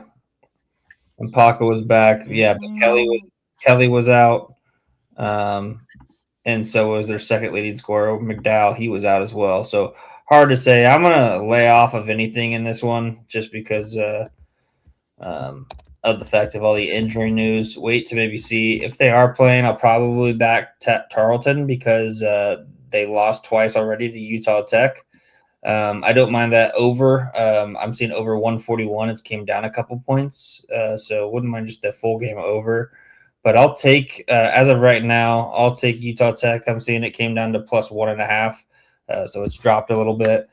I'll take Tech. No bet, though. Wait to see what this injury news is. If Dior Johnson or Kelly's playing, or maybe a combination of the two, I might flip to Tarleton. Portland State laying 6.5 against Eastern Washington. Over-unders 146.5 here. I'm taking Portland State again. Great cover against Idaho. They're just a fun team, and down low in the interior, they're just an unbelievable team. And I think that they can really expose Eastern Washington. I think Eastern Washington does a great job at defending the perimeter, but Portland State really likes to take you inside, bang down low. Game of attrition here. Give me Portland State, big number at home. Yeah, I'm with you. Portland State, damn fucking good team this year. EW, kind of whatever, up and down. Portland is okay. I thought they lost last game. They got the Idaho win after. Okay, but EW coming in, winners of 5 straight. Got to play Portland State. Lost by 4 at home to Portland State. Portland State's playing good ball. I know they lost to Northern Colorado. That was on the road, so whatever. And then Montana. But other than that, they've been fucking great this year. They got Montana State on deck, so that's obviously the big one. Not that, Montana State can really win, barring Portland State flaring out, but I think they get this done. But 6.5 feels a lot.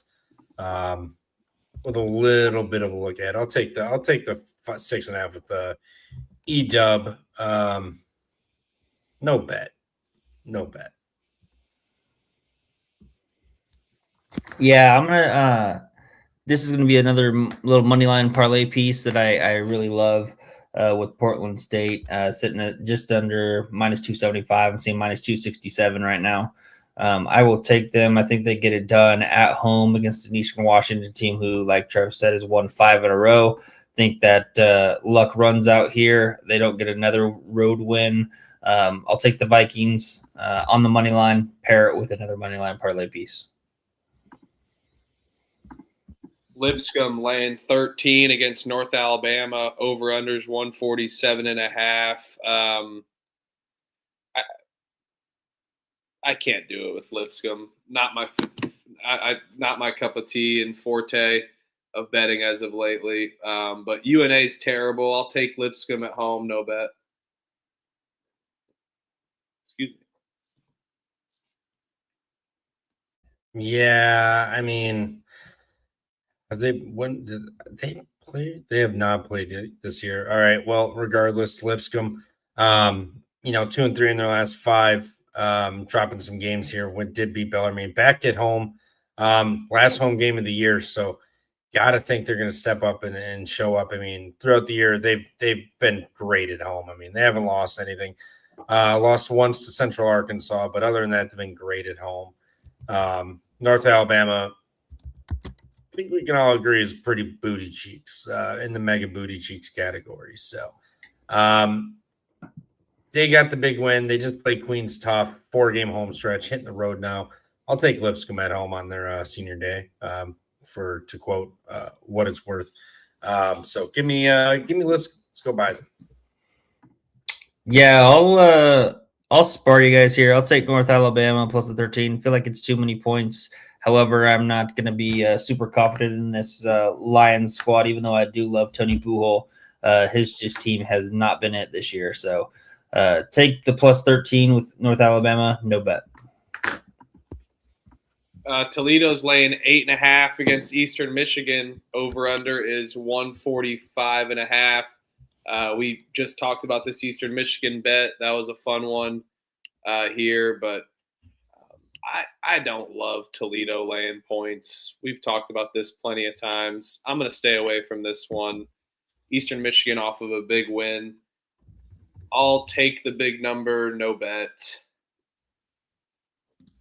Oh, come on. You got Eastern Michigan off of the big rivalry win, and then Toledo off of the loss to Bowling Green on the road. 3 straight on the road, lost 2. Now they're back at home where they lost their last game. This is a big get-up spot. Give me Toledo minus 8.5. I think they get up for this one. I know they haven't looked good yet this year for the most part, but back home off a loss, 3-game road stretch. Eastern Michigan off of the big home win, hitting the road immediately after, flat spot. Come on, Toledo. You betting it? Potentially. I'm writing it down. It's on my list of On your list of what? 12 games. I have 12 games written down. On your list of no bet rips. And 4 of them are start for tomorrow. So 4 bets so far. Okay, I'm gonna be on Toledo minus the points. Don't love it though, so stay away from the bet. But I do think the Rockets can get it done. Fading Eastern Michigan off of the rivalry win, like Trev said, but no bet for me. Yeah, no bet. UC Davis is laying 3 against UC Riverside. Over under is 149.5. What did Riverside turned it on last game, man? 93 on Bakersfield. Lost to UC Davis last time out by 7, I believe. Pretty good game. UC Davis just scored 93 or 92 against Fullerton. Under. Bounce back offensively. I think both teams are going to struggle after what they just did not even 2 nights ago offensively. I think we see a step up in defense, and maybe Riverside can't even score 70 or close to 70. So give me the under 149.5. Let it get to 150 even. People like the over. Yeah, I like Davis. I took Fullerton the other night. Amazing second half miracle comeback to win that game by 1.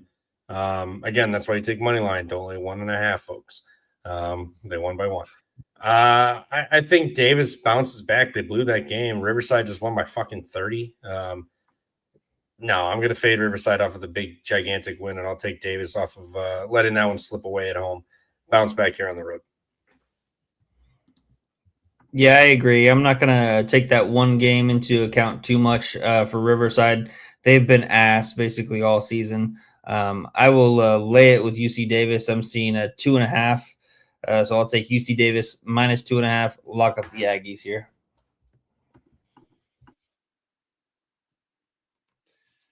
Oh, baby. Villanova, Connecticut. Connecticut is laying 2.5. I believe, is it down to 1.5? Or is it 2.5? It's 2.5. Trevor, I hope not. I was betting people were going to bet UConn and bet this up. The over's gone down a little bit. I see 140.5 here. Big game. Big game here. 5:30 window.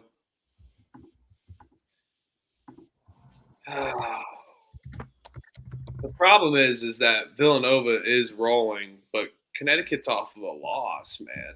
Connecticut's off of a loss. 2-2 in their last 4 games as well. I'll take Connecticut. I'll take Connecticut on that principle, but Villanova's looked really good. It's a home game, but I do think Connecticut can roll here, get it done. Everything in me wants to take Villanova, but I wish Connecticut just didn't lose. So I think Connecticut bounces back, doesn't lose 2 in a row. And as Elliot mentioned, 2-2 in their last 4. Yeah, I like Villanova. They had them. They had him in UConn, and they let him off the hook.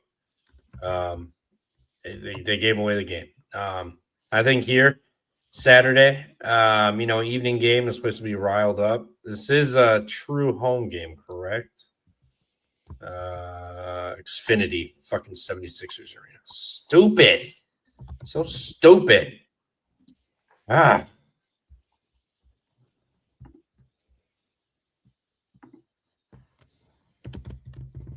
Give me UConn money line. I don't like that it's not at home. I'll take UConn money line. I was coming into this loving Villanova, but when you're not playing at home on a big game against UConn and a team you should have won, that place ain't going to be rocking. Should have had it at home. The student section going bananas. Give me UConn money line. Don't do that. Don't Benedict yourself. You're going to be pissed off at yourself. It's when I Benedict the next day. Yeah, you're right. Give me Nova. You sure? I'm going to battle you. So if I bet UConn, you're taking Villanova. If I take Villanova, you're taking No. I'm going to bet UConn. I'm already on UConn. What are you saying, dude? Fuck you guys. I'm off of this game. I'm on UConn. No bet. I'm betting UConn. I'm just saying. You guys got me all twisted up. Just bet UConn. I already said UConn first. What do you mean? I went first. I said UConn bounce back. Bet UConn with us. Let's go. Yeah, no, it's fine. I'm just trying to look out for you because you always do this where you take a side, then all of a sudden you talk yourself off of it. You take the other side and it fucking loses, and then you get pissed off. So I'm just looking out for you, really. But yeah, no, I'll take UConn minus the 2.5. I think they bounce back here after that loss to Creighton at home. Pump fake pod. Write it down, Trevor. I got it written down right there. All right, we like UConn. Bounce back. Oh, Bethune laying 7 against Alabama and A&M. Over under is 141.5. Don't know with the Bethune stuff. I feel like we've been laying off them the last week because it's been like up in the air. And Alabama A&M is a fun team. I mean, they can kind of beat you up, play a good zone as well. I'll take A&M plus the points. No bet though. Yeah, I'm not going to bet this, but I was going to say this is the one Bethune finally gets. Or no, I like Bethune. Sorry, this is the one Bethune finally gets. They've been dropping games. I think I heard somewhere that Doc Bradley got ruled ineligible by the NCAA. I don't know what's going on. More Doc Bradley bullshit. Mac is going to have a great time when he hears that news. But yeah, I'll take Bethune. I think this is the one they get right. But until you know about Doc Bradley, I can't bet this. But I think no matter what, I think this still is a Bethune spot. But feel much better when you got DB in the lineup. Yeah, I'm gonna lay it with Bethune here, minus the 7. No bet for me. Gonna stay away from this SWAC game. Looks like I think he's still in a boot. So I don't see anything about him being ineligible. But he's been in a boot past couple games. So hopefully we see him get cleared again. I know he started out in the season in a boot. So maybe he had a little flare up of something that going on, but I don't know. Hopefully he gets better because I love watching him play, and I love the Bethune-Cookman team when he's healthy. All right, we are now officially on to the 6 o'clock Eastern slate. Alabama laying 5.5 against LSU. Over/unders 171.5. Trevor, you love LSU, so what are you doing here? You have a soft spot for LSU this year. Oh, I do. I think this I LSU, do. I think this LSU team has like We have to get that dude potential. clip, man. I say it every time. We got to clip that. The Berman dude. I love that. That's hilarious. Yeah, I mean, I got a spot for those. Yeah, they got potential. I mean, we've seen it. They beat Missouri at home. I know their other one's South Carolina, but I mean, this is still a team that should have beat Kentucky. Played Vanderbilt tough on the road. Played A&M to a 3-point game on the road. Florida blew them out. Whatever. Arkansas 4-point game on the road. Tennessee was a 10-point game, and then they just played Texas to a 3-point game. Like this team on the road is still. Playing tough teams and showing up. I know they're at home tomorrow, but Alabama off of a double OT game, like huge, gigantic Arkansas game. Now you're going to hit the road immediately after. I don't think it's a good spot. I like LSU. I think you sit and let this get bet up because I think a lot of people are going to take LSU or what you call it. It's already bet up. It's already 7.5. Oh, holy shit. Okay, yeah, just let LSU go up. They're going to cover this game, but it's not going to be pretty. You're going to hate it, but they'll find a way to get it done. Alabama's just double overtime, hitting the road immediately. Just not an ideal spot for the Tide here.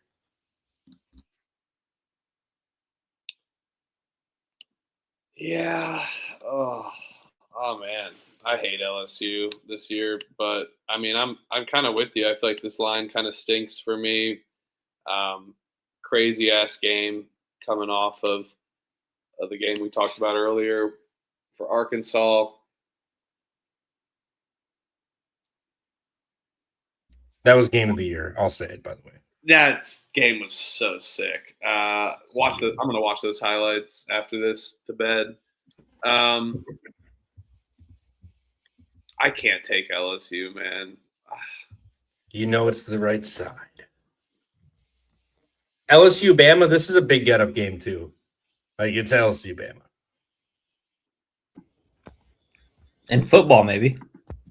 They hate each other regardless. It's the SEC. Yeah, they do. Elliot, what are you doing here? I think I'm going to lay off this one. Yeah, I'm going to take Alabama on the money line, little money line parlay piece. Bull Bowen is going to be available for Saturday's game. I do know that Davion Hannah and Bristow are both out. I would lay it, just tend to lay the -7.5. But it does scare me off that double overtime survival that they had. So I'll just take Alabama on a money line parlay piece. I think that they get it done and survive. Over too high for me to mess with. Would lean the under. I'm seeing 172.5 now. So would go that side. But yeah, I'll just take Alabama in a money line parlay piece. Yeah, I'll take Alabama. I'm going to stay off of this one. This line stinks, but I'd be mad at myself if I took LSU and Bama won by like 12 or 15. East Texas A&M is laying 1.5 against Incarnate Word. Over under is 140.5.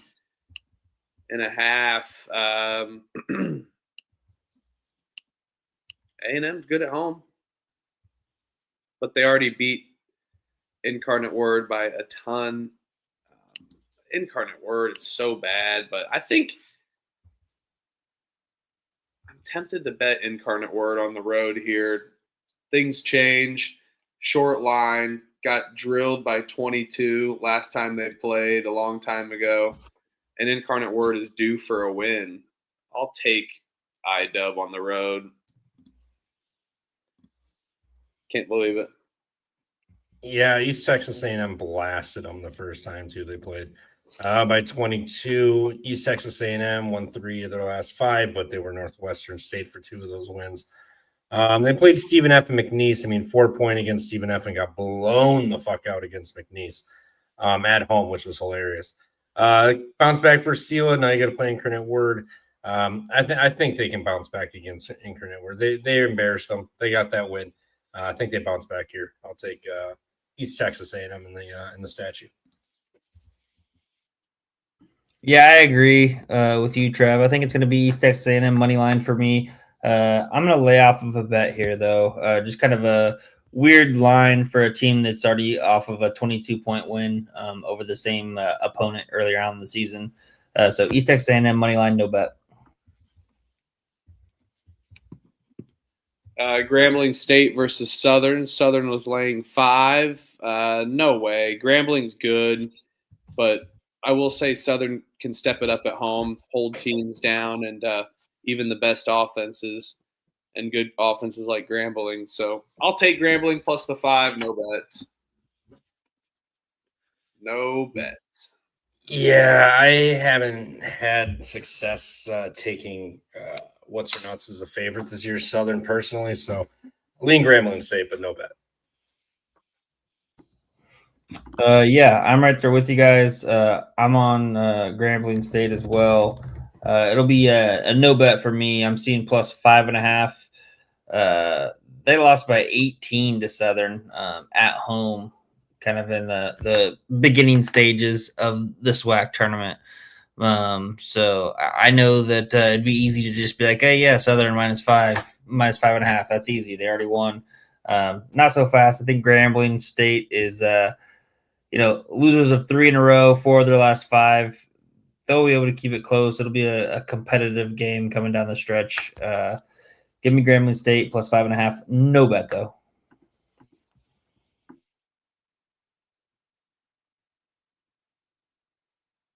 St. Thomas, Denver. St. Thomas is laying 4.5 against Denver. Over-under is 167.5. Denver, a good team at home, and surely an over team, but something was so fugazi last time out. And Denver scored 90. St. Thomas. I've been on the Denver overs last 2 games. Both games I got hooked.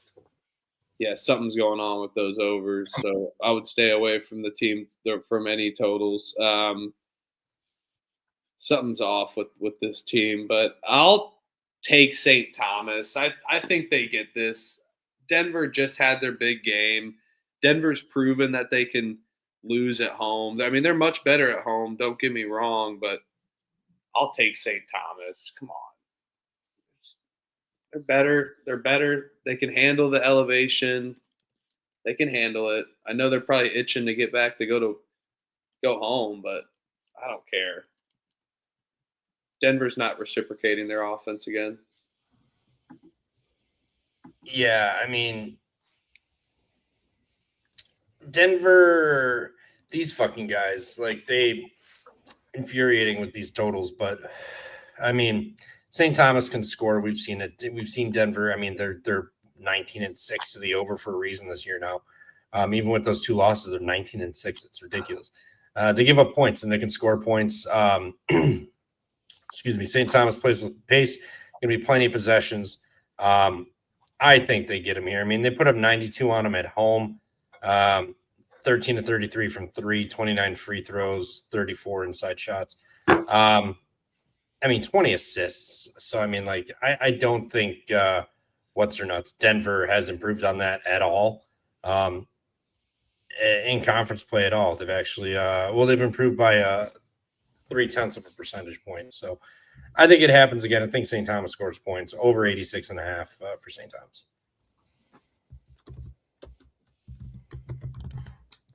Yeah, I'm just gonna, instead of taking that, I'm gonna take the spread here for St. Thomas.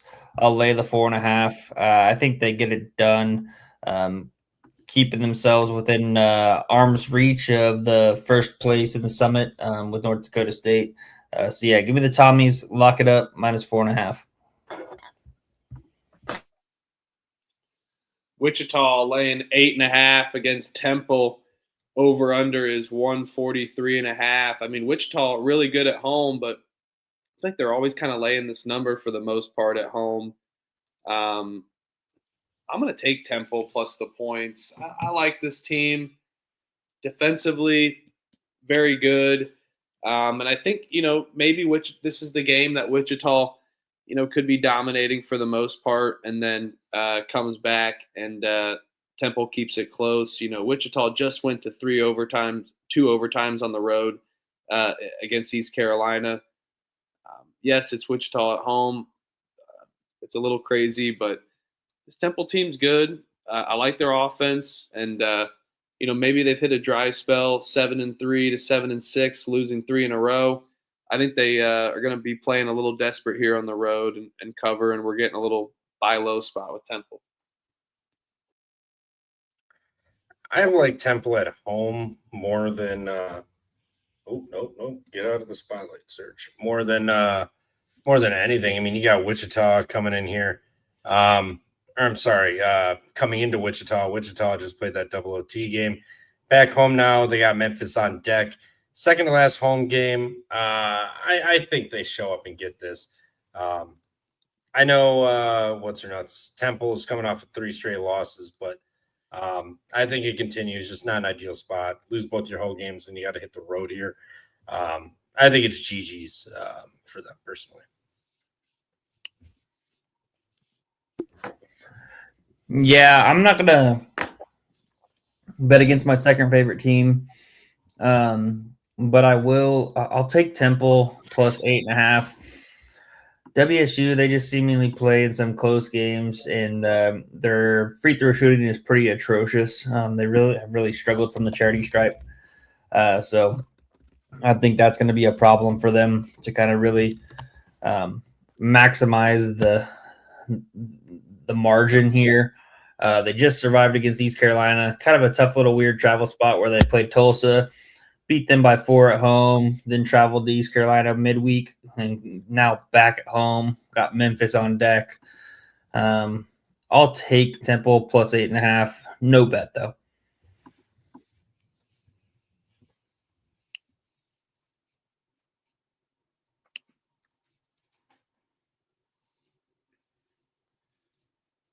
All right. Stephen F. Austin is laying 13.5 against Nicholls State. Over-unders 148.5 here. Give me Stephen F. Austin here. I think they're going to roll, but I'll take it in a different way. I'm going to take Nicholls State. Team total under 76.5. I think they're going to run into a buzzsaw and a big pickaxe or axe with the Lumberjacks. But it could be a close game. Stephen F. takes it down a little bit and it closes down the tempo, kind of calls off the dogs at the end of the game. So I will take the team total under Nicholls State 67.5. I don't think they have an answer for this Stephen F. Austin team at home. Yeah, third straight road game. Stephen F is absolutely rolling, and just cooking teams right now. I'll lay with them at home. This is a big number. They've been winning by about 10 or so, but they already saw Nichols. They beat the shit out of them, and they didn't go 11 of 20 from three or anything. It was pretty pedestrian for their standards, and just Nichols couldn't do anything. So I think it continues, and Stephen F gets what they want at home. So I'll lay it. Yeah, I'll lay it with Stephen F here, minus 13.5. Probably not going to get to a bet with just how big of a number this is. Nichols, man, they kind of started out pretty damn decent there in conference, 7-0, but since have been 3-8. So really struggling to kind of find themselves. And in the midst of that was a 17-point home loss to Stephen F. Boston was in there. Now you get Stephen F. at home. I'll lay it. Big number though, so probably won't get to a bet on it.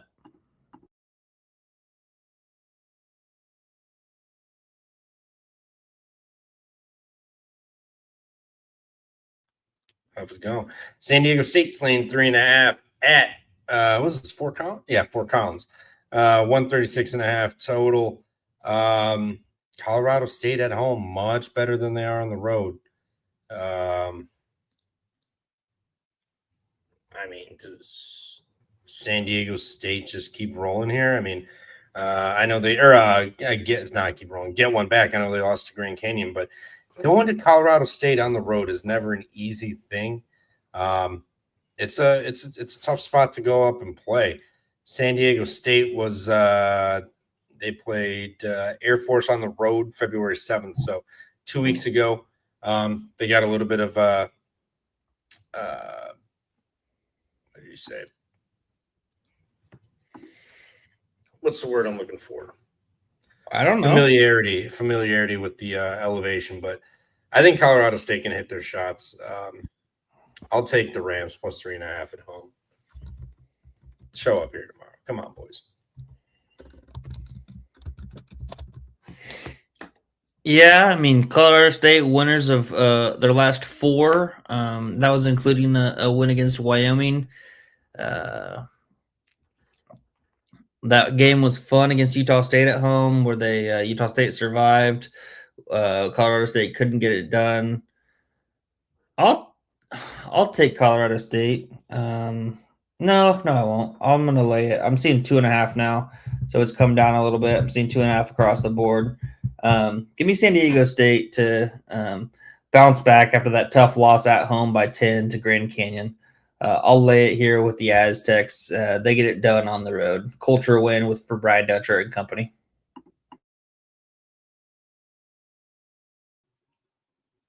We'll find out. I'll take Colorado State. Let's go, Huff. There you go. I'll take Colorado State. I think this one's a weird one, and San Diego State starts to fall. Oh, yeah. The band is on the field. California laying 2.5 against Stanford. Over-under is 147.5 here. Good game. I think these two teams just aren't – it's not – their record's not up to par what these teams actually are. I think these teams are better than what their record, for the most part. Yes, they've had some bad losses, but always tough travel spots for the most part. Tough loss against Wake Forest, Stanford had. Cal coming back home, but they've had some time off. I believe Stanford has had time off as well too. So both teams fresh, ready to go. Two teams don't like each other. Good little old-fashioned ACC rivalry. Mm-hmm. Yeah, you can't beat. There's just something nostalgic when you see these two teams play. ACC Saturday, Stanford at Cal. It just brings back your childhood watching these two ACC teams go at it for what feels like the millionth time in the Atlantic Coast Conference. But no, Stanford I think is good. Cal I think is fine, but Madsen and company laying points that I like this Cal team. They're fun. They feel like they're a Louisville light kind of team. got a big win over Boston College. Now you're going home to play Stanford. And they do have SMU on deck, but Stanford coming in off of a loss. They've already been they were in Wake Forest. I'm sure they stayed out there. I don't know why they would fly back and then fly back again. So I'm sure they've been out there for a week stewing on this loss. I will take Stanford plus the 2.5 to bounce back here tomorrow. What do you mean they would fly back and then fly back out there again? Stanford is in California. No. Stanford, Wake Forest. They had a road game at Wake Forest. Oh, yeah. Never mind. I'm dumb. Geography. Yeah. Geography is hard. They're going to fly home against Wake Forest and then stay home because they're home for California. I'm still putting down Stanford, but I don't like it as much anymore. Geography is hard, folks. Pay attention in school. I like Cal here. By the way, I like Cal. Yep, I'm on Cal money line. It's already came down. I'm seeing -1.5. Cal already took the first game of this series at Stanford, won by 12. So that does concern me a little bit, but I just like this Cal team a little bit better than I like the Stanford team, in my opinion. Maybe it's because I'm a little biased with the Day Ames having such a good season, former K-State player. But when you look at it, both of these teams pretty comparable, match up evenly. Makes sense why this line would be pretty down to a pick 'em. But I think California gets it done. At home, I'll take the Golden Bears on the money line. I would battle you, but my geography fucks me up, so I'm good. You need to drink some more coffee. Let's go, It's Cal. almost time for more beer. This is cup 2. UMass, Buffalo. UMass is laying 7.5 here against Buffalo. Man, Buffalo, it was fun. It was fun while it lasted. But it has. I mean, they can cover every once in a while. Last time it was a 1-point game, fairly close. I don't want to lay this many points with Massachusetts. I'll take them, no bet. I just think Buffalo, kind of an up and down team. Don't know what team we're going to get, and I just don't like laying points, so I'll stay off with UMass this many at least. I'll lay off. Yeah, I'll take Buffalo. I mean, UMass off of that massive Miami-Ohio game. Kind of wondering where their head's at. I mean, that was a massive game. They were expecting to win. A lot of people around them, Sharps, fans showed up. So, I think it was a massive win or game. I think Buffalo comes in here, and I think honestly Buffalo's live. I just think it's such a massive letdown spot for UMass. I think they just come out flat. I think a lot of people would expect to bounce back. I think they come out flat, given how much energy and effort and emotion was involved in surrounding that Miami-Ohio game. So Buffalo plus 7.5. I may bet this mid-major game. I like this spot. Yeah, I'm gonna take UMass -7.5. Ever since kind of free tag's been out, they've been kind of free falling. I don't love laying this many points with UMass and Frank Martin, but so I'm gonna lay off of a bet. But I would pick UMass -7.5 and spar with you guys. And if somebody ends up betting it, bring a knife to a gunfight in this one. Richmond laying 2.5 against the Bonnies. Over-unders 150.5. What team are we going to get from these two teams as well? Richmond, a good team maybe for 20 minutes at a time here. A lack of defense on both ends, but I think Richmond's good at home somewhat. Better team at home, I should say. I'll take the Spiders at home against the Bonnies. I actually think the Bonnie's been pretty damn good on the road themselves. Yeah. I mean, you go on the road, you beat Fordham on the road. You go to Dayton, you lose by 2. You go to Duquesne, you win. You go to LaSalle, you lose by 4. You go to St. Joe's, you lose by 4. You go to VCU, you lose by 7.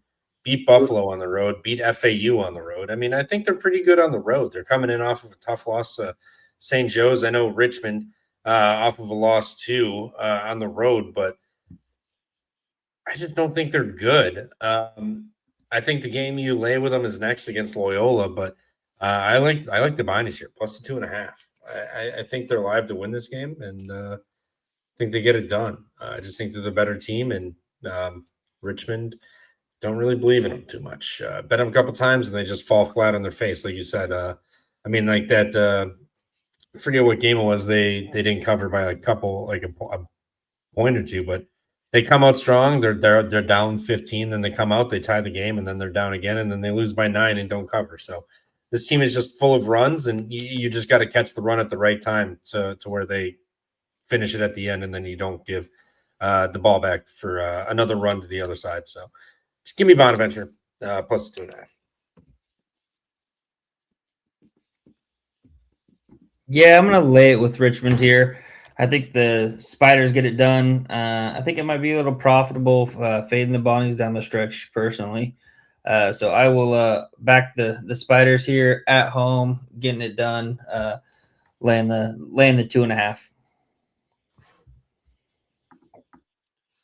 Montana State laying 2.5 against Idaho State. Montana State off of a loss to Weber State, and Idaho State off of the Montana win. Is Idaho State going to sweep these Montana teams? I don't think so. I think it's bad timing for Montana with Montana State off of a loss.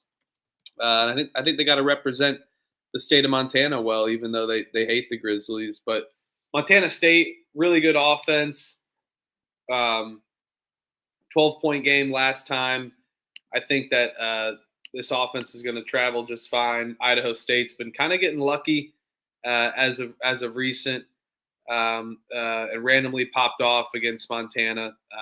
And when I'm talking lucky, I'm talking like random covers and stuff like that. So not winning by any means. So I think Idaho State goes back to what they were doing, losing.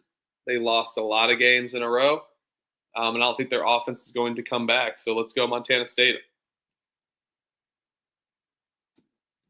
Yeah. Excuse me. Yeah, I'm with you. They played them fairly tough. What, a 12-point game on the road earlier. They've not been good. They finally got a win over a big Montana team. Montana State coming in off of the loss to Weber. Third straight road game though.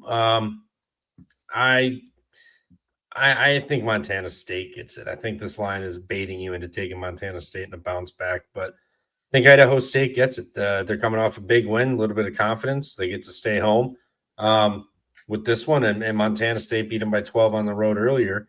Idaho State did not shoot well from three, and Montana State made 4 extra threes. They shot better inside, and then turnover-wise, they won the battle by 3. So I think Idaho State plays a little better at home here and gets us. Yeah, I'll be on Montana State. I'll be on the Bobcats bounce back spot after losing that game in overtime to Weber State. Also, nice little fade of Idaho State off of the big win against Montana. I'm with you, Huff. I don't see them getting both of these games against the Montana schools at home. So I will lay the 2.5 with Montana State. We will battle.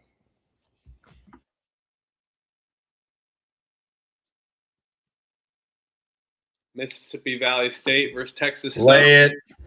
Texas Southern lane. Enough said, Mike. I mean, what are we doing? What do we even bother talking? Mississippi State's horrible.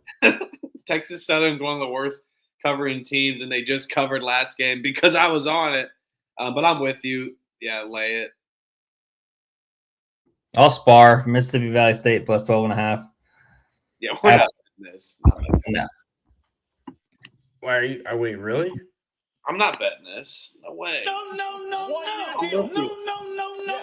Hell no.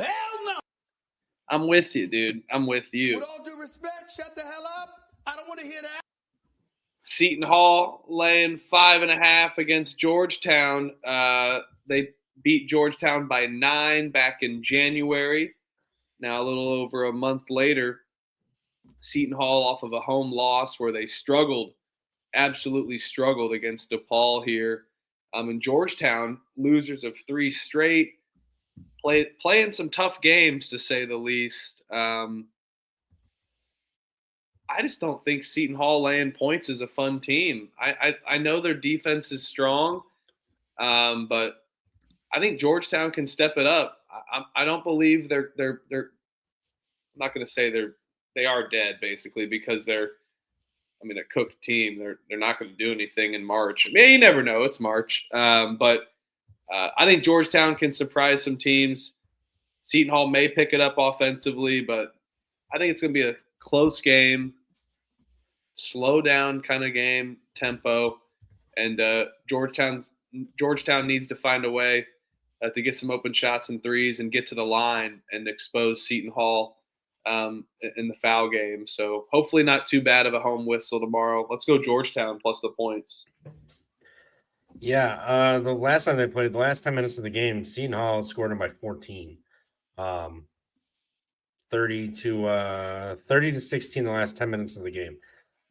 So Seton Hall came out, dominated them. They're at home again. They're laying this 5.5. I'm not a fan of this, but Seton Hall laying 3 possessions the way they're playing right now. Granted, they beat Providence by 7, pulled that one out of their ass. They beat Butler by 7. Marquette 5-point win, and then Xavier, they busted their ass by almost 20. But other than that, all of these games are single-digit games. They're really close. But now you're asking 5.5 for the Georgetown team. Georgetown, we thought was starting to pull together. Just 3 straight losses, but you played Nova, UConn, you go play Butler. It is what it is. You're going to lose Butler. But Seton Hall here, Cooley and Shaheen know each other. I'll take the 5.5 with Georgetown.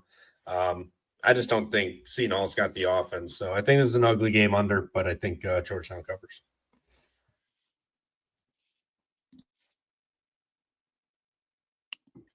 Yeah, give me a Seton Hall. I'm seeing 4.5 now, so I'll take Seton Hall minus the 4.5. Georgetown's really kind of been spiraling here as of late, losing 3 in a row. I know that they were close and competitive, but I think Seton Hall bounces back after that strugglesome home game against DePaul on Wednesday. Lay it with the Pirates minus 4.5.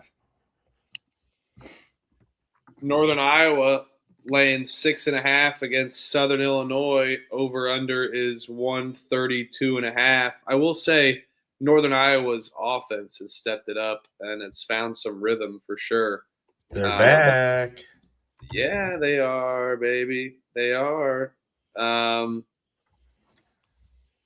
take Northern Iowa at home against Southern Illinois.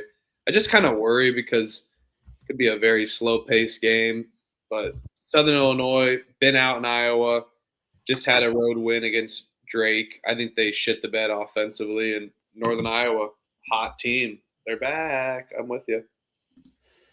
Yeah, in that first game, too, the Northern Iowa lost by 15. They turned the ball over 17 times. That's an absurd amount for Northern Iowa. So I expect that to regress. They're playing really, really well. Southern Illinois playing good, too, but haven't hit the road here in a revenge spot. They just came off a big Drake win. Now you go play Northern Iowa.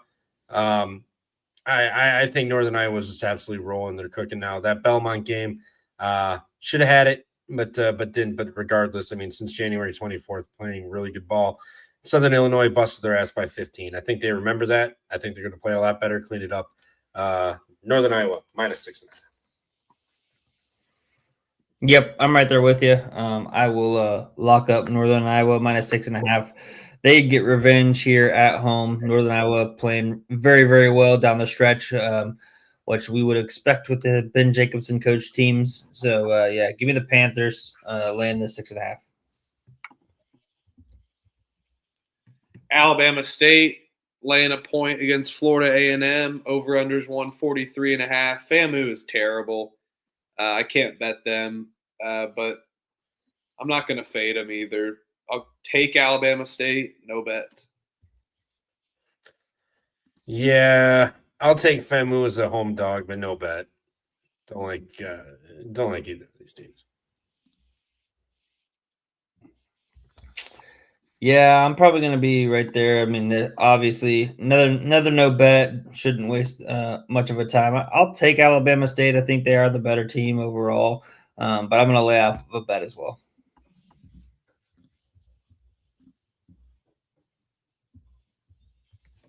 Loyola Marymount laying 1.5 against San Diego. Oh, I'm taking San Diego because they just trimmed the fat, got rid of Steve Lavin, and what do they do at Jenny Craig? They lose weight. Perfect scheme and scenario for San Diego on the bounce back off of the firing. Give me the one game up. Let's go San Diego and Jenny Craig Pavilion. Yep, fired coach spot, San Diego. This is a mid-major game. I will bet San Diego. Fuck the point. Actually, no. Take the 1.5. I've been burned by that too many times. No, fuck the point. I'll take the point. Fuck the point. Fuck you. I'm taking the point. I'll be on the Toreros as well. Classic fire the coach spot here. I'm let's take the point because I'm seeing plus 3.5 now. So it's all the way up to 3.5. I will take the plus 3.5 rather than the money line. If it was plus 1.5, I was just going to take the money line. But now I'm getting 3.5. Maybe I'll wait to bet this as I see it kind of climbing. 2.5s are juiced to the over or to higher. Seeing plus 3.5 flat on Caesars as well. So give me San Diego plus 3.5. Let's ride. Let's go.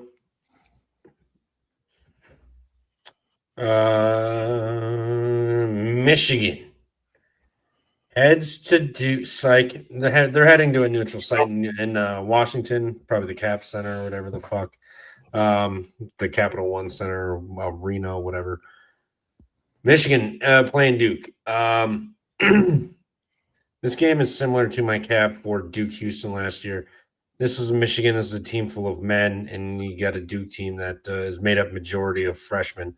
I think this is a game where Boozer actually runs into some trouble, which is bodies banging and just size thrown at him, size, length, everything at this entire team. I think this is something Duke hasn't even seen before. So I will lay with Michigan minus the 2.5 in this one. I think they get them. I think they kind of open it up and win this game by double digits late.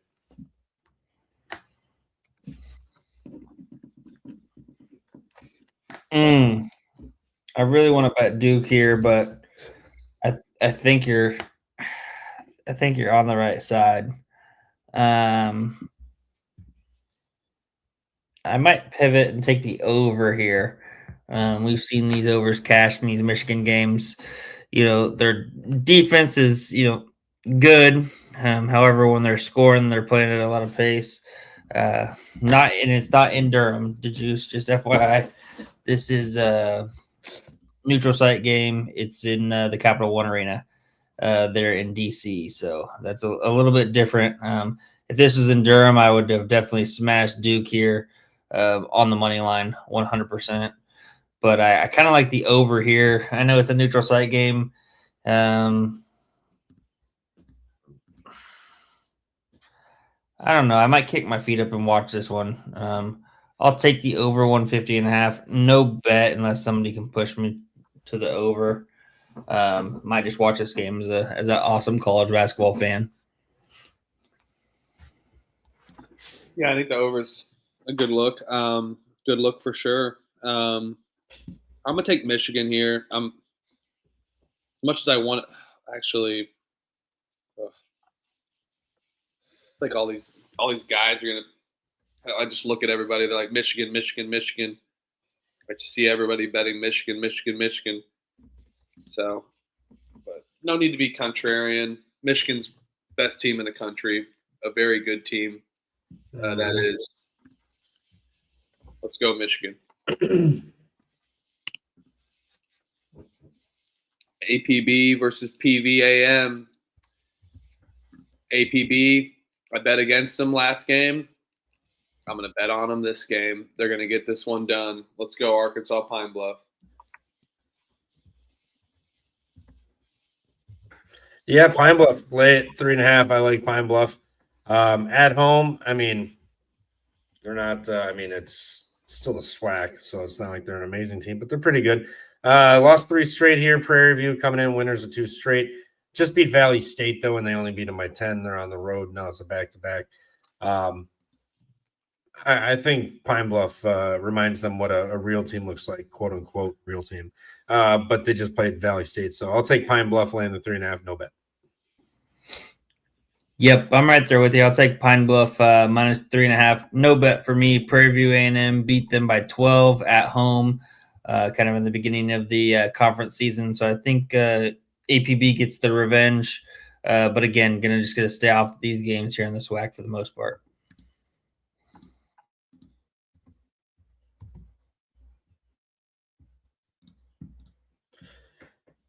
Ncaa heading to Elon. Elon's laying 7.5. 7 Eastern. 151. 7 Eastern. 7 Eastern. There it is. 151.5 total. Let's take a gander here, shall we? Elon. What'd they do earlier? Elon beat them by 5 on the road. Elon, 13-22 at the line. They didn't shoot great. 8-23 from 3, kind of whatever. Otherwise, did not play great. Still found a way to win. Just beat William and Mary. This is the only team they've beaten since January 17th when they beat Hofstra. Did they find something, or did they just play William and Mary? Like, that's my only question. You've got A&T going on the road, just getting absolutely blasted all the time. I'll take Elon. I think they beat William and Mary. I think they bounce back here. They beat A&T. They didn't shoot great. I'll take Elon laying the 7.5 here tomorrow. I will take Elon in a 2-team money line parlay, and my first leg will be Elon on the money line. I think Elon's definitely playing a little desperate here. They get a chance to get a nice win against A&T, a quick win, but I don't trust them at margin right now. So I'll take Elon on the money line, though, for the first leg of the 2-teamer. Yep, I'm right there with you, Huff. That was going to be my angle as well.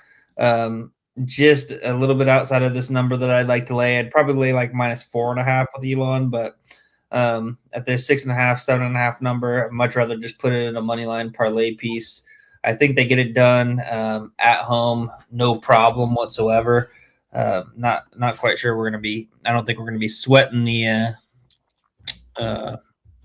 money line, but at the 7.5, I just don't feel super confident in it. So I'll add it on a money line parlay piece. Phoenix will rise. Let's go, Phoenix. Fairleigh Dickinson off of a big Chicago State win, big win. New Haven off of some wins as well. Proud of this program. They've done well. But Fairleigh Dickinson's laying 2.5 against New Haven. For that success I talked about, I will be staying off of this game. I don't trust it. I'll take Fair Dick and send Knights at home. No bet, though. Don't trust them. Just think also New Haven on the road. Could be. Yeah, I'm with you. Fair Dick, no bet, though. I'm not getting involved with the NAC on a Saturday. Yeah, I'm going to take Fairleigh Dickinson minus the 2.5. I think they respond and avenge the 10-point loss that they had lost at New Haven at the beginning of conference play.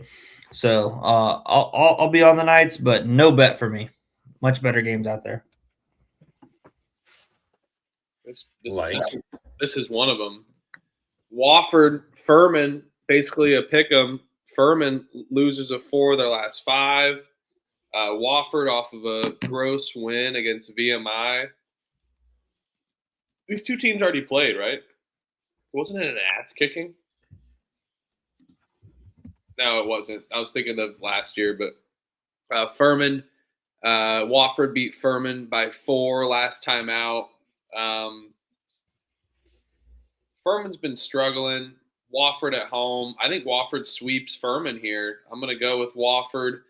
I know that Furman's defense way better, but Wofford's offense has been stellar. I think that they can potentially expose that, and they don't turn the ball over. They're very careful with it, get tons of shots up. Let's see if they can get some extra possessions at home. Let's go Wofford. Yeah, they beat Furman already, but I mean, I think they can do it again. I'm with you. Furman hasn't been looking good whatsoever lately. Now it's pick them on the road. I'll take Wofford, the home team here. I know it's a revenge spot, but you're hitting the road and you haven't been playing good. So Wofford, let's go. Yeah, I will. I'll take Wofford as well. I'll take them on the money line. Furman, love backing them at home. They kind of struggle on the road for the most part.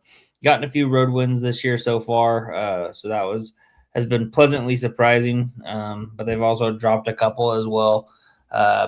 Wofford at a pick'em at home. Don't mind if I do. Give me Wofford money line.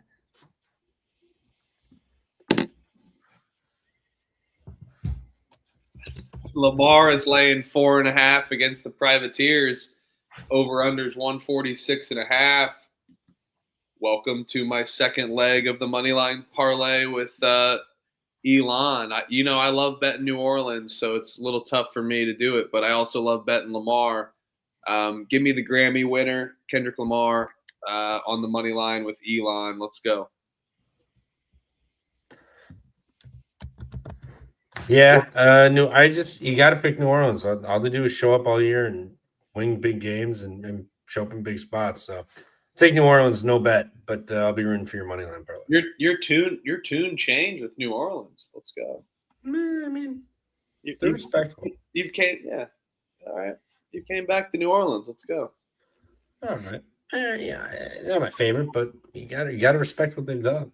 Oh yeah, I've been betting them. I love them. Yeah, I'm gonna take Lamar minus the 4.5 here.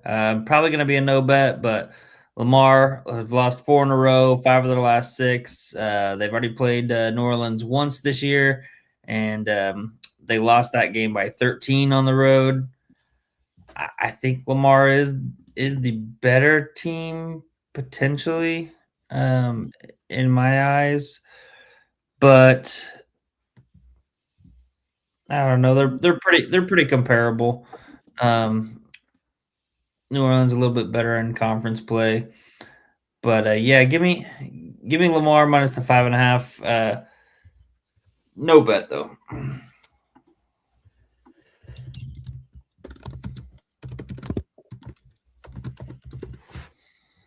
Austin P versus Jacksonville. Over-unders 141.5.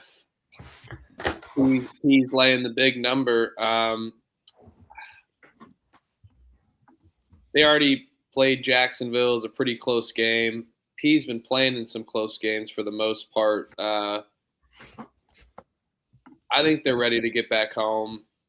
I'll take Jacksonville on a sleepy spot with P, but no bet. I don't know what defense is going to show up for the Dolphins. They do play better a little bit at home, but no bet for me here. Yeah, Could be talked into it. Yeah, I mean, the first time they played, Jacksonville gave them a hard time, 3-point win at home. Now they're hitting the road, or they're on the road for a back-to-back here. Got to play this team again. Jacksonville off of a tough loss, close one to Florida Gulf Coast. Bounce back at home here. I like them. I'll take Jacksonville at the points too many. I think they keep this close. I think they could win it. I mean, they're at home. They played them tough on the road the first time. Why can't they do it again here coming off of a loss? And Peace sitting fat and happy waiting to go home. So let's go Dolphins.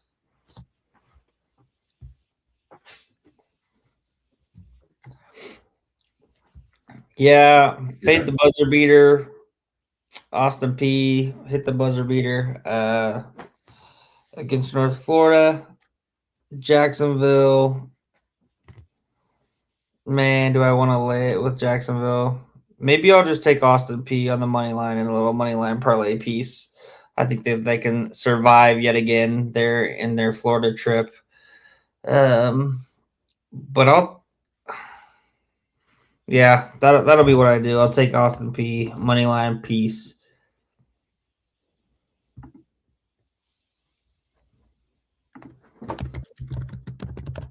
Oh, wow. Oh, yeah. Game of the day. Yeah, get back in here. Get back in here. They Vermont let us down before 4.5 last night. against NJIT. NJIT may have been on the take. They were pulling up all their predictive markets and betting odds and finding the best edge, and they were raking last game. And now Vermont off of a loss to UMBC, but that's nothing special. This Vermont team's a paper tiger, man. They're or paper catamount, I should say. They already lost to NJIT at home. Yeah, they may bounce back, but no way. NJIT is going to play tough. They're proven they can be at the top of this conference. Give me NJIT plus the points at home. Come on, technology. Ooh, Trevor's got to bet this. got me feeling technology.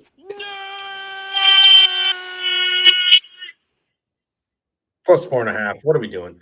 Moneyline to NJIT. This was one I will bet. Also, NJIT plus T4 NE. Bada boom. Sorry. Thank you. They're going to get this done. Like, what are we doing? Like, this is hands down the better team. They've proven it. They fell flat on their face the other night. They're going to bounce back here. Let's go. NJIT at home, 4.5. Yeah, I'm going to be on NJIT as well. Go back to the well. They've been super profitable for us. I know last time out was not the case. Dropping that game by 18 to Albany. Now they play Vermont. I'll take NJIT plus the 4.5.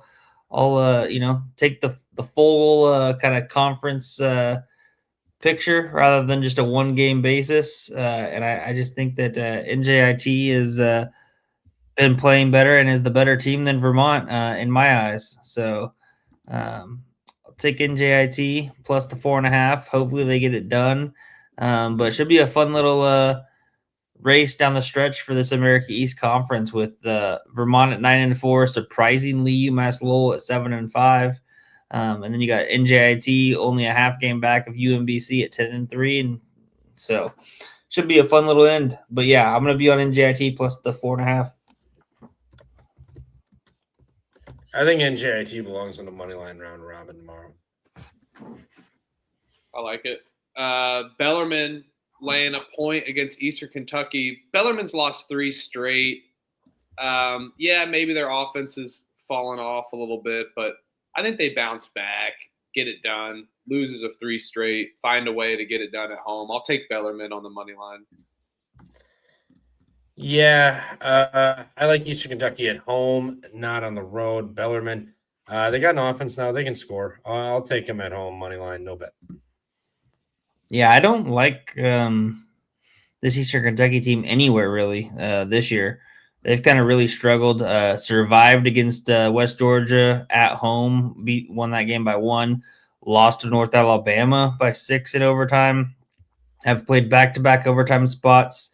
Now they travel on the road again one more time before they get 2 final home games on the year.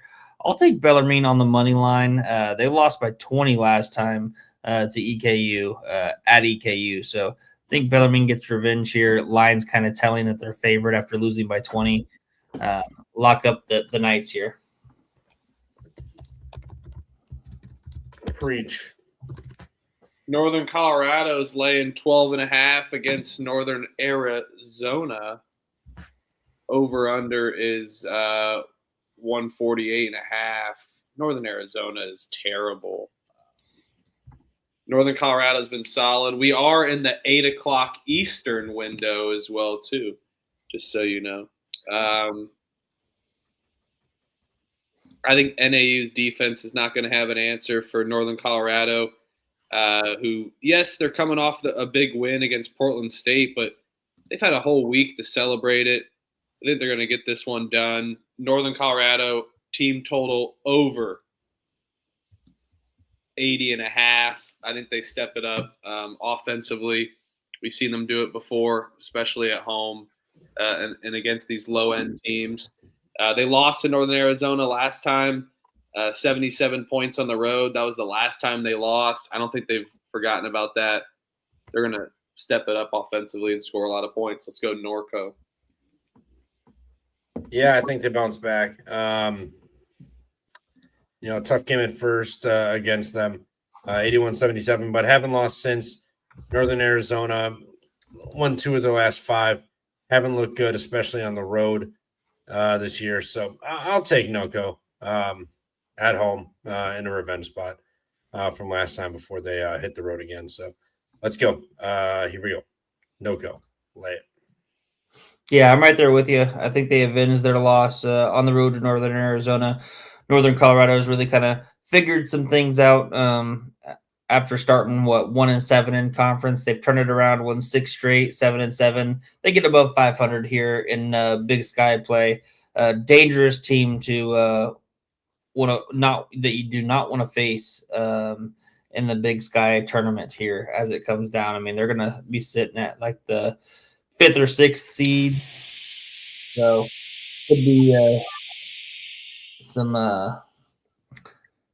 difficulties with those top tier teams having to play the Northern Colorado early on in the conference tournament. Oregon State laying a point against Pepperdine. Over-unders 154.5. No way. Shout out our guy, Go Beavs. Good friend. And Oregon State's going to get this done. Pepperdine. This line's wrong. It's 9.5. I was going to say. I was literally about to. My bad. I was way off on that one then. I was literally about to put. It could have came up by. I was about to put the whole balance on it, whole units on it. About to lose my house tomorrow. Oregon State. Lay it, I guess. They're going to dominate. Pepperdine. Line feels telling. Yeah, for sure. Big number. It's funny how you've been just completely fading your darlings. You've gotten off the bandwagon. I'll lay with Oregon State. No bet for me. Stay away from this game. No good feeling it. Yep, Oregon State, but stay away.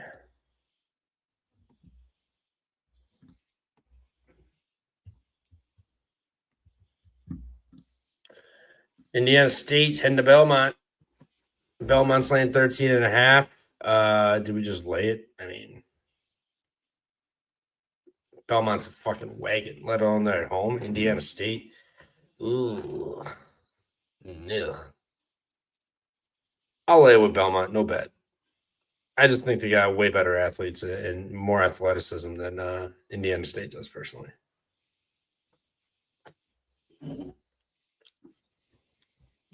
Yeah, I'll take Belmont as well. I think they get it done. I'll lay it. They need to lock this game up to lock up first place there in the Missouri Valley. Not to mention that Indiana State was able to pick them off at home in overtime, kind of to start out conference play in the Missouri Valley.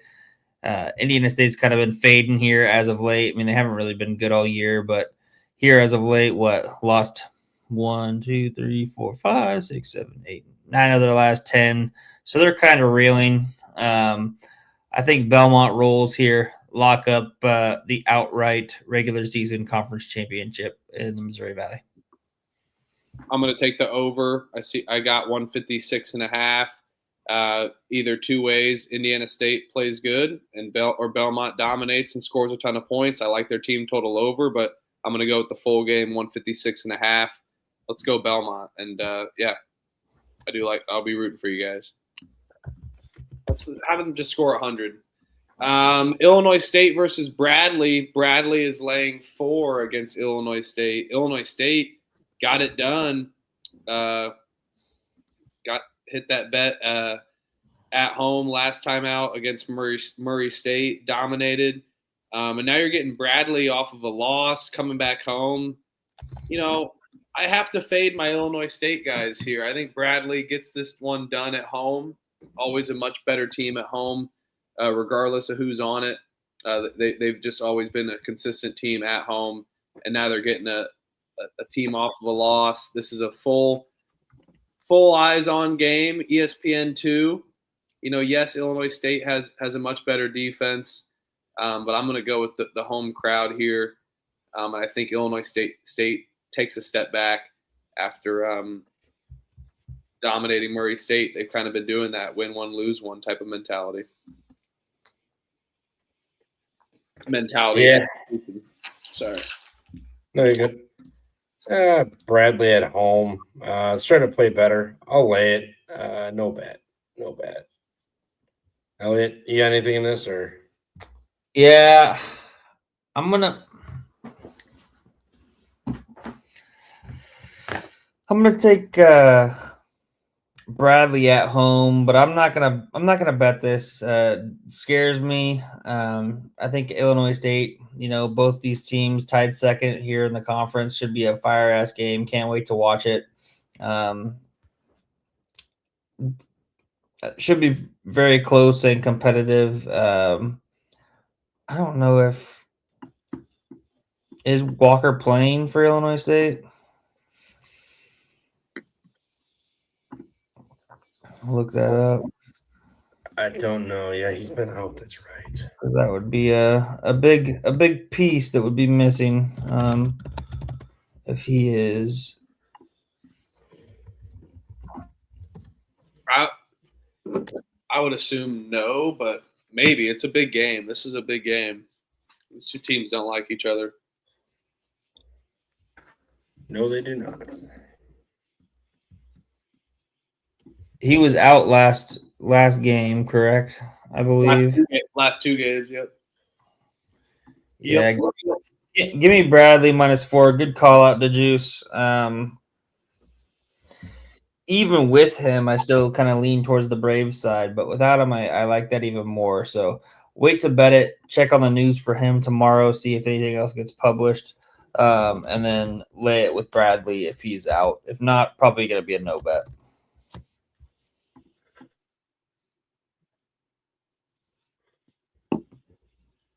McNeese is laying 13.5 against Corpus Christi. Over under is 139.5 here.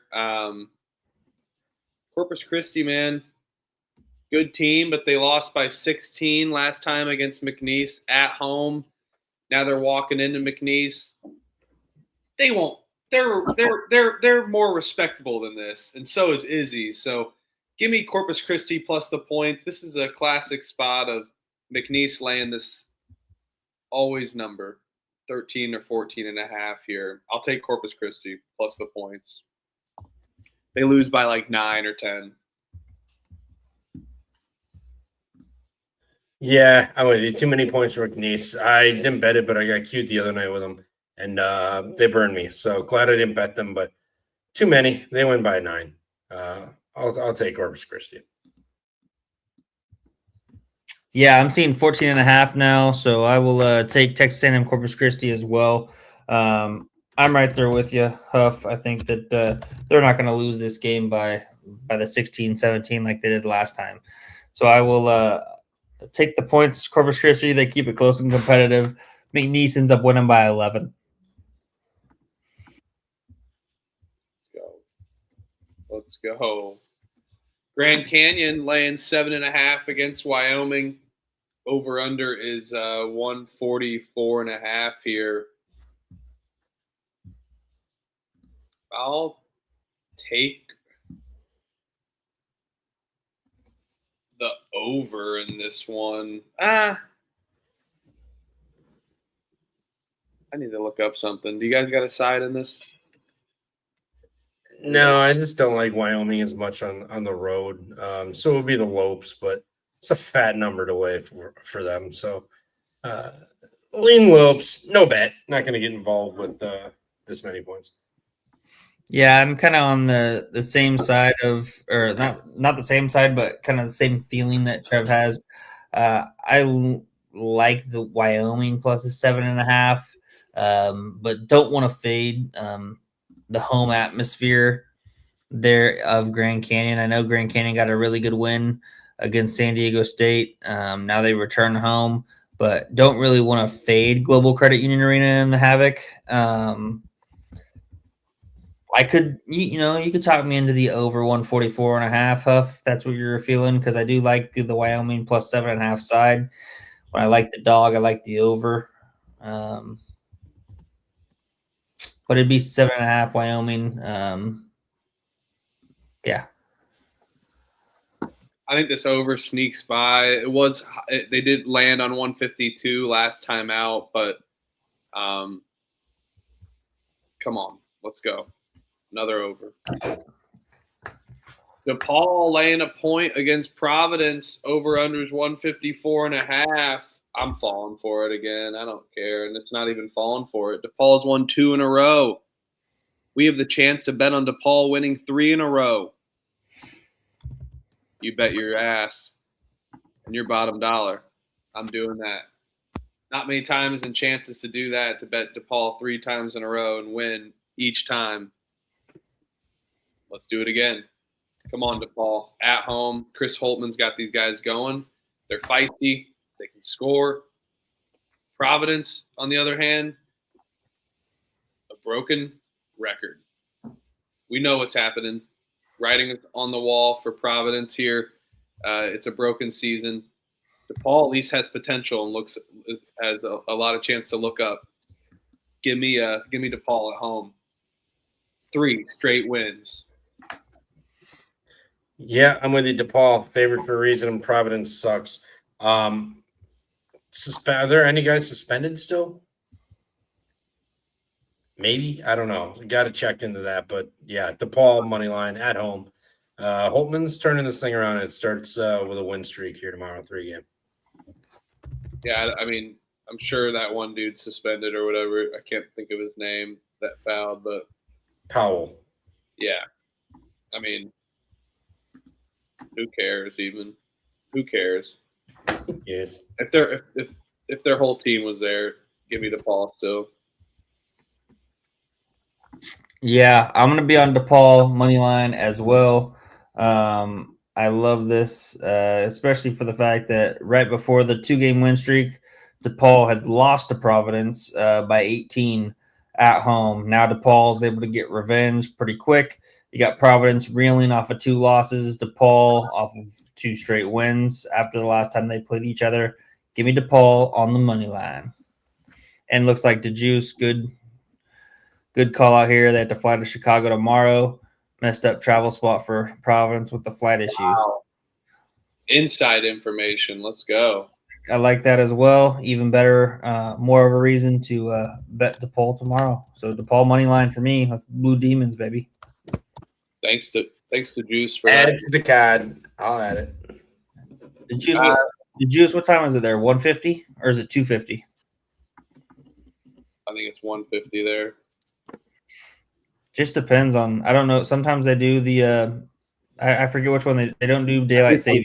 I think the winter is 3 hours. Summer's 2. I think I may be wrong, but Well, it's not there yet because I know like March is when we do the daylight savings, but I don't think they do it. Oh yeah, but shout out Canada's Capper. That's where he got that information.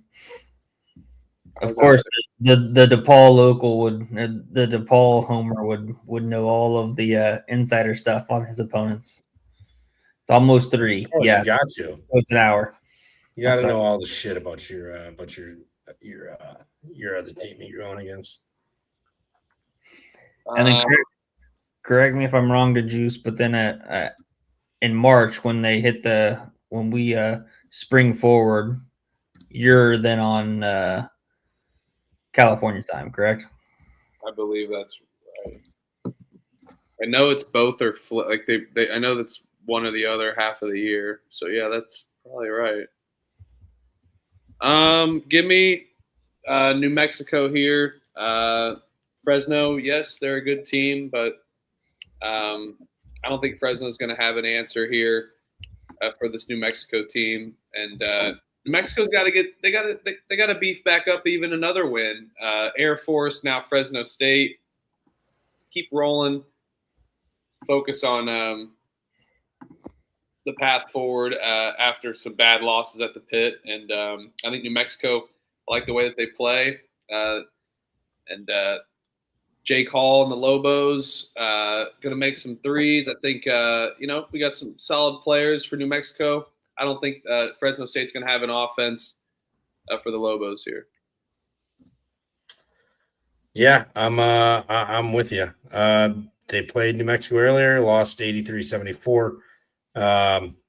New Mexico only 10 turnovers, 22 for Fresno.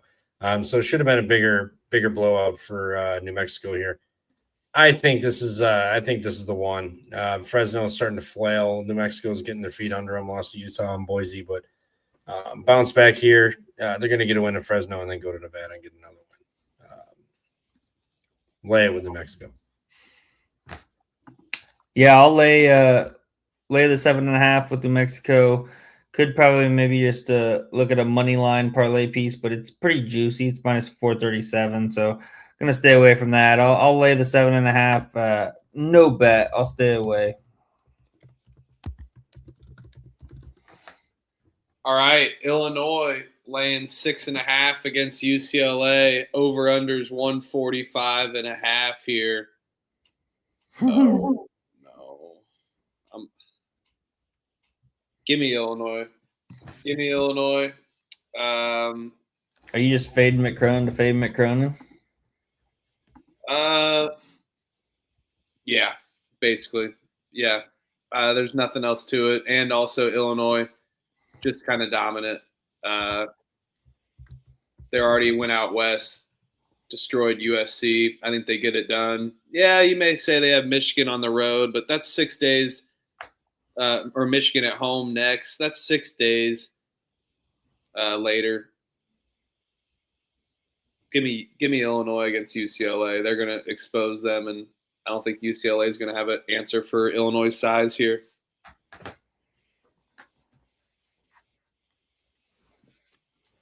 Nothing wrong about Cronin. Good guy. Illinois has been out there. They played Wednesday. UCLA was out in Michigan, then traveling. So Illinois is acclimated. UCLA traveling, yeah, I get it, but they'll be back and acclimated. But Mick Cronin and all that stuff going around. I think a lot of people like to fade them, so I kind of feel nervous taking Illinois here. But I just think they're the better team. Their offense is like number one in the country right now, metrics wise and everything. And I know UCLA's got size and everything, but Illinois has just got pro Euro players, so I'll lay it with Illinois. I think they're the better team here. Yeah, I'm gonna lay it with Illinois minus 6.5. I like this spot. I think people sneakily don't realize that now they have Kylan Boswell back, and ever since they kind of got Boswell back, they've really been playing a hell of a lot better. They got him back for that Indiana game. He ended up playing 32 minutes. So he was out for a good significant period of time, but ever since he's back, he hasn't skipped a beat. I think that allows Keaton Wagner to shift to the 2 guard where he can be really successful, and then they can kind of have a 2-point guard system. So I really like Illinois to roll here and then focus on Michigan on their flight back home. Oral Roberts laying a point against South Dakota. Over unders 152.5 here. No. Oral Roberts' is ass. South Dakota just had a tough one against Denver. I think they step it back up offensively and get this done. Give me South Dakota in Oral Roberts. Yeah, line stinks, so I'll take Oral Roberts, no bet. Don't know why they're laying points, but I will dive into it with a no better. Yeah, I'm right there with you, Trev. I think line's telling for a reason. Give me Oral Roberts minus the point, or just take them on the money line. Last time out, they lost by 8 on the road. But no bet for me. I'll stay away from these two sucky teams. in the Summit League. But yeah, Oral Roberts money line for me. I do like that over the juice as well. Auburn laying 3.5 against Kentucky. Over unders 156.5 here. Ugh. Auburn's been pretty bad in the jungle this season, huh? Yeah, it's Mr. Nepotism starting to hit a wall after a little nice stretch there, starting to hit the wall. I mean, they should have fucking. I know Mississippi State was blowing them out. They ended up pulling away by 7 and then fucking blew it again. Those fuckers played so good just to blow it. Tickle my balls, tease me, and then left. But I'll take Kentucky here plus the 3.5. No. Auburn minus 3.5. This is the bounce back one. Kentucky on the road, not as big of a fan. Their defense isn't as good. Auburn got to bounce back here at the Jungle on a Saturday night. Got to show up here. I'll lay it with Auburn, but I'm not going to bet it because I don't trust them. But got to get this one done, Auburn. I'll take Kentucky here. They're in a desperate spot as well, losing 2 straight. And you know what? I think they can answer this on the road. And the Jungle has proven to be a little soft this year. So yeah, maybe they are due, but I think Kentucky's in a bad spot just as well. Big Blue Nation wants to get this one, especially against a team that you can beat and has been proven that they lose bad games, and just lost one to Mississippi State. And Auburn's defense has been a consistent issue all the way from the start of the season against Bethune-Cookman. So give me Kentucky plus the points. Yeah, this is what happens when you hire a medical device rep to be your head coach. But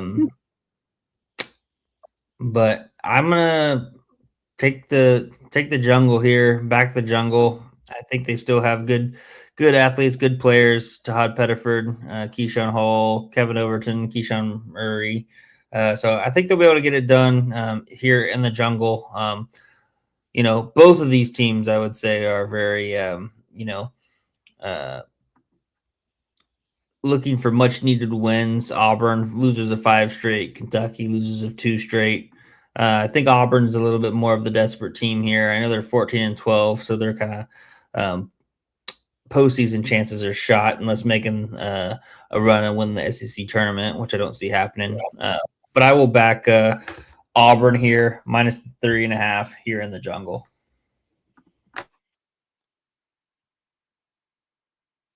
Texas A&M laying a point against Oklahoma. Over-unders 166.5. Texas A&M's playing for something. They're playing for a tournament bid. Oklahoma isn't. Yes, there's a lot of points going on, so maybe it can fare the home team. But I think A&M bounces back. They had a good win against Ole Miss, finally bounced back after their bad losses in a row, after their dominant performance earlier in the season. We kind of saw that one coming. With A&M, but I think this is when they start winning some games. Lines a tad bit telling, but we know Oklahoma's pretty terrible. Don't trust them on shorter lines, but they are better at home, to their credit. But I think A&M's actually playing for something this season with the at-large bid. I will take A&M money line on the road. Yeah, I'm with you. A&M. I like buckyball. I'm not a fan of this Oklahoma team. Yes, congratulations. You've won 2 of your last 3, but back home here against A&M. A&M lost 4 straight, but it was Bama, Florida, Missouri, Vanderbilt. 2 of those were on the road. So tough spots, but bounce back. Got to win over Ole Miss. I think they bounce back, carry it over here with a win over Oklahoma. I'll take Texas A&M here, but this line stinks, so no bet. Yeah, I'll be on the Aggies here. I'll just take them on the money line. Way better team in my opinion. I think Texas A&M gets it done, wins it on the money line. I'll take them. New Mexico State laying 8.5 against UTEP. Over-unders 141.5. UTEP is terrible. New Mexico State is a fun team at home, but so up and down. I can't trust them laying a big number. I'll take them, no bet. Yeah, they kind of tailed off. I'll take UTEP, no bet. Not a fan of either. 9 Eastern slate, part of the window as well too. 9 o'clock Eastern. Yeah, I could do a little Aggie parlay here, and do just all Aggies. Do New Mexico State and Texas A&M on the money line. I know Texas A&M money line is kind of right there at even money or pretty close. But yeah, the juice is right. Low key rivalry game. UTEP, this is about 40 minutes away, right down the highway. I'm forgetting it right now. It's 4 a.m. So my brain is not working as well as it normally is. But yeah, give me UTEP in this rivalry game plus 8.5. And the fact that New Mexico State hasn't been playing very well here as of late. But no bet for me. I'll stay off of a bet.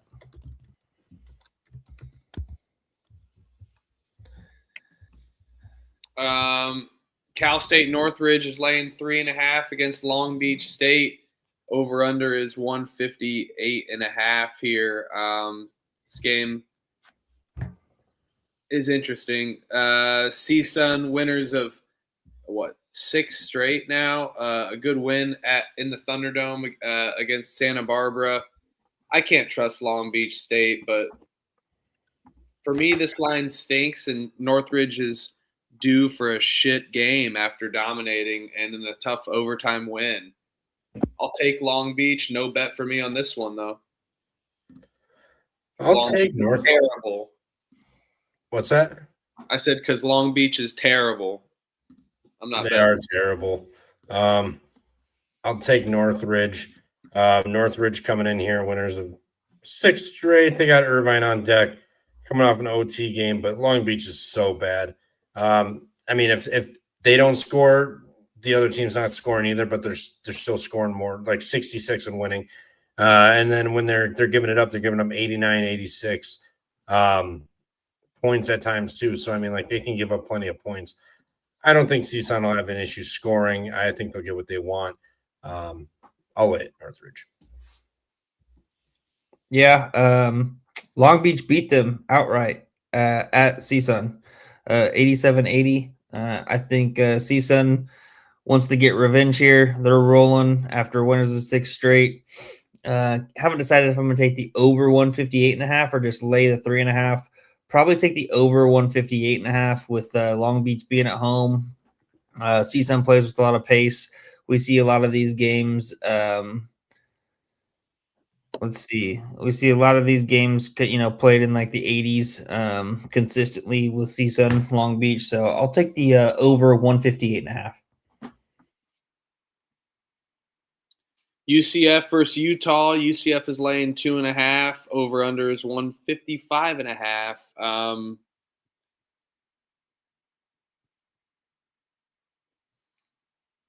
Utah's terrible, but this line stinks as well. UCF going out west. I'll take. I don't want to bet on Utah, but just because they already had a good win out in West Virginia, but this line stinks. Weird travel for UCF. I'll take Central Florida though. They're just the better team. Don't love the travel though.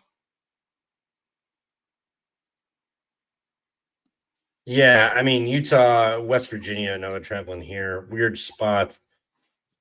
I'll take the home dog in a toss-up game, especially. Although give me UCF. No bet.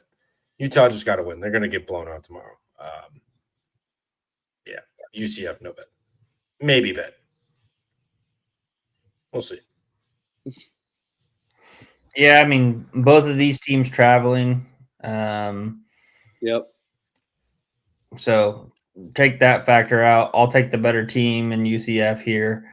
First time that they played, only time that they'll play in the regular season. Yeah, give me UCF on the money line. And shout out to PNF and Ball Hard Brit. It looks like she's either just waking up or still up with us. So shout out. Alive. Shout out everybody. We are live 5:06 Eastern AM for me right now. Let's go. Pacific versus Gonzaga. Gonzaga's laying the big number. No way. I'm betting Pacific because I love Pacific. I don't care how bad the bet is. I'm singing random songs. Let's go Pacific. Come on, Pacific. Have some fight. Play some ball. Let's see what you have to offer. Your only time playing Gonzaga this year. I know it's on the road, but come on. Play with some pride. Step it up defensively. Let's go Pacific. Pride game tomorrow? Tomorrow, Pride game? No, I was saying play with pride, Pacific, just because it's the only time playing Gonzaga this season, and it's on the road. And they're a pretty good team as well too. Yeah, true. I'll take Pacific no bet. I don't like laying these big numbers with Gonzaga, but they did get a loss and they can't really fuck around, so maybe they do blow them out. But I'll take Pacific no bet. Not interested in laying a big number like this. There are two people in this world. You have the people that are just now getting into the house at 5:07 a.m. Shout out Britt, and the people that are just now waking up. Shout out to Key in the chat as well. We appreciate both of y'all. Yeah, we appreciate everybody. Big time. Appreciate y'all. Yeah, I'm gonna take Pacific. I'm seeing plus 20.5 now. Like you said, Huff. Only time in playing Gonzaga. They should be able to get up here in this spot. Don't mind that underplay as well, but I would just much rather just take the Pacific plus the 20 points. Maybe Gonzaga just kind of coasts here. They can't really coast, but 20 points is a lot, especially for a Pacific team who's fairly can be fairly competitive, especially on the defensive end. So look for them to kind of muck the game up, slow the game down, keep Gonzaga from running out with pace. I'll take Pacific plus the 20.5, and we'll bet it up. Let's go Pacific. Weber State laying 2.5 against Montana. Over under is 153.5. What's going on with Montana, man? I don't know, but let's figure out what happens. Weber State is not sweeping the Montana run either, just like we said with Idaho State. Montana is defending the state as well. Give me Montana plus the points. Come on, Montana. You're better than this. Yeah, we brought that a home overtime game too. Montana coming in here. Give me Montana and the points here, but no bet. Don't feel great about it. Because Weber State is playing better, but still, no fade. Yeah, man, I don't know what to do here. I'm kind of stuck. I'm probably going to go back to Montana, though. I can't seem to stop betting on Montana.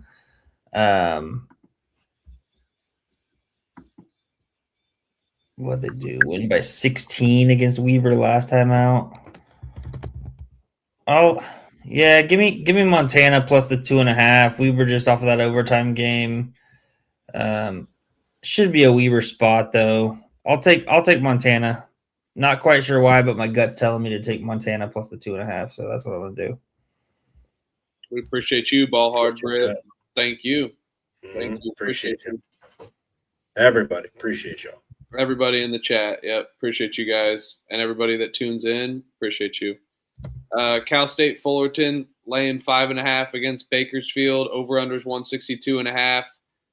Fullerton, big win. Bakersfield sucks, but weird things happen.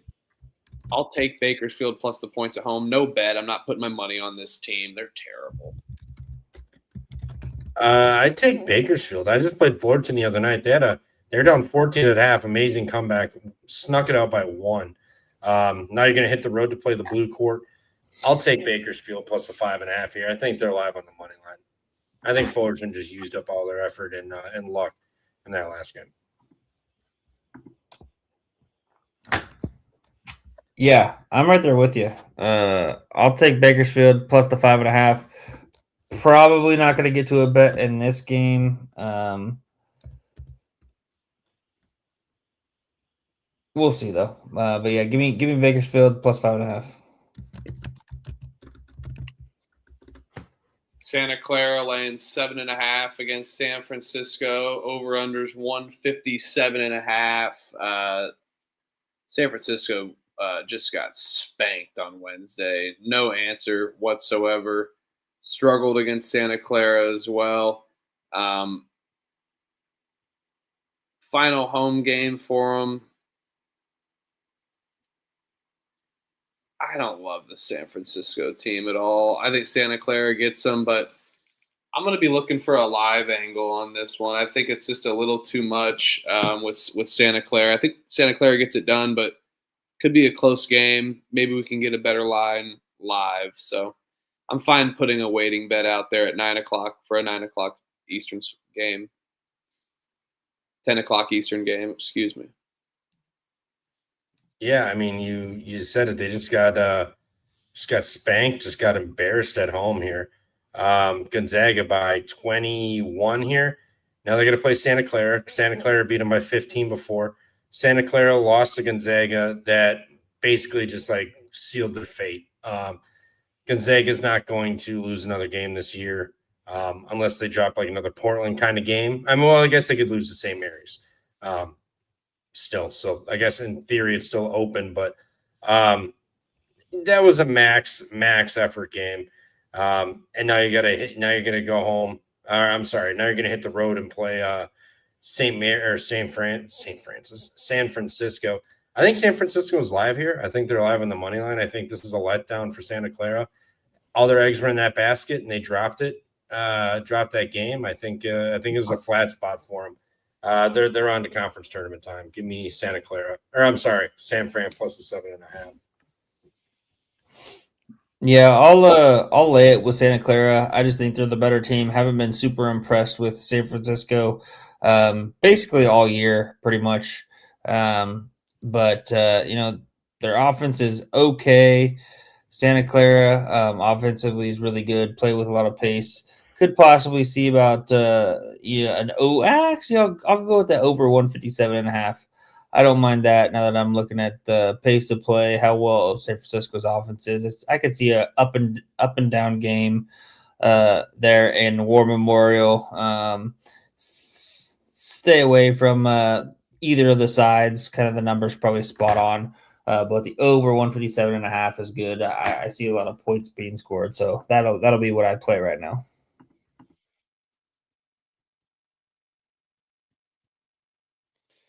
St. Mary's laying 7.5 against Washington State. I hate to interrupt. Can we do the Iowa BYU game real quick? Because I have to take the Browns to the Super Bowl, and we're getting close to the end. I'm not sure I'll make it back. All right, good night, brother. I'm coming back. So BYU already had the Richie Saunders injury game against Arizona. Ncaa Pete. Iowa State hitting the road here. I think this is a spot Iowa State just destroys them. I know it's an elevation, BYU at home, but no Richie Saunders is a huge loss. They had their big get-up game. It was aided with Ncaa Pete, but I think I think Iowa State fucks them up. I just think they already don't play depth. Richie Saunders, 18 points a game. Now you got to find someone to come in off the bench and get you that much, and now AJ DeBonsa has that much more heat on him. Otzelberger's a great coach. I think this is an Iowa State blowout. One of my favorite bets tomorrow. Iowa State with the short number here on the road.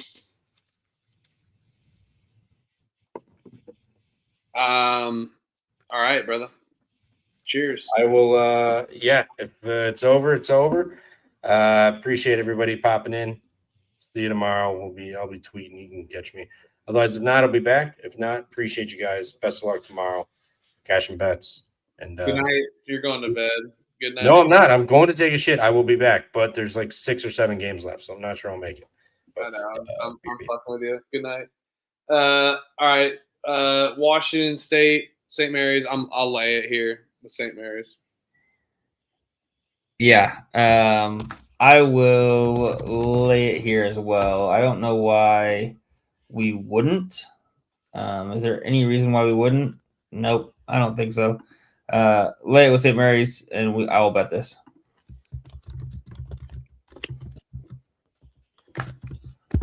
UC San Diego, UC Irvine. UC Irvine's laying 3.5 against San Diego. I will take Irvine here. Yes, San Diego is a solid team, but Irvine at home is different. It's like Irvine's found their groove and stride, just like they have defensively. Yes, San Diego lost already to Irvine, but I think it's a sweep. I just think it's a bad matchup for the Tritons. Give me Irvine and the Anteaters at home. Yeah, I mean, I know this game was close and competitive. 2-point game at UC San Diego. Now you got Irvine at home. I think they're able to get it done. Typically Irvine shoots the free throws a little bit better, and they're only at 68% this year. So definitely struggle from there. The one thing I will say is UC San Diego, they really like to take advantage, and they're really efficient down the 2-point range. And that's something that UC Irvine is really successful with defending. So I will take Irvine, get the Anteaters, minus 3.5. UC San Diego has been playing okay here as of late, 8-7 in conference, but UC Irvine needs to stay ahead of Hawaii for that 1-game lead in the Big West. I think they get it done here. I will be on the Anteaters minus 3.5. And 4DP, Huff is on Eastern time, so he's 5:18 right now. And then me and Trevor are both Central time, so 4:18. Hawaii's laying 3.5 against UC Santa Barbara. Over-unders 147.5. Both teams off of bad losses. And that's a tough travel spot for Santa Barbara. Maybe not the toughest since they're already out west, but going on the island, I think Hawaii gets it done. Yeah, I kind of want to bet Santa Barbara here, but it scares me with just the fact of that travel spot that you mentioned. Just played Thursday, and then now you got to travel all the way to Hawaii. I know it's not like crazy, but still, it's 3 hours difference or something like that. So I don't see. The one other thing, at ESPNU game, this will be fun. Kind of a showcase game. Wish it was a little bit later. Wish it was like midnight Eastern, so we could get like the late night end cap of the day. But Hawaii kind of reeling. They've lost 2 in a row. UC Santa Barbara, they lost by 15. Now they're laying 3.5. I want to take Santa Barbara. I'm going to take Santa Barbara plus the 3.5. We can battle here. All right. Seattle's laying 7.5 against Portland. Over-unders 138.5 here. Give me Seattle at home is different for sure, but I mean Portland though can be feisty, and they already beat Seattle in a tough matchup at home by 1 point. I'll take Portland, no bet. Yeah, that was that slugfest 54-53 game last time out where Portland got it done at the buzzer, basically. We were kind of all on Seattle, just fading, fading them after the big. I was on Portland that game. I took Portland. Oh, you were? You Yeah. didn't feel Portland? No, I took Portland. They've been kind of another sneaky team. I've been betting a lot. Yeah. I'm going to take a sneaky over here, actually. Kind of my typical thing, 54-53, 107 points. Now we're getting 138.5. Take the over 138.5. Big discrepancy here. I know Seattle typically takes takes more defensive minded approach, but I'll be on the over 138. I'm seeing 141.5 now. I'll take the over 140.5. That's fine. All right, Idaho laying 3.5 against Sac State. New MAC team here. Can't trust Sacramento State. They looked horrible, even though they had their little run. But Idaho laying points on the road, never fun. I'm staying off. Give me Sac State, no bet. Yeah, Sac State is a home dog. I'll take it, even though it is against Idaho. I'll take Sac State at home as a dog. They've been playing pretty good. Yeah, Sacramento State plus 3.5 for me. Also look to the over as well, but with how Idaho gives up a lot of points there on offense, I think Sac State's going to be able to score at will, which is not going to be good for the Vandals. Give me Sacramento State plus 3.5. Utah State laying 4.5 against Nevada. Over unders 148.5. I have a feeling this game goes a sneaky under for the most part. I know Utah State can score, but I think Nevada at home is going to want to clamp and lock down the perimeter, limit possessions, slow it down. And maybe they will, but I think Utah State gets it done on the road winning-wise, but could be closer than we think. I'll take the under here, a little crazy under. Yeah, I was kind. Oh, what's that? Oh, I was kind of eyeballing Utah State, but Nevada off of back-to-back road losses. Now they got a gauntlet basically down the stretch here with these guys. I think they get it done. Not to mention Utah State has San Diego State on deck. That's the big one. That's the one that matters. So I think they look ahead on this one a little bit. I think they get a scare, but I think Nevada hangs around in this one. So give me you know what? No, Nevada wins, and then that sets up the Utah State San Diego State game as like basically winner take all for the conference. Yeah, give me Nevada and sprinkle the money line. I think they're live tomorrow. I'm gonna do a fun little parlay. Instead of taking Utah State, I like them to just win the game, so I'm gonna take the Aggie parlay. Texas A&M, New Mexico State, Utah State, all on the money line. Final game of the night: Iowa State versus BYU. I like the over. I'll be rooting for points on this one. I think Iowa State definitely can play up the speed, and I think BYU is going to step it up. This is a high-powered game. Fans are going to be rocking.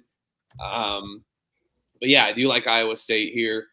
I think they squeeze it out, but BYU could be playing good and scoring a lot and keeping the pace. But BYU always up in the air with covering. So I think I'm just going to root for points. Let's hope a lot of points happen here and two high-powered offenses get it done. Let's go Iowa State. If I had to lean aside, I'd take Iowa State, but I'll take the over here. Yeah, I'm right there with you. I would be on Iowa State as well, but I love the over here. I know despite Richie Saunders, being out, I think that they'll be able to still score a lot of points. I mean, you saw that last time out against Arizona. A little bit slower pace, 68 points, a little concerning. But for some reason it's telling me the over 155.5. I kind of like Iowa State too. I don't know what I'll for sure be betting the over 155.5. We'll see if I get to an Iowa State. Iowa State might be a money line piece that I add to one of the 7.5s or 6.5s to make it plus money. So check the picks page. I'm on Iowa State BYU over 155.5. I can see this too. I mean, I do. I mean, that's why I'm just rooting for points. Iowa State lost outright to TCU, so I mean, of course BYU would be able to win it at home there in Provo. Trevor gave his cap. It was what, Iowa State, right? Yeah, Iowa State. One of my favorites tomorrow. 6 hours, 15 minutes. It's 5:26 a.m. Eastern. Unbelievable night here. 148 games for 6 hours. That's averaging about almost 3 minutes a game. Not even, because we had like some recapping and talking shit, which is always fun. So, yes, let's freaking go. Great night. I'm going to hit the hay. Check the picks page for the rhythm page. Appreciate everyone in the chat. You guys are awesome. Powered through this one. 6 hours, 15 minutes and counting. Elliot, Trevor, you got any final thoughts here on the early morning here? I might just grab a coffee, honestly.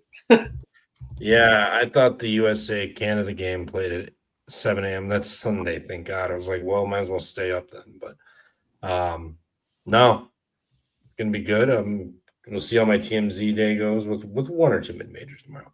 See how it goes. But, yeah, I'm excited. We'll figure out a way to cut these down from 6 hours because shit's wild. Well, hey, we got to talk every game. Yeah, we do. No, we will. We do. But You just ain't built for that, bro. ain't built for it. I'm right here. We all right here. Yeah, we outside. Let's go. We outside. I'm so ready to go. I think I'm just going to get a coffee. But anywho, Sunday night, no episode tonight. Sunday night. See you guys Sunday night. The weeks are dwindling down. Let's enjoy it. Baseball's right around the corner. Let's go cash on some bets. Check the picks page for the rhythm page and for the rhythm play. Day. Yeah. How many are we gonna do? Three. Three. I think three.